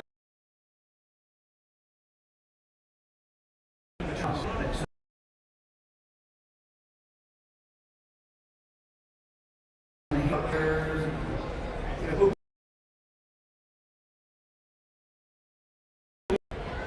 had a table with a bunch of separate heads on it. Now they're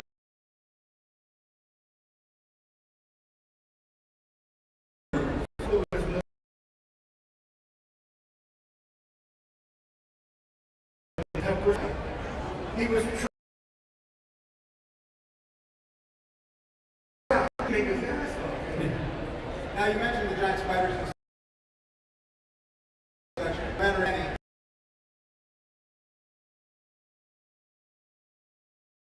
You know the world really well.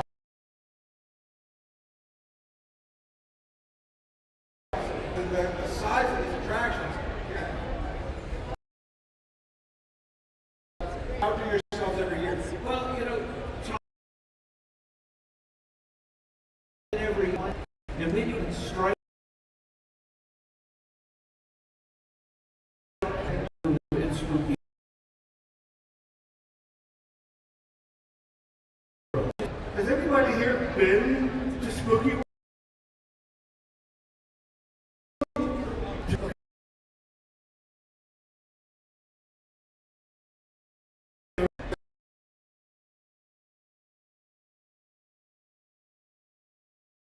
Why don't you talk a little bit about how the documentary came about? We shot and really document the David doesn't.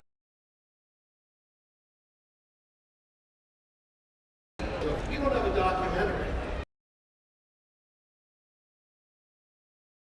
They're only being so intriguing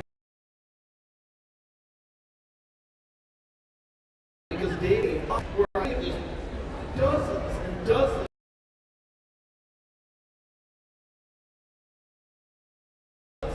And every haunt. Tom and Gunnar Hansen and Alice Cooper doing science. Really talk about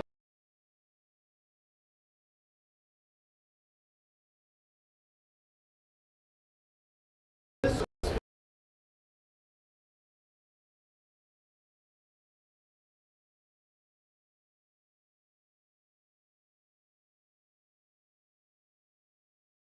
The staff. Or Scott Rayner.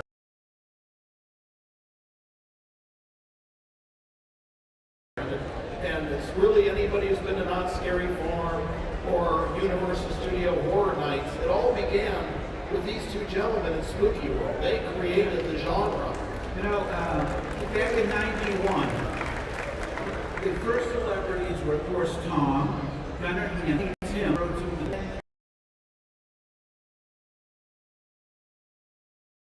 And they photographed every. So.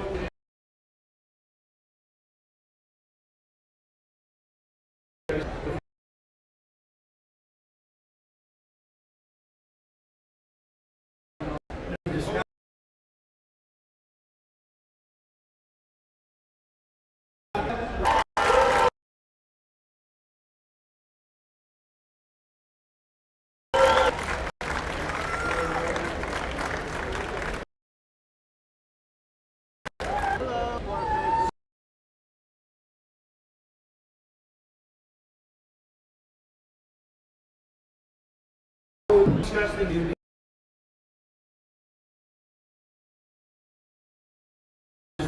A market for these. So our chart did, but Spooky World.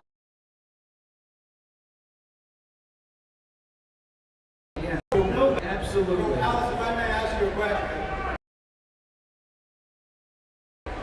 How did David approach you to sign a Spooky World? What was your first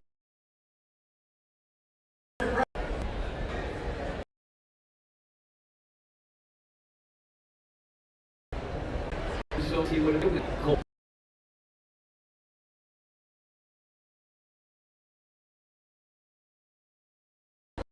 In the freezing cold. As luxurious as this, but it was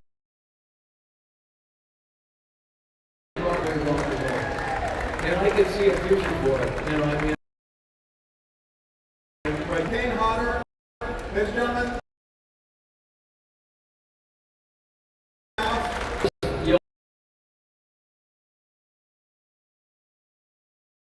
One of the things what you said. oh, because I mean, who doesn't love Halloween? I mean, if you can get that.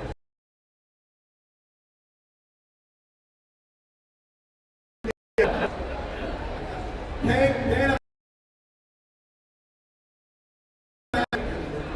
your first impression of Spooky? I beg the lot. Actually, I don't remember. Claims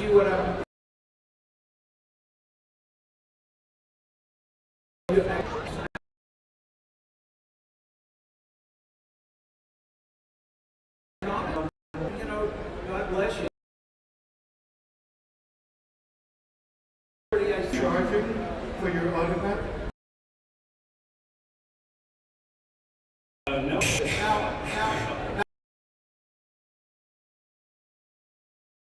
welcome back. You were having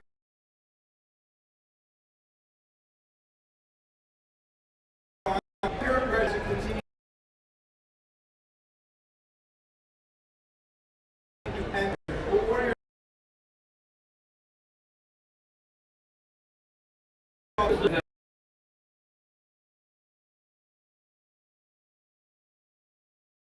Could be growing. It wasn't just an inside. And it just and that's why David's here. And you have to remember, way no on. Sucked. I think I was a hayride, and then any other sides. But Spooky World Day of remember.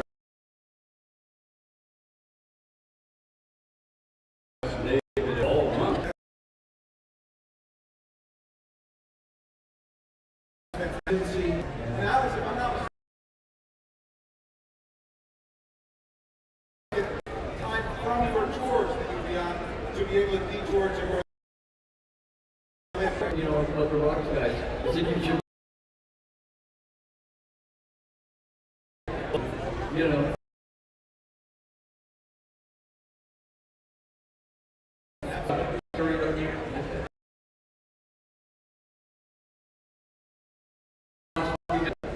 one can every morning.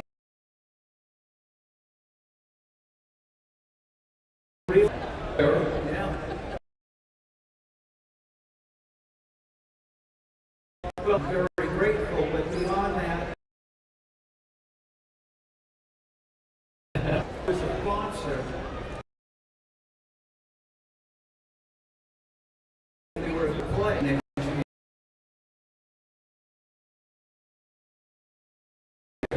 All over Spooky World. What?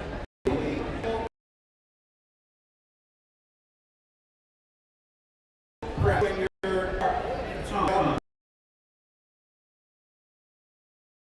How does National Simple Press and I start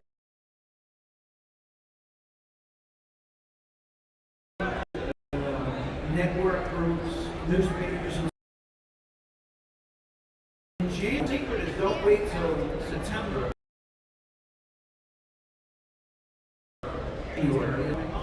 And so they shared my excitement every month. That call say, hey, 10 months, I'll let you know.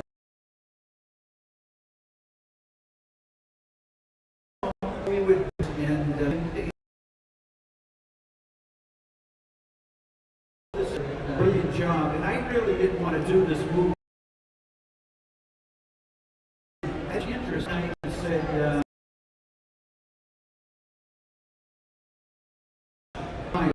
his show, we won, and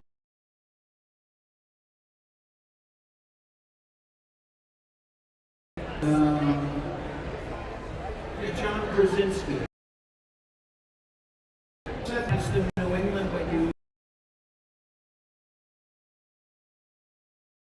well, right? You grew up in New England. You went to school. The entire so the next day, Amazon Prime. The documentary on it, it is fantastic. Really, how Spooky World came about. But great passion. Creatively, just because you rolled up your sleeve and had fun. But it was very good. $150,000 loan.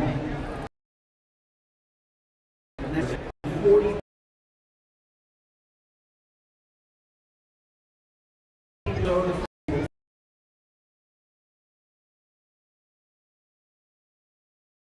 a month we did. I paid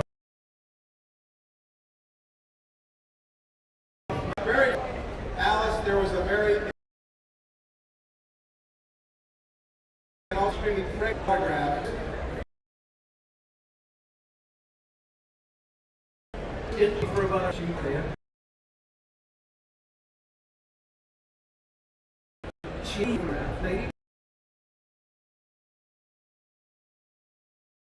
There's a whole barn that's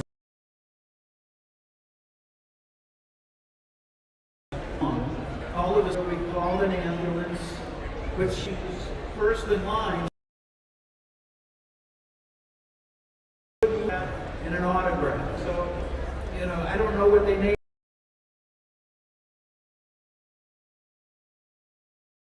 the baby and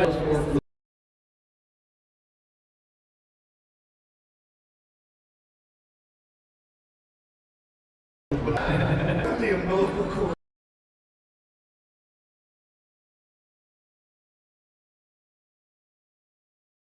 I think when you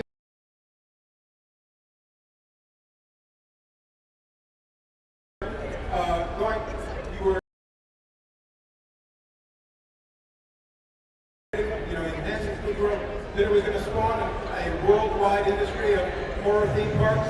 No, because it sucked.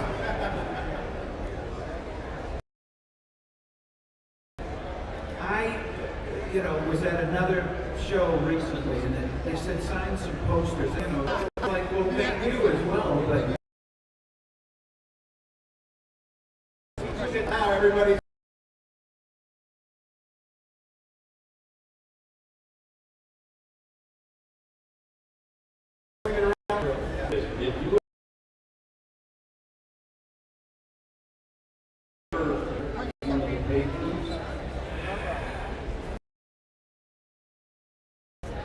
admit this before.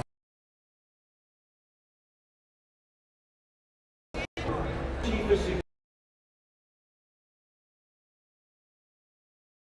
Security.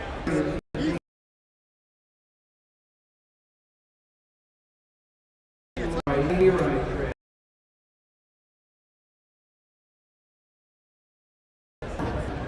And so,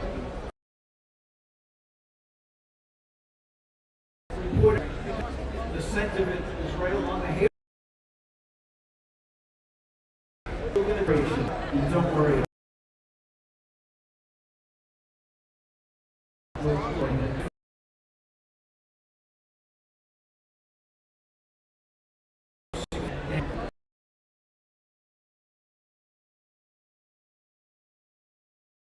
Covered. And they said, well, who is it? So we don't want to know. It takes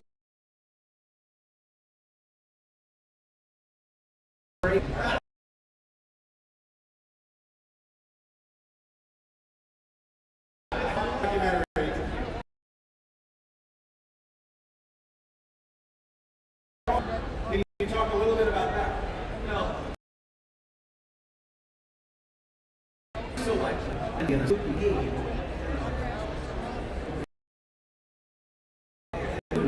Also, they're local, so I didn't know. But I didn't. And as a result, he tried to he did their new location. And so we moved.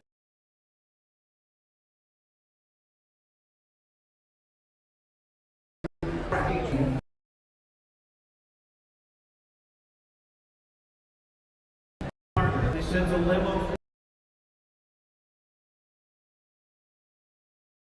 Time, and we finished partnership with the to their in Thrive.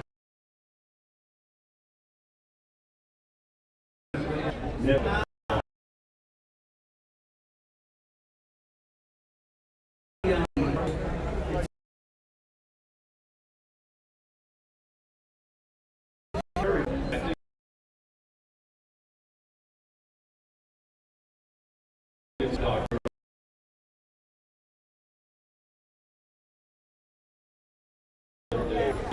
Car.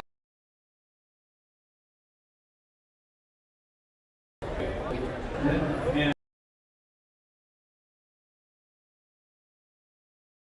in that line, and had, joined up. So the car was the car from the night. And I would drive on the wrong side of the road. We gave Tom. Yeah. So, Spooky World was family, if I'm not mistaken, based on the documentary of the book.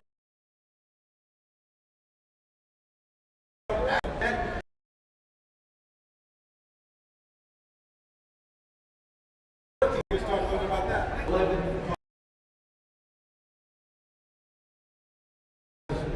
working for the publisher, and so the next and how all the time.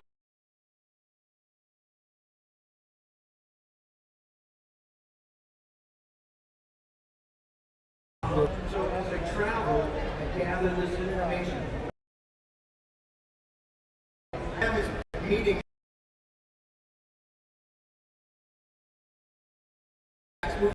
The number of people that I run into at these other cons is just not, it's just not New England. And, another thing for breakthrough is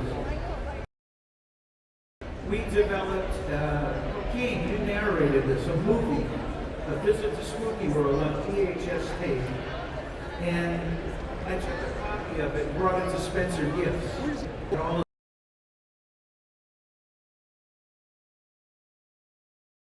And all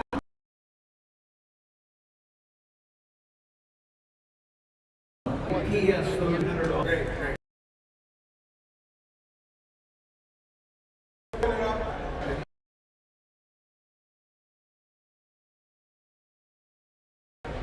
Tell a little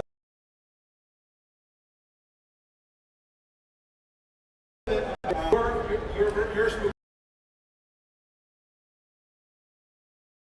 world. I passed away.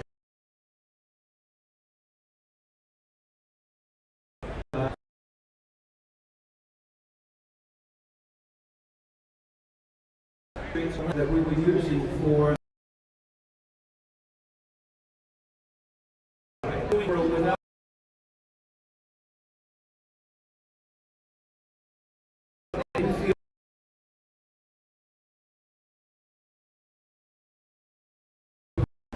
Litchfield,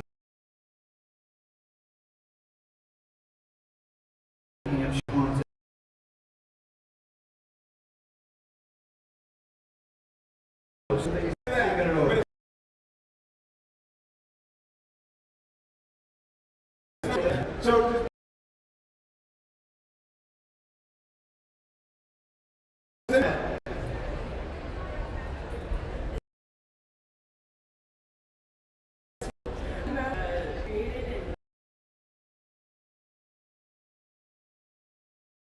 Spooky World. Well,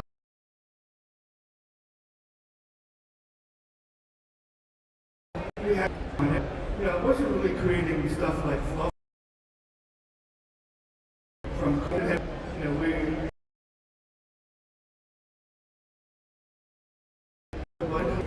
Did you use like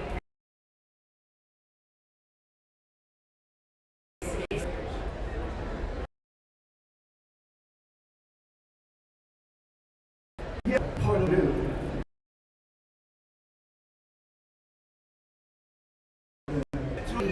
create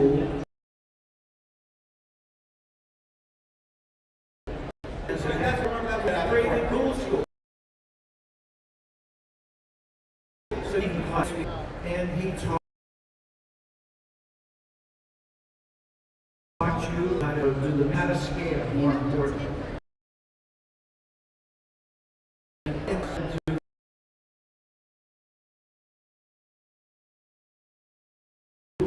the broadcast.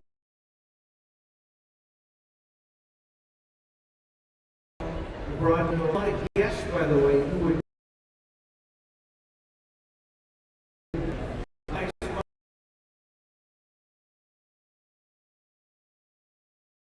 say 100 of them.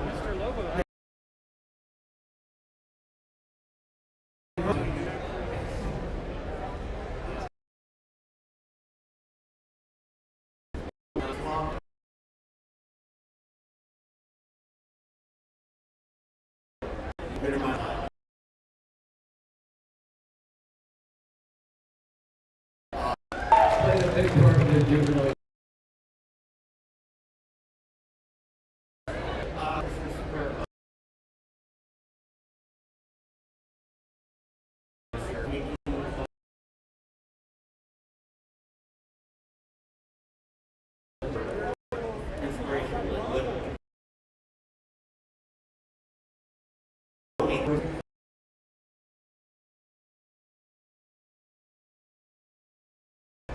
When I was a little,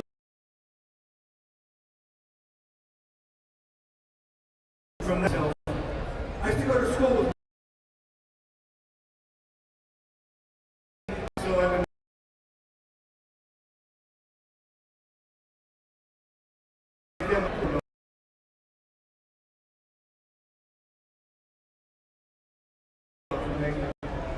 Man,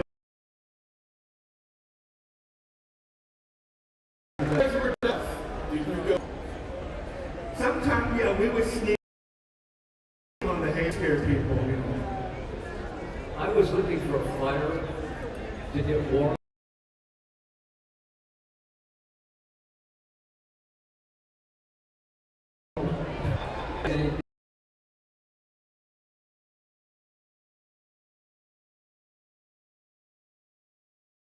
Like it was vast.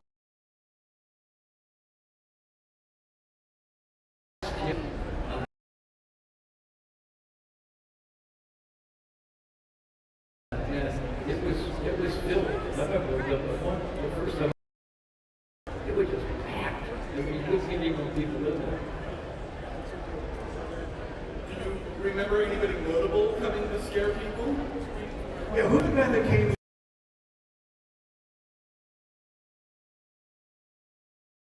From the morning show, NBC or CBS. Yeah, we had in the morning we had Willard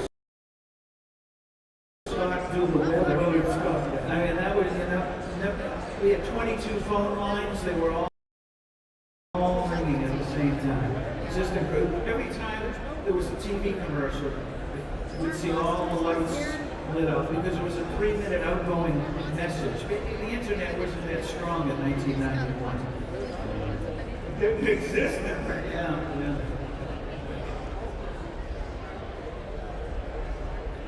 I just have a quick question. You're an actor inspiration to me. I use you as inspiration for, I've been acting for about 8 years, or 8 years. My main inspiration right there. But I'm curious to, what could be the next step going into the actual horror film? Well, I never pursued it, really. I just was interested in stunts. And I was having a good stunt career, and, you know, John Beekler comes along and tells me he wants me to play Jason in the next movie, and I thought it was a joke. And when he convinced me he was serious, that's when everything changed. Going from, you know, having a good career doing stunts and then playing a character like that changed all for the better. And between David and used to be the editor of Fangoria magazine, those are the two people that really put me more in the public eye. And, you know, like I said, everything changed and it was all great. I started getting stunt jobs because of the Jason character. So I was just so honored to have played that character the very first time. For those of you who are unaware, there's a fantastic documentary about Kane as well that I highly recommend. There was Kane and then everybody else. You know, I mean, he was the guy. Yeah. Well, I hope if I get further into an acting career, I want to be just like you. Be just wholeheartedly the amazing person and love the career that you have. I want to be exactly. Of all the guests that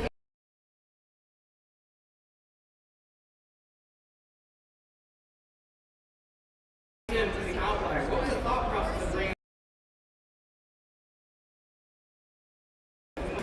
I'm not thinking spooky world.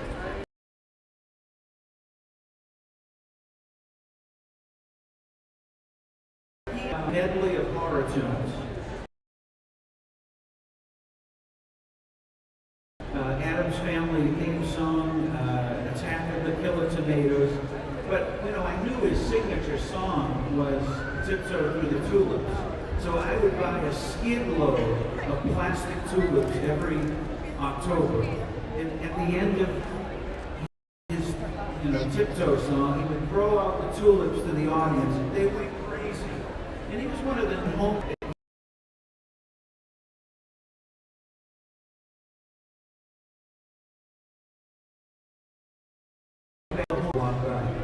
And they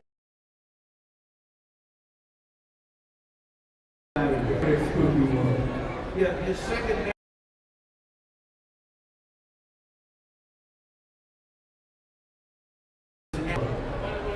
and it was televised on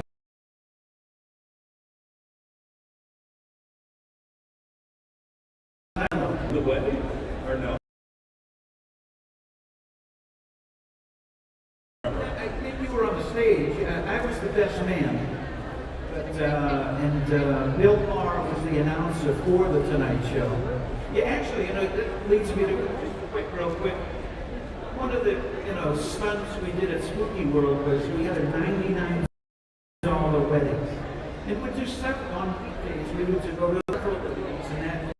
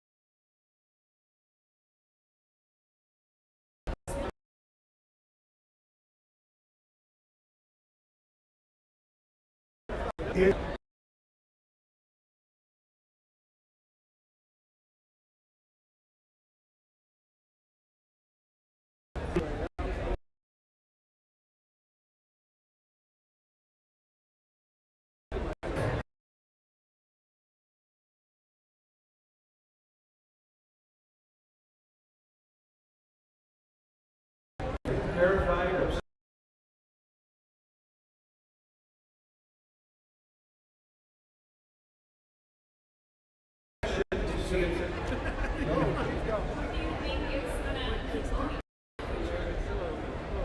nobody knows that. Strong, I think it's stronger than ever.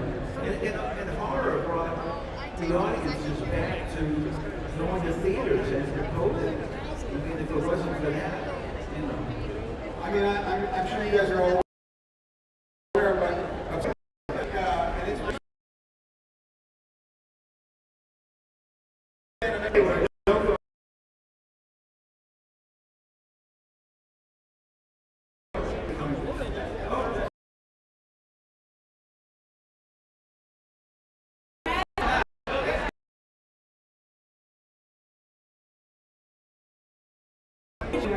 Like, which just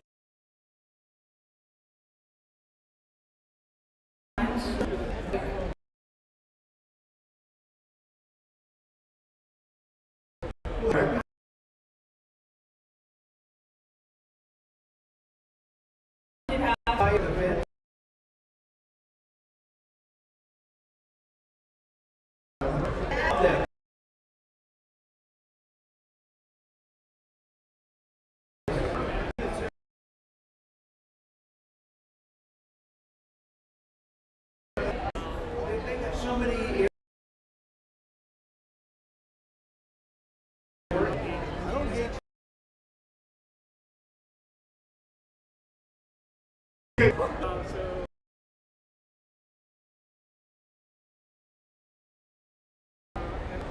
about it. Like I was before.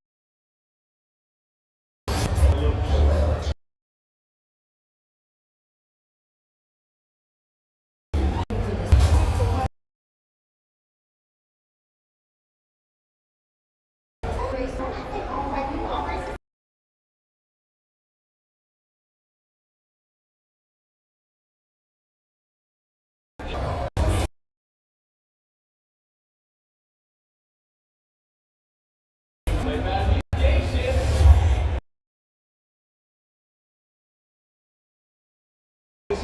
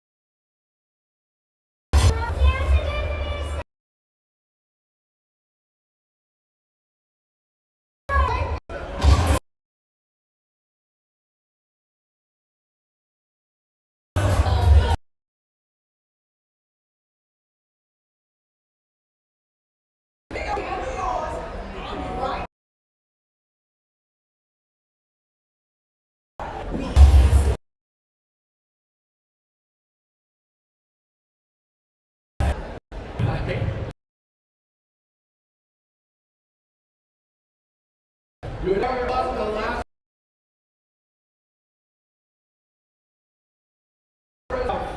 So happy that we're ending.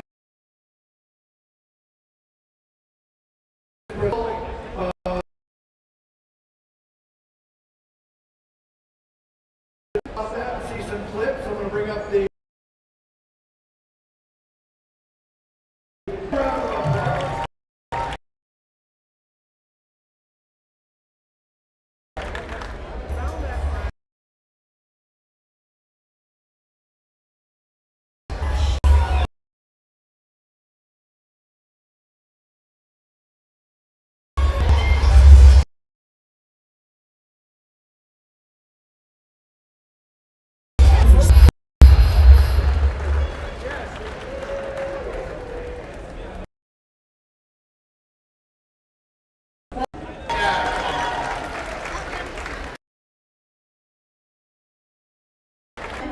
Very excited to be here at Monster out of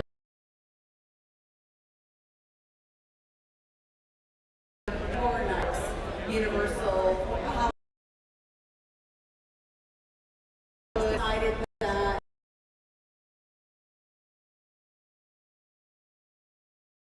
began the building 15. I have the most incredible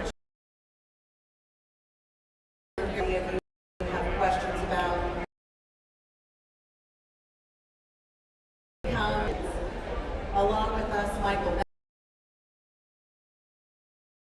Technics going 365.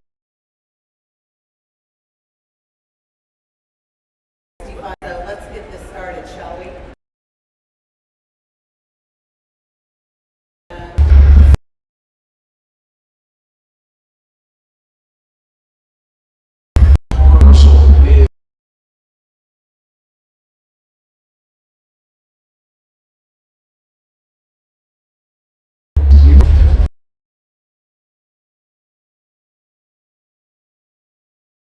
Brand new immersive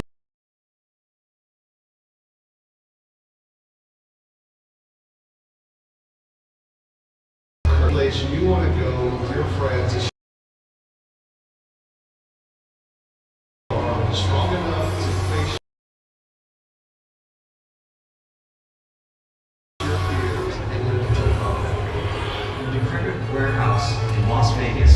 Ancient artifacts have been brought in and collected, and their cursed energy has been contained within this warehouse.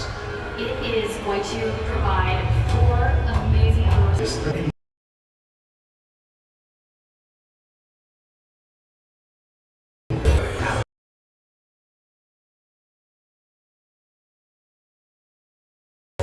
really is the place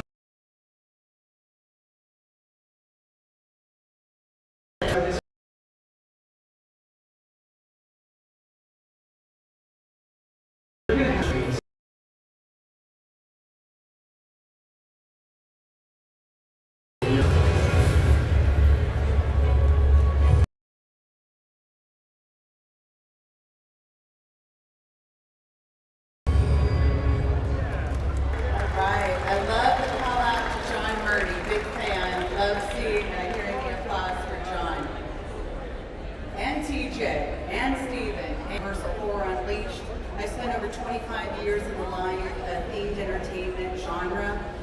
with Cirque du Soleil, Enchant Christmas, yes, able to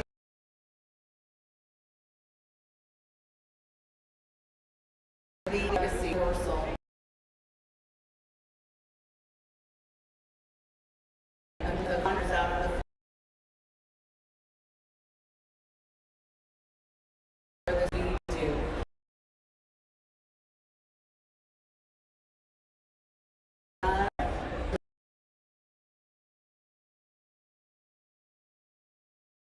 So with Universal Destinations and Experience Orlando back in 2000.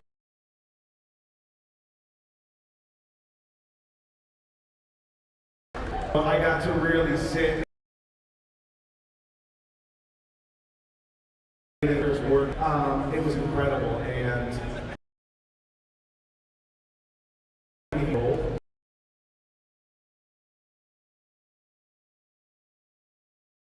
when I worked there.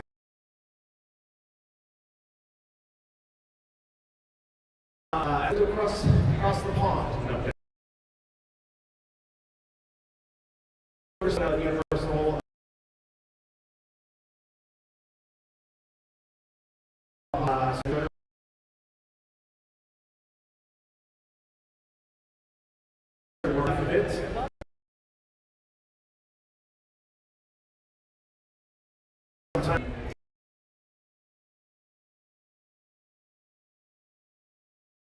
Some feedback.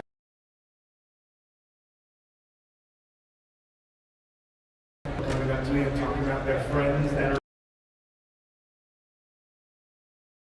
working very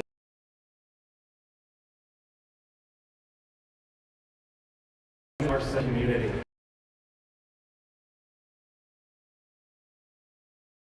This is amazing.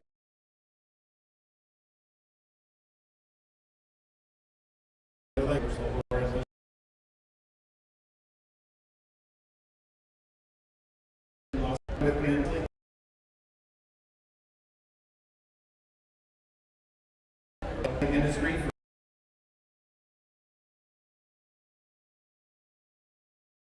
All over the world. So this is experience.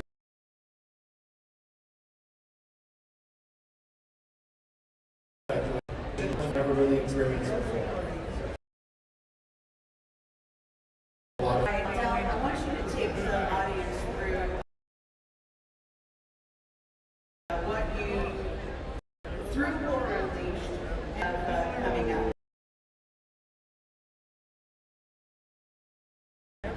Beyond 3 months.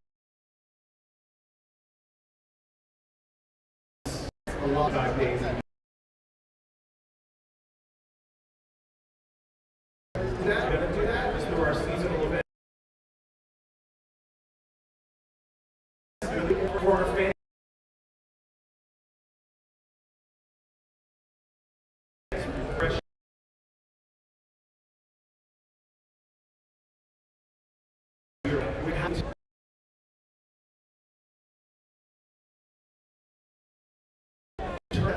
But with that, how can we layer the experience? That's focusing on creative ideas.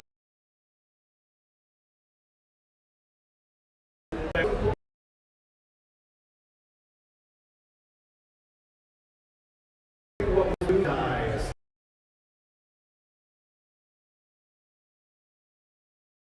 Within the space. So not are you only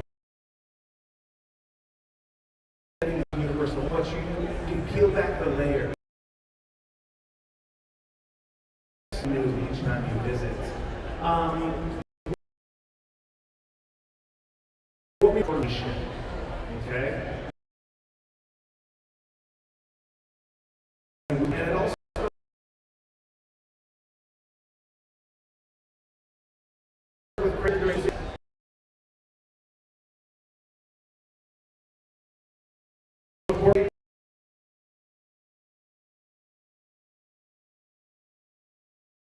with Easter greetings, our spring event. you guys are thinking.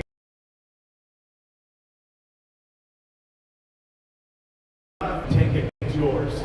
So definitely took. They were very great. And we found out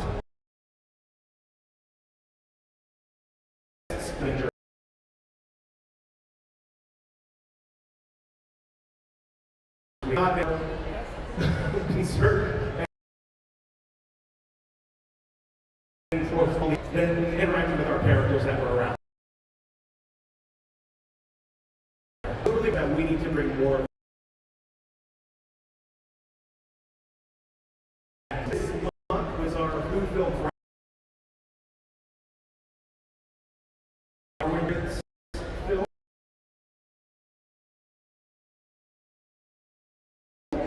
But that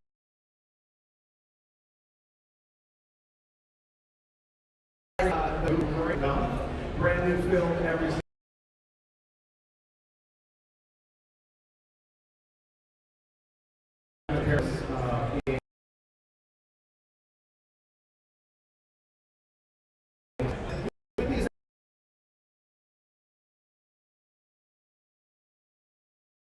smaller ones. What are the ones that just give you a fun little smart?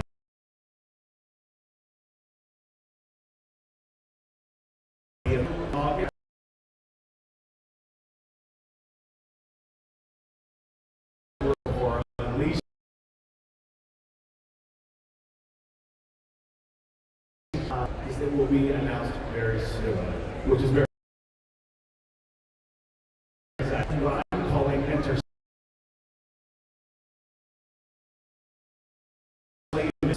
Trademark, by the way. I'm trademarking it right now. We're to operate Jack and Chance as one of our main shows. So that's something new that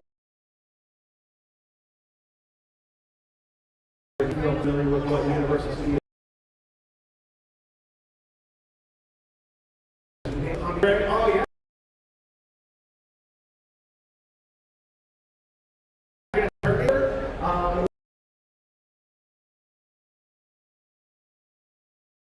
I keep looking out and seeing art, and that's terrifying. Moving on, well, your house of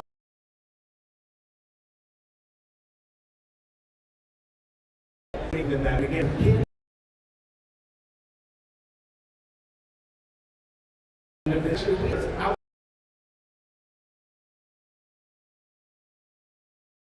Outside of space.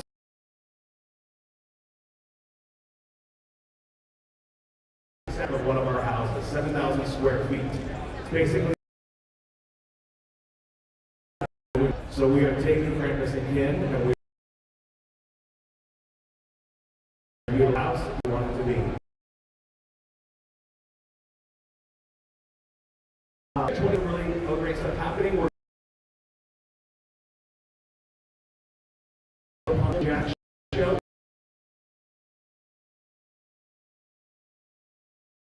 Here too. All right. First day. Then we're moving into food film rights again. Then we're going to be doing a brand new, all new, utilizing that flex space, focusing on a brand new. All of the end of 2027. Okay? I can't say again for the final time, but on a larger timeline that we have for that way you guys can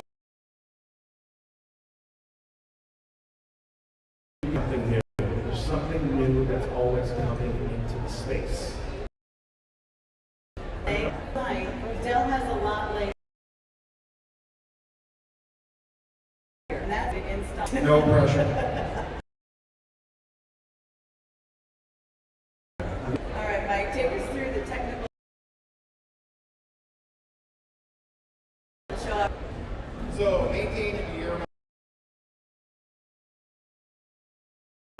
maintenance schedule.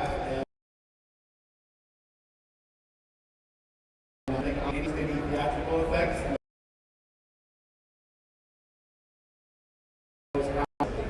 So we have 16.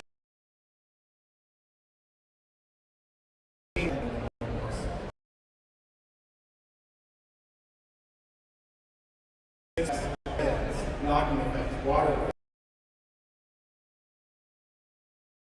effects, filters, keep everything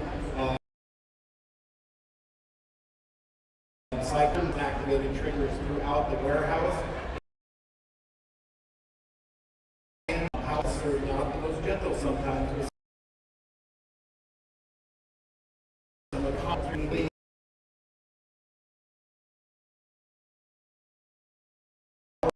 over 1,400.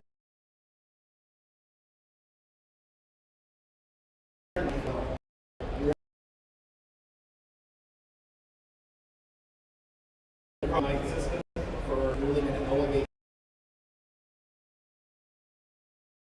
experience. First mindset, very relaxed into our events. And so my background is Adam. So we're going to start integrating some of that stuff in and just making sure more time for the performers. So we go through daily, every single time that they yearly. Hardware, we have a flying vampire. Just as you walk into the experience, there's vampires flying above. Parts that have to get inspected every single day. Every eyeball, everything gets inspected. The air everything like that will touches it or really inspected. So our priority is to make sure that every art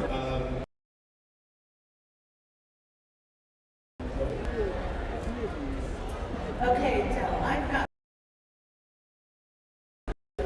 to our guests here.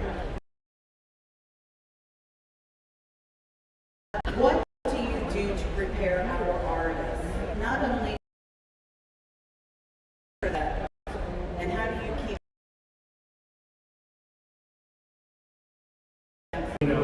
3-month-long event. There's it, right? You know there's a light at the end of the tunnel. Our officer our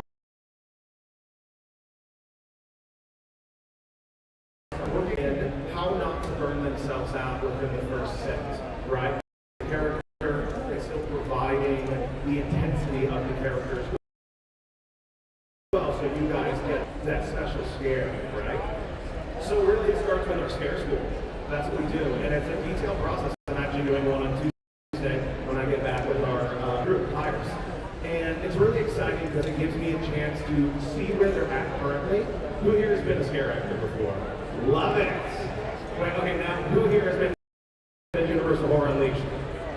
Awesome! More hands go up. Excellent. Who auditioned for us?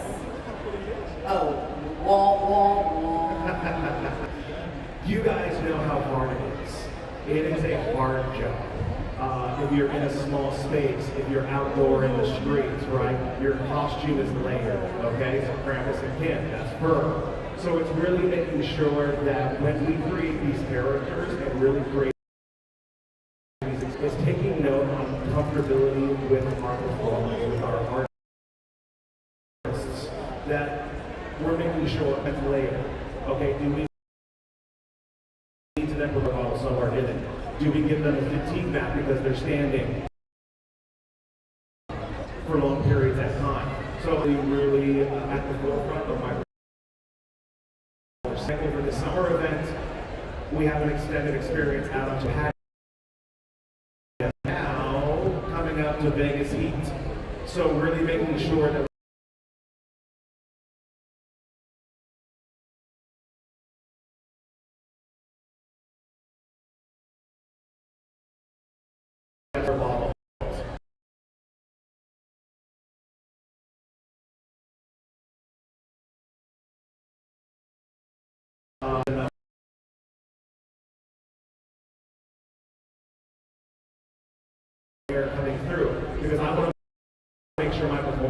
safe, and if they feel safe, they can give their best performance, right? So that's really where it starts. When I get to scare school, then it's really applying the extra layer. It's going through and seeing what they do, what they think a scare is. Because a lot of the times with what I've seen over the years, and you guys might be guilty of, yeah. There's two scary, but two, when you encroach and you're in a personal space, and more that's going up. I've been there, okay? Not more effective. What that does, yeah, right?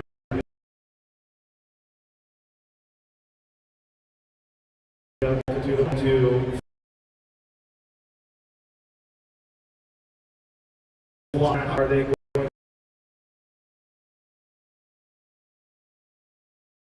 Are they going to swing as a knee-jerk reaction? So distance from all that is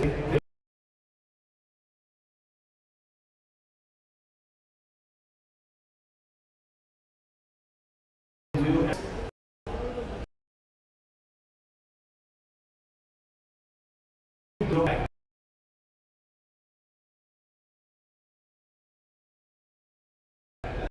Personal land.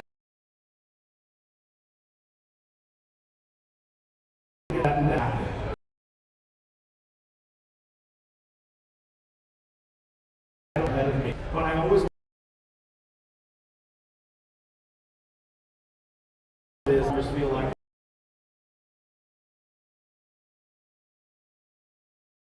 I'm always encouraging my performers and giving them the autonomy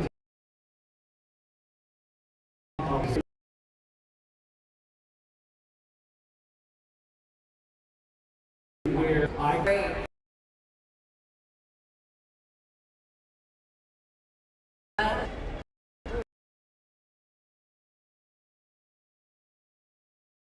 Yeah, see the scare, really unique.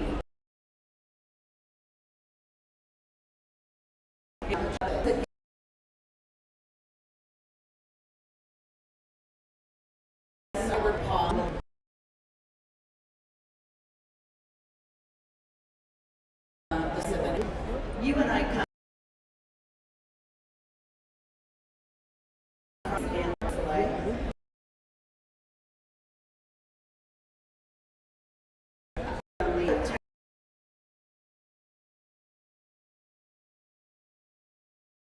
share some things we can't share.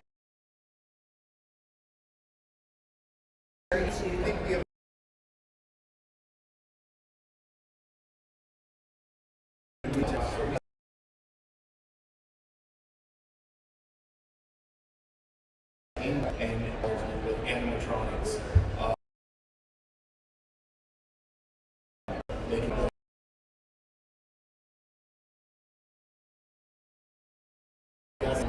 integrate.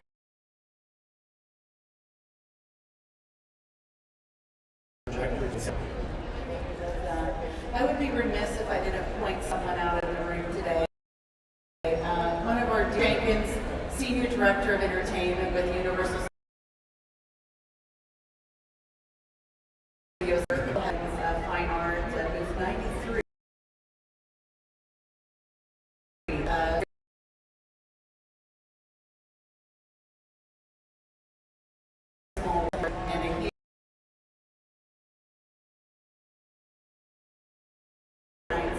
So I want to thank him for all of his support.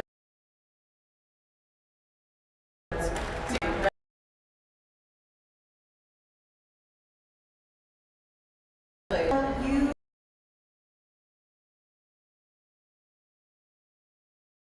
about the budget that he needs for all my component.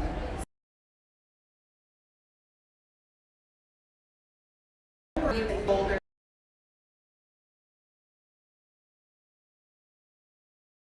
Which what it is, and then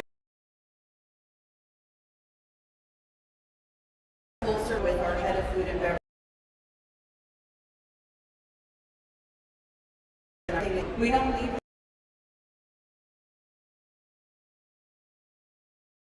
I think since it's probably like 7.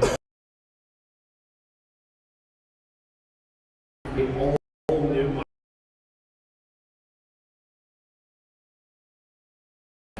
he is really the period. So when beverage, because then they start to take the concept out.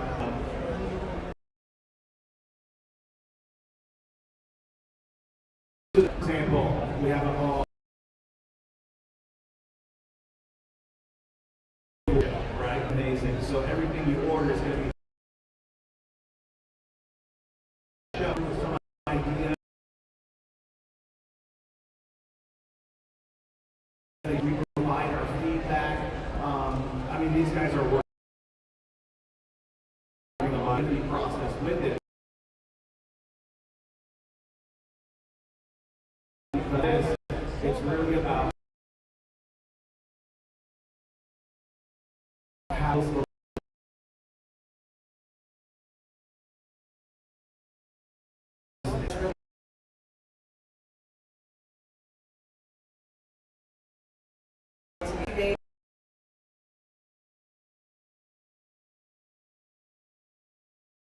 or horror unleashed. Munitions, that team.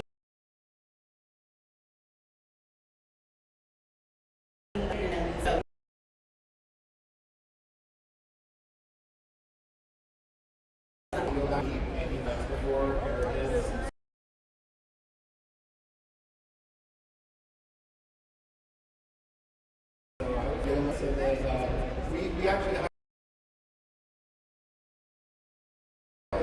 engineering program.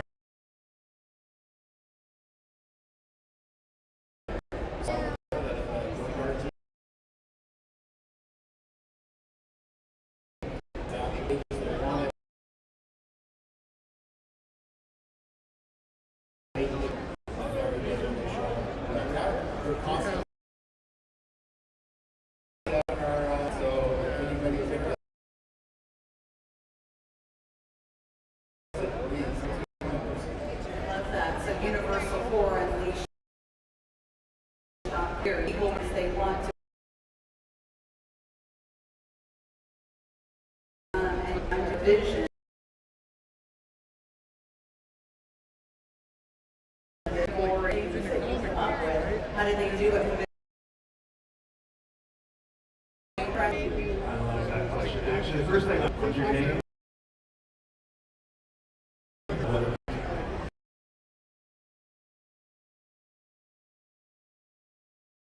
Really personality. I definitely love when my performers break through.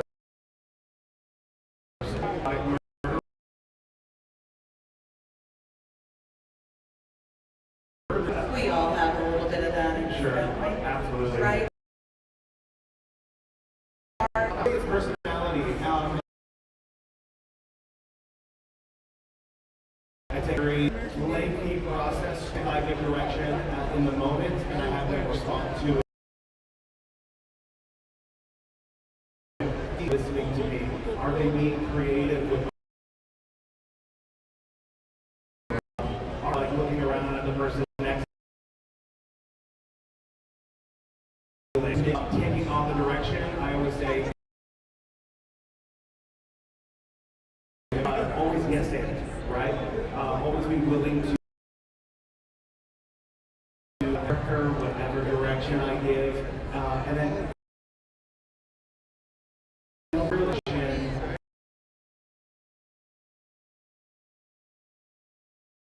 optimistically positive. I love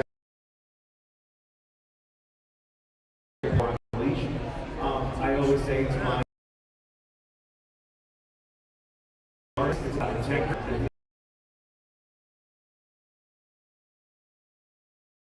You're going to be successful. Love that. Thank you so much. And a lot to what our scare actors. So we have an incredible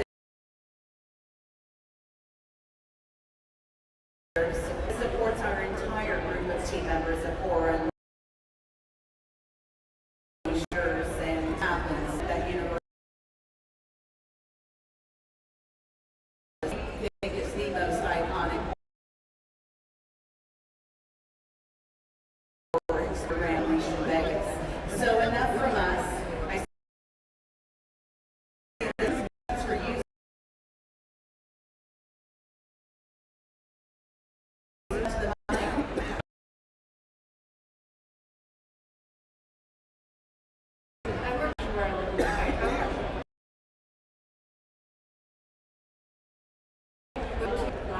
How does the costume selection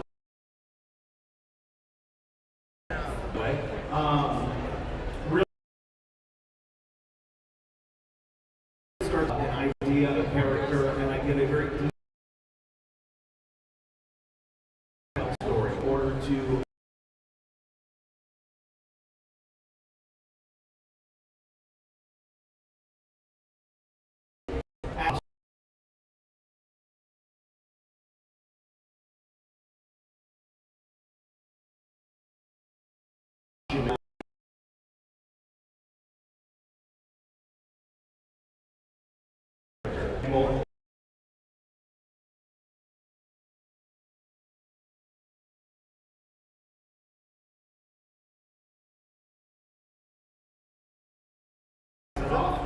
to the costuming and makeup team. So then they can take my vision and interpret it and add, always add, not just do exactly what I say, add their vision to it as well.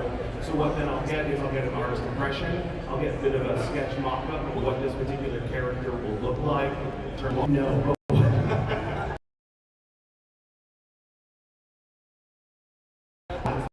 So it actually goes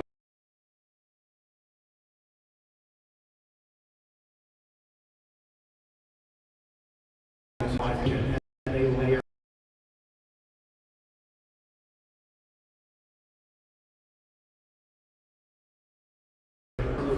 they'll start from treatment, they'll start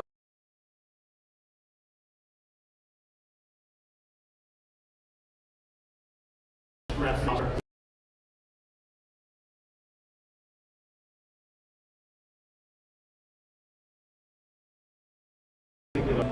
overall, and then we'll add the makeup look.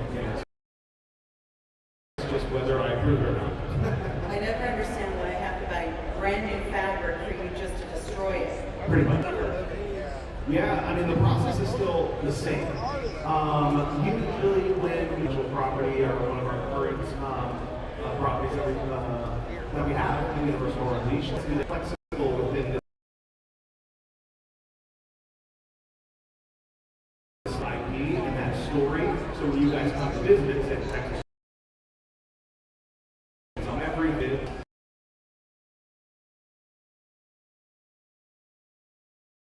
What they say, you know, to have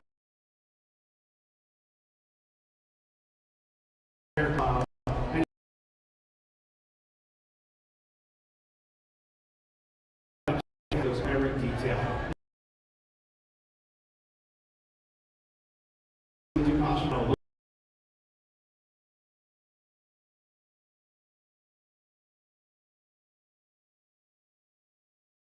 our IP licensors.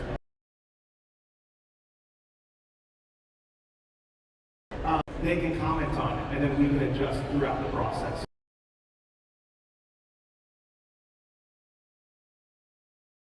That way they're contributing to the process as well.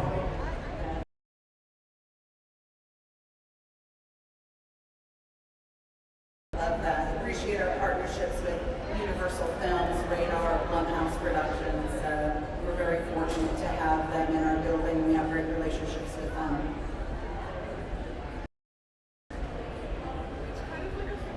I guess what you're talking about, but I'm a really big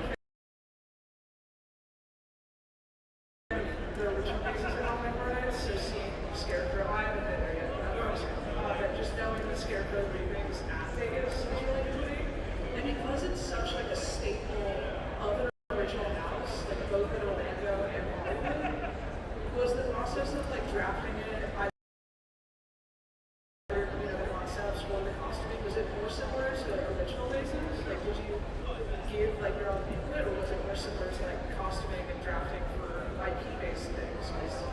Yeah, you know, with any original maze, you've got more freedom. You do, you have freedom, right? When you're working with any kind of intellectual property, you've got a framework that you have to follow. The framework is already there.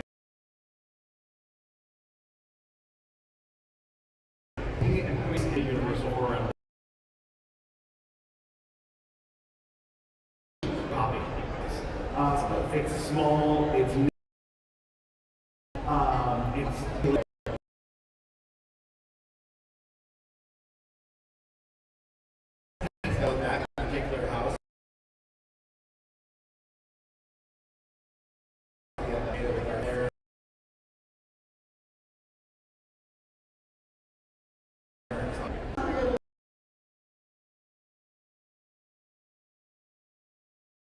Stay on Scarecrow. Give him just a Right?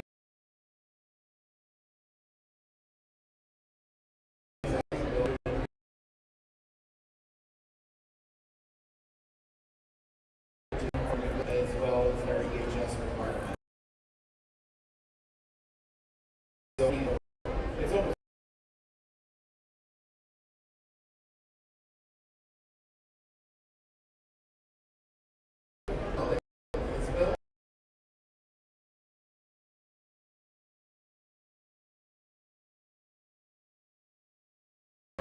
with Scarecrow, like it's amazing how we're able to get that experience to another level because it's a permanent install, right? And there's so many things in there with our water effect and projection mapping that just really elevate those experiences. Yeah, and I come from I've been in Singapore for over 10 years, and it's different in Singapore. So it's really wonderful to see how it changes in different markets. In Singapore, they only do original content. But from there on out, they started to realize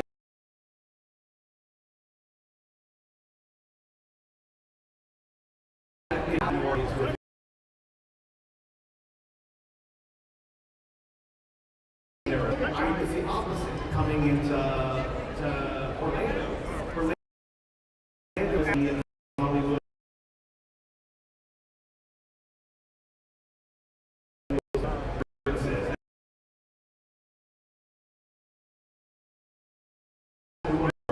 We don't.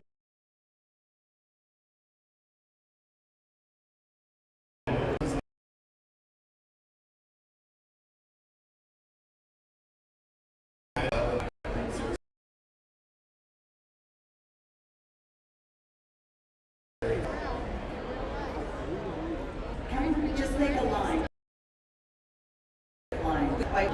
So there's been rumors online.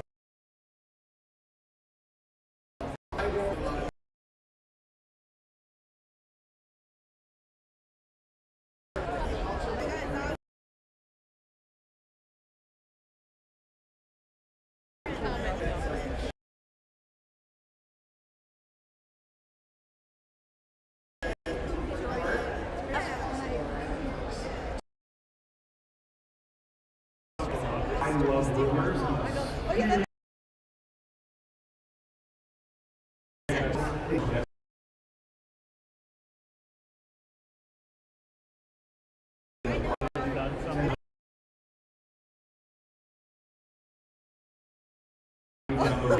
Absolutely.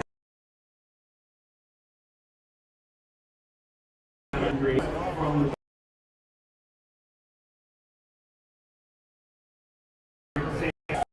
obsession.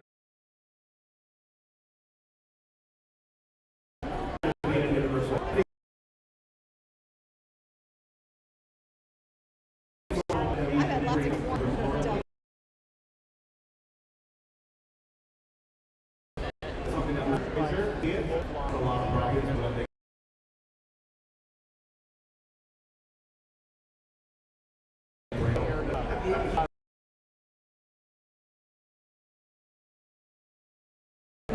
Parks have this finite amount of time. The interest that is finite.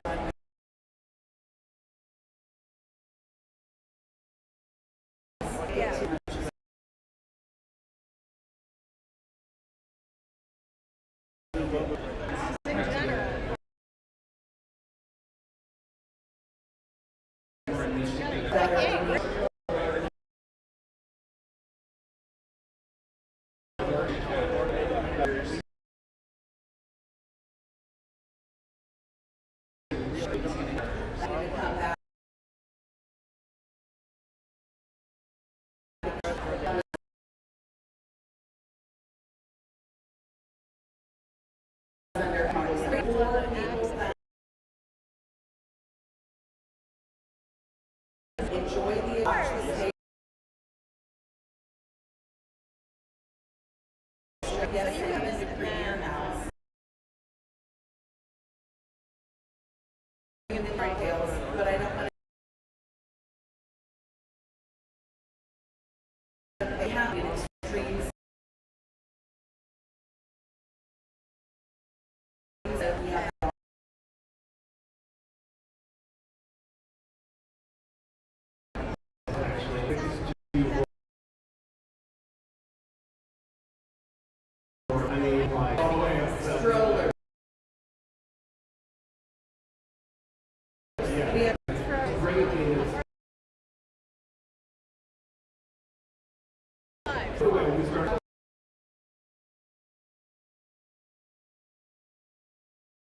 relatively young age when you are a very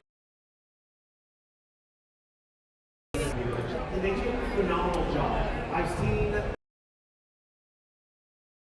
presenting themselves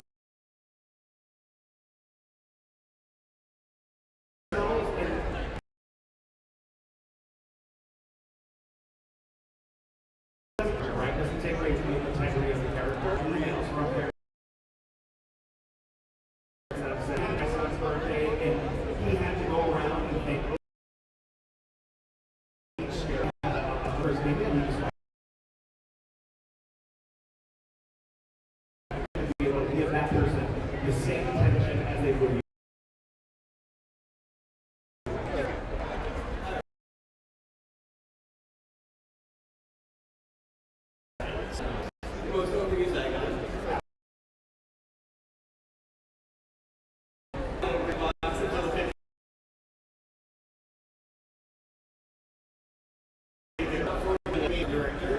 It's so funny you say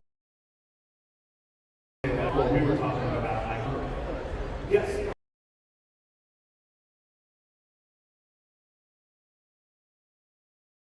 Sure, other characters like that. But then I just always go, it's not specific.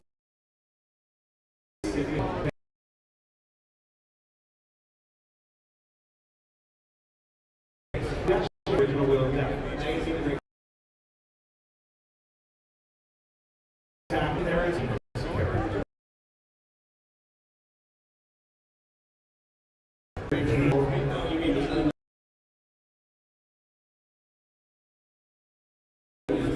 we are also talking about debuting two new brand new because we really want to make sure we do.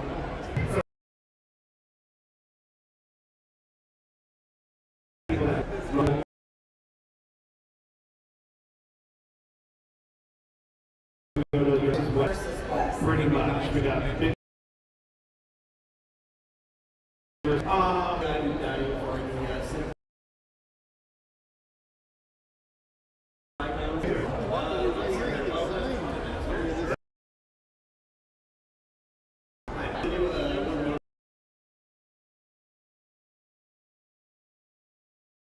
Yep.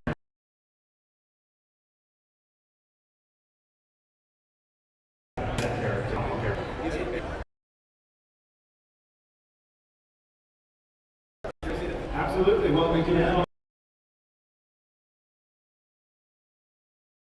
So yeah, more.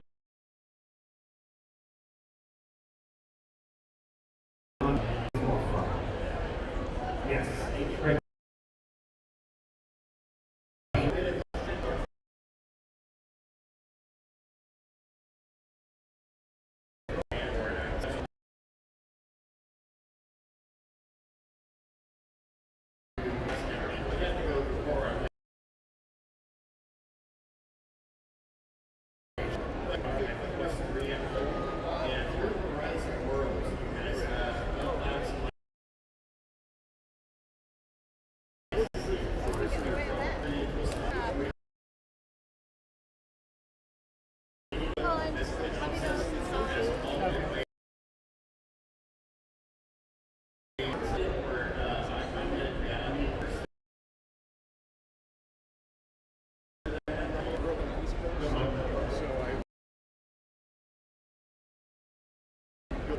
Jumping on to the short. Thinking about those technical elements that come into the horror experience and such a practical effects person, right? I think, especially in the horror community, so it's really finding a way to experience the maze on right there, or whether it's like just so quickly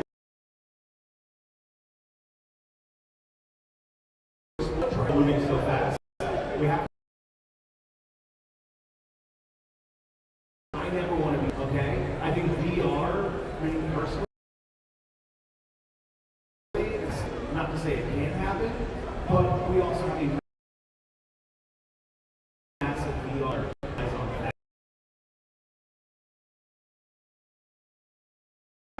experience. So definitely Mike, anything to add to that?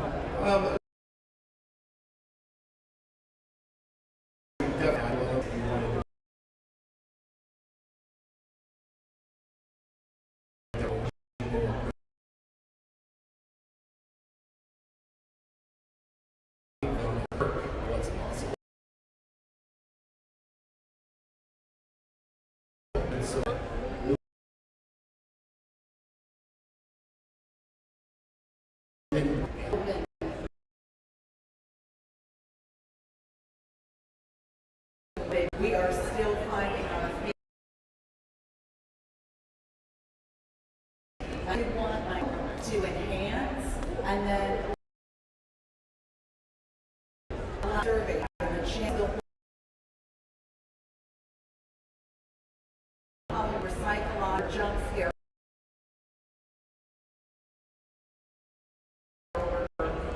Audiences that they Pretty much.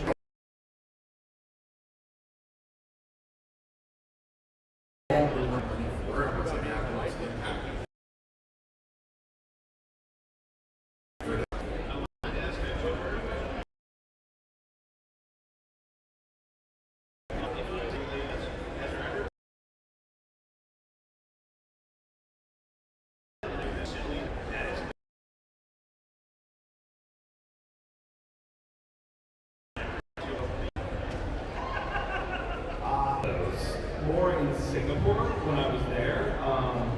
Look, as creatives and people in this industry, you're gonna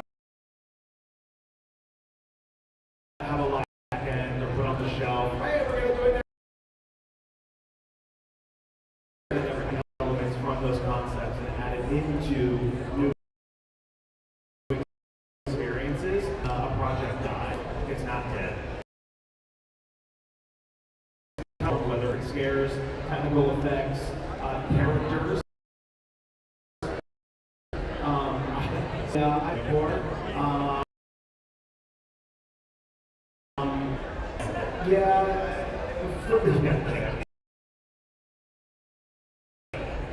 I remember a train to Busan experience of that movie. I was very excited, but what was pitched to me, thank you very much. Thank you for your time. And then I decided to go off and create great. Never how I was so bummed. Yeah, so that one was going to be going through moving trains, things like that. So that was a disappointing one for me, and I feel like I'm crying out. Next.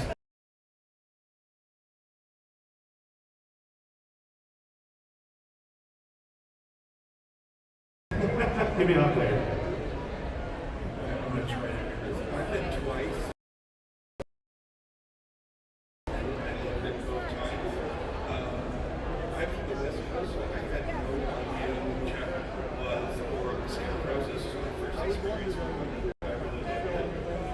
But are you going to, and it's really going to be hard for me to articulate this, are you working towards your art to have something that's specifically Las Vegas thing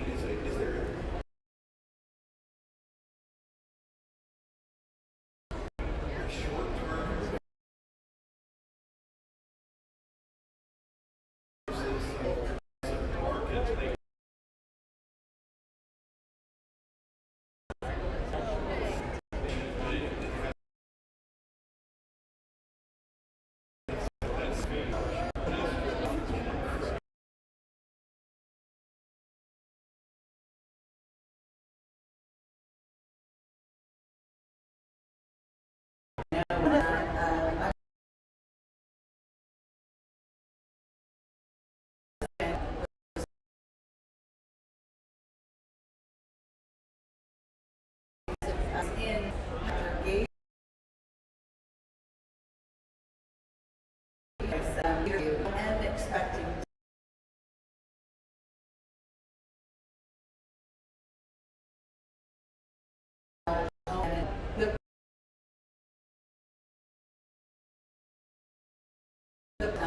we couldn't be more proud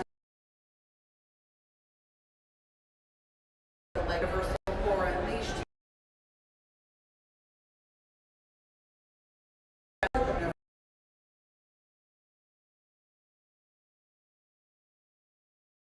Yeah.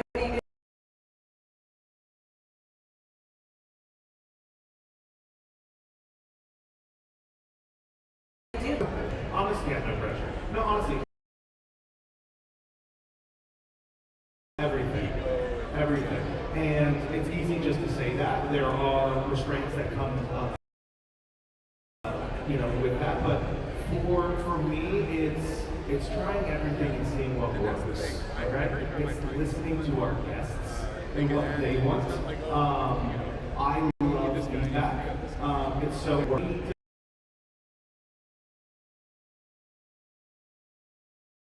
We need to right? The constant flow.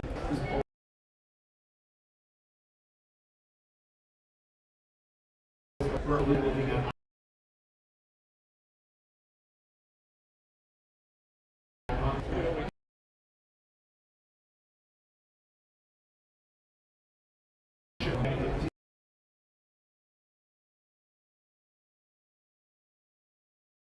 And last but not least, rounding out our final question. So,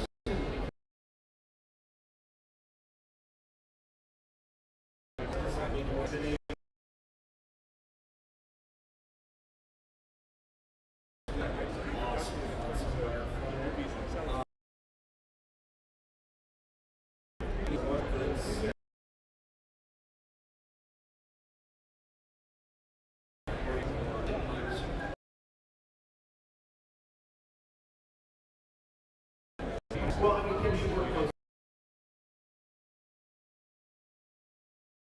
They're a part of parent support. Just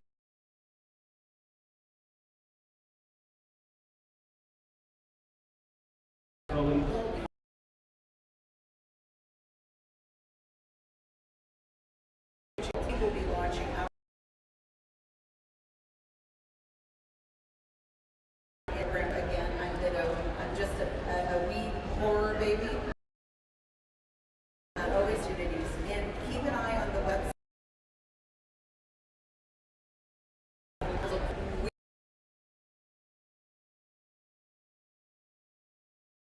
Let's really by bullet point. For this or your portfolio. But they want to see art in hand as well. But those still to be. If you want to start working in admissions or you're a or in Las Vegas, where do I live? Las Vegas. So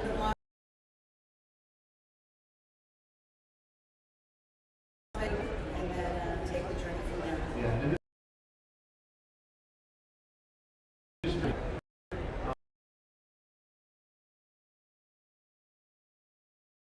And I'll find a certain and always keep creating. Okay, Brett?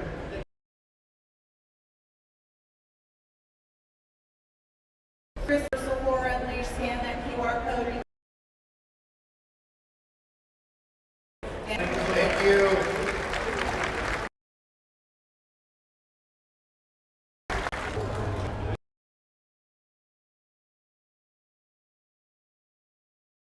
Programming in here.